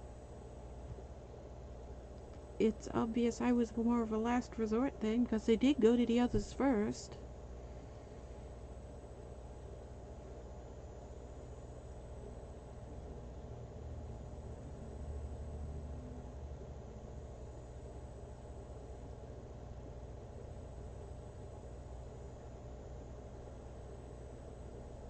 I hate being drawn into stuff like this. It's like, they have their life.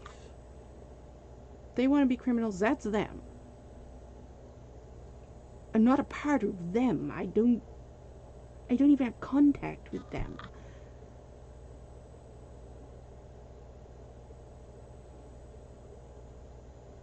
But that's the way everything is with the laws and police and criminals. They're trying to find a criminal. They go to every single relative, and they start out with the closest relatives, and they go to the next closest, and the next closest, and it just keeps going further and further, and sooner or later they reach me, because here I am all the way back here. We went to all these and we couldn't get any information out of them.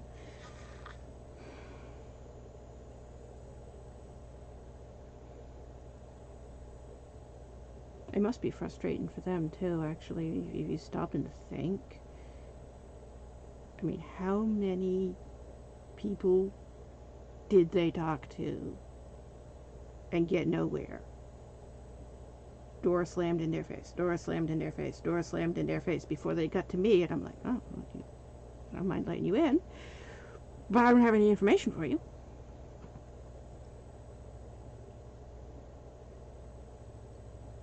Well, yeah, we went and talked to them, but, they wouldn't let us in, and that one slammed the door in their face, and that one kicked us out when they found out who we were, and yeah, and that's the way it is. Most gypsies will not talk to the police. If the police show up, they won't talk to them.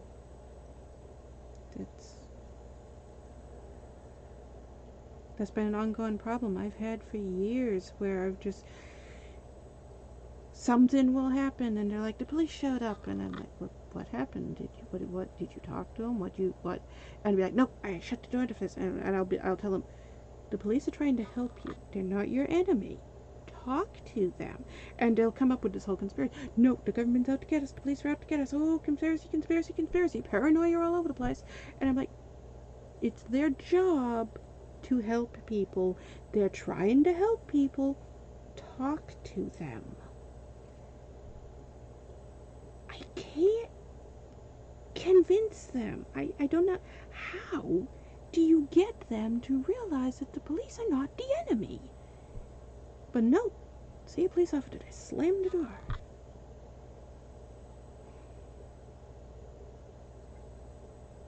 And the police get to me and they're always surprised. Oh my god, you didn't slam the door in her face. No, why would I? Every other gypsy we went to so far has. Yeah, I know. Well, you also notice I also live in an American town with American neighbors, and I have American friends, and I work at Walmart and Hallmark and RIGS, and I have jobs with American people. I have American coworkers. I drive a car. I actually own my property and pay taxes. I don't squat on somebody else's land like the rest of them do.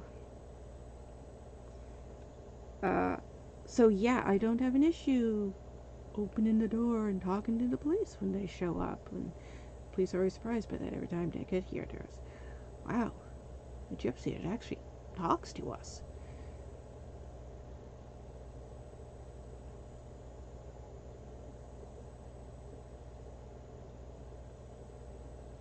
Yeah, most of the people who come in the clan hate me because of that too. I mean, half the clan, there's more than 200 people in the clan who shun me. They treat me like I'm dead. They're just full old-fashioned shunning. Dead funeral and everything. And in their mind, I'm dead.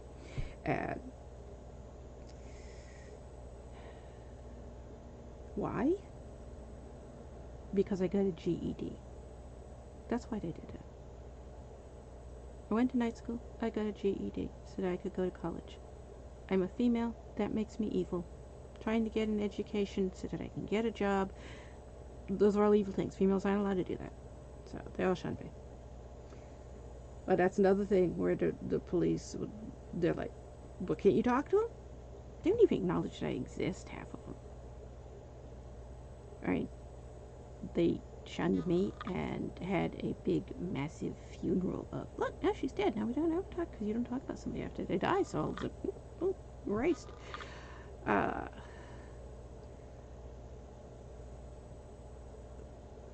So many things about gypsy culture when the police always ask, you know, this or that, and then they're like, that ain't how we do it. Well, you're not gypsies either. Yeah, and the problem is most of these people are believing very old style, old ways, gypsy traditions. I mean, I still believe a lot of old way, old style gypsy traditions, but I also believe that some of them are ridiculous and shouldn't be believed. Like the way women aren't allowed to get jobs. That's stupid. If a woman wants to go get a job, she should be able to get a job. And women not being allowed to read and write, again, stupid. Women should be allowed to have an education. Some of the gypsy traditions are really stupid and should be done away with.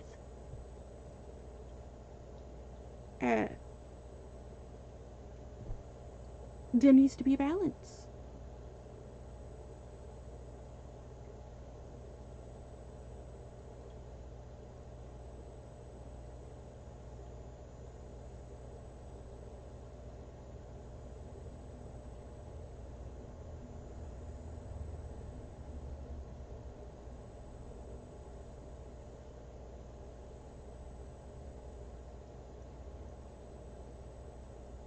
There are so many my age group down and younger. There are so many of us in that age group, my age and younger, who wanted to go to school and weren't allowed to go to school and fought like hell to try to get to school and got beaten horribly.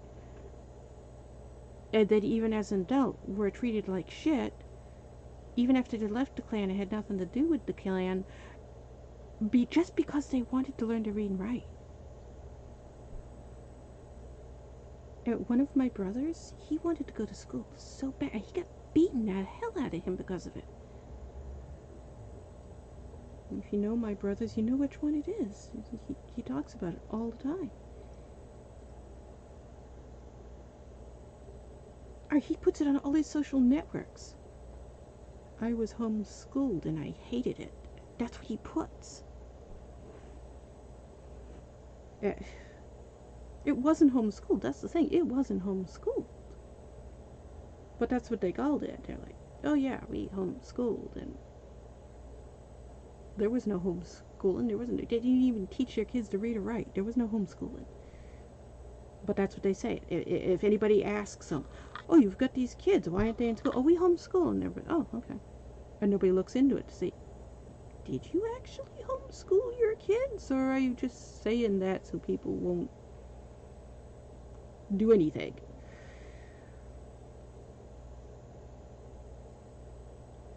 Most gypsies can't read or write at all. Totally literate.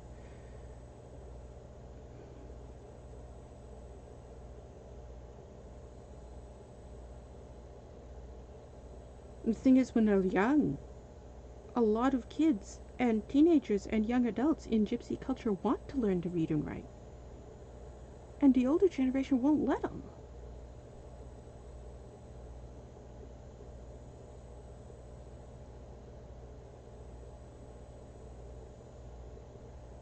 I mean, people look at my Twitch profile and they're like, oh my god, why do you write so much? I wanted to read and write a lot when I was younger, and I was 37 years old when I finally went and got my GED, because that was when I escaped the Klan.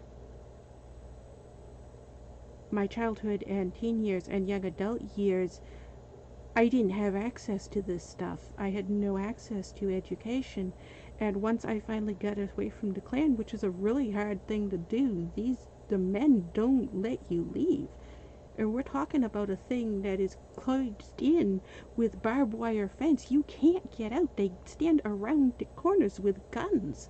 You cannot get out of this place. You don't realize what it's like and how hard it is to get out, and how much hell the women and children who escape there, how much hell they go through afterwards, because the men hunt them down. I have cousins who have gone from state to state to state. They've gone almost to all 50 states just trying to get away from these men. And these men, the uncles, will hunt them down. They chase them across. They won't let them have their freedom.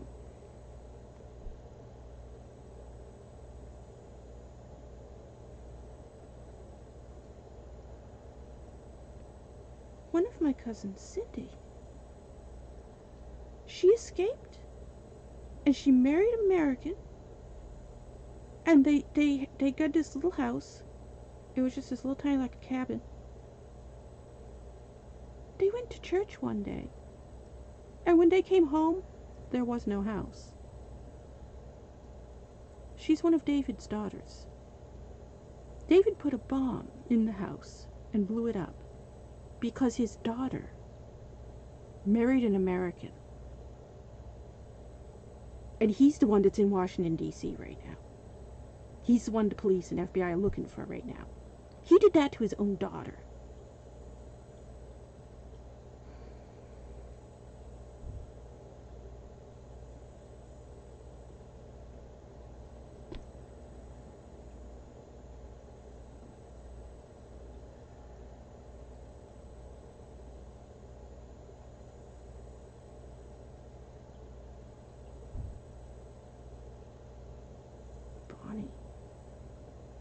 She's been through hell. How many times she's had to move? And it was the same situation. Her father. It was her father that was doing it. She moved from town to town to town. Then she moved from state to state to state. And he chased her everywhere. Burned down 5 houses, one after another. His own daughter. And it was worse with her. She married a Chinese man from China, and he couldn't speak English. He was an immigrant who had moved to China, moved from China to America. And she married him, and they went nuts because her father hates black people and Asian people really bad. Horrible racist. And so she married this guy who was Asian. He's from China.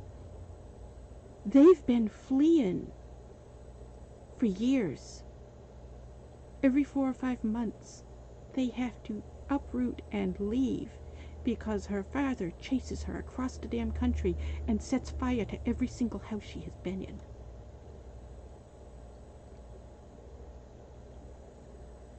And as I said, I don't think these police who are trying to get these men fully comprehend what they are dealing with, how psychotically deranged these men are, how extreme they are.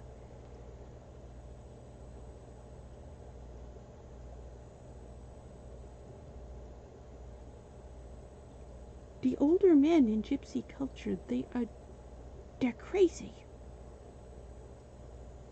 That's why there are so many women and children who, like me, escaped. We didn't want to be in that.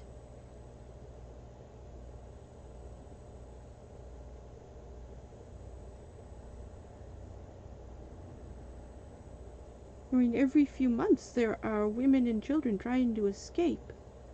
Just trying to get away from David.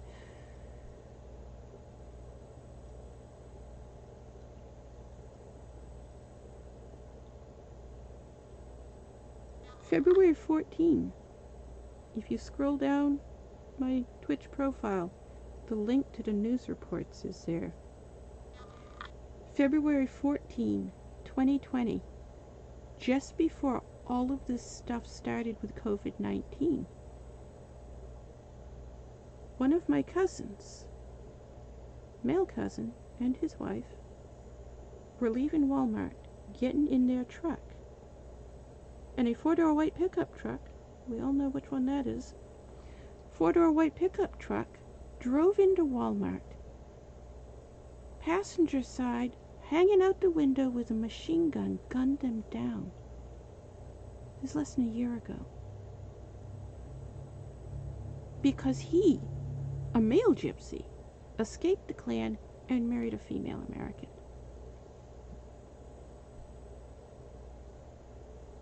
They kill their own children if they leave the Klan because they see it as traitors and deserters.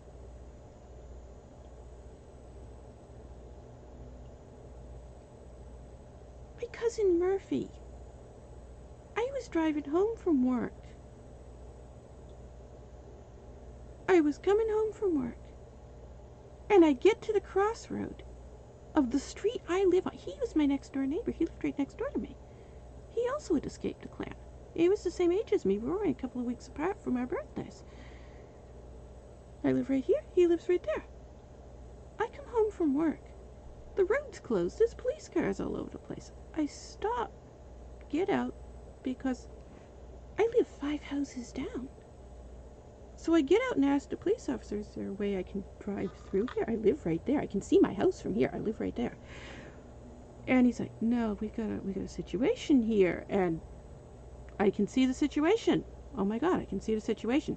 In the middle of the road is my cousin Murphy, minus his head. They spent 2 weeks looking for his head. 2 weeks later, the next crossroad at the other end of the road, his head shows up in the middle of the road there. Again, these people are killing their own children because they left the Klan.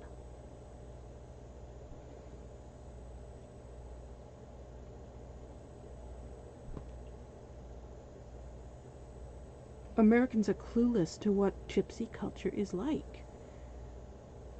I mean, look at how many bombs I've survived. I've survived 5 bombs. The one that blew up my house in 2006, I had no hair. The clothes that I was wearing was completely incinerated. I almost died. They put that bomb beside my bed. They snuck in my house at 1 a.m., put the bomb beside my bed.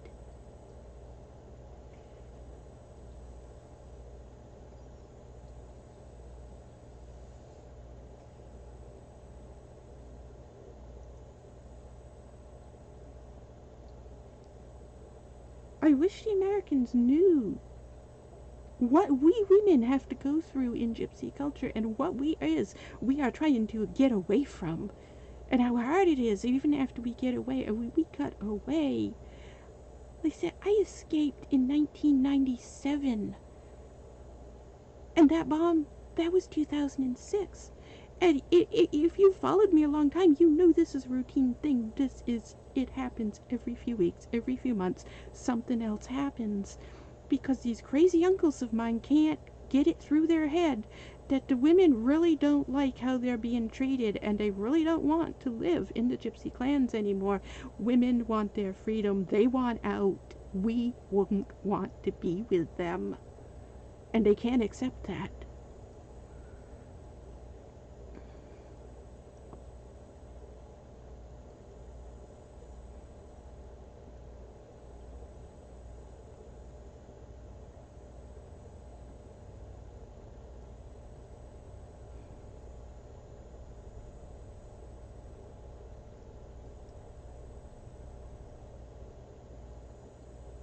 I hate constantly having to just deal with them because I left the clan. That was almost 30 years ago. I left the clan.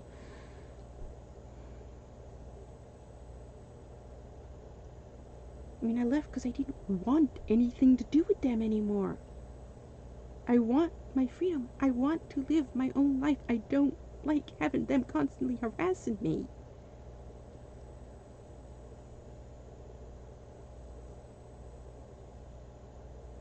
Do you realize that of the 140 that escaped at the same time I did, only 21 of us are still alive?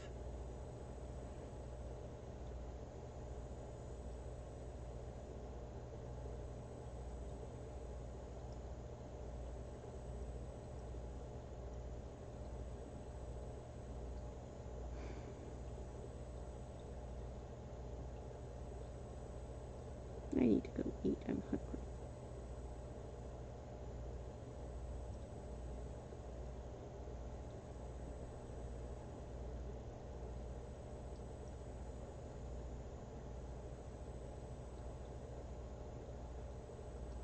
I should go eat and then I can come back on after I eat.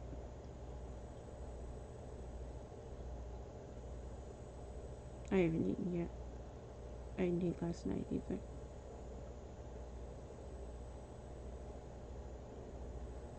I was asleep all day yesterday. I had gone so long without sleep that when I finally did fall asleep, I was asleep all day. So I didn't eat yesterday, and now I haven't eaten yet today, so I am extremely hungry. I need to go eat.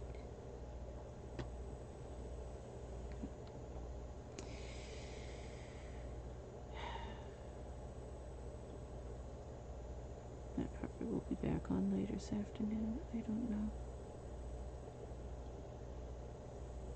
Can't do any of the stuff I was planning to do. It takes too long, and can't guarantee I'm going to have that much space of a time. I hate having my life disrupted like this.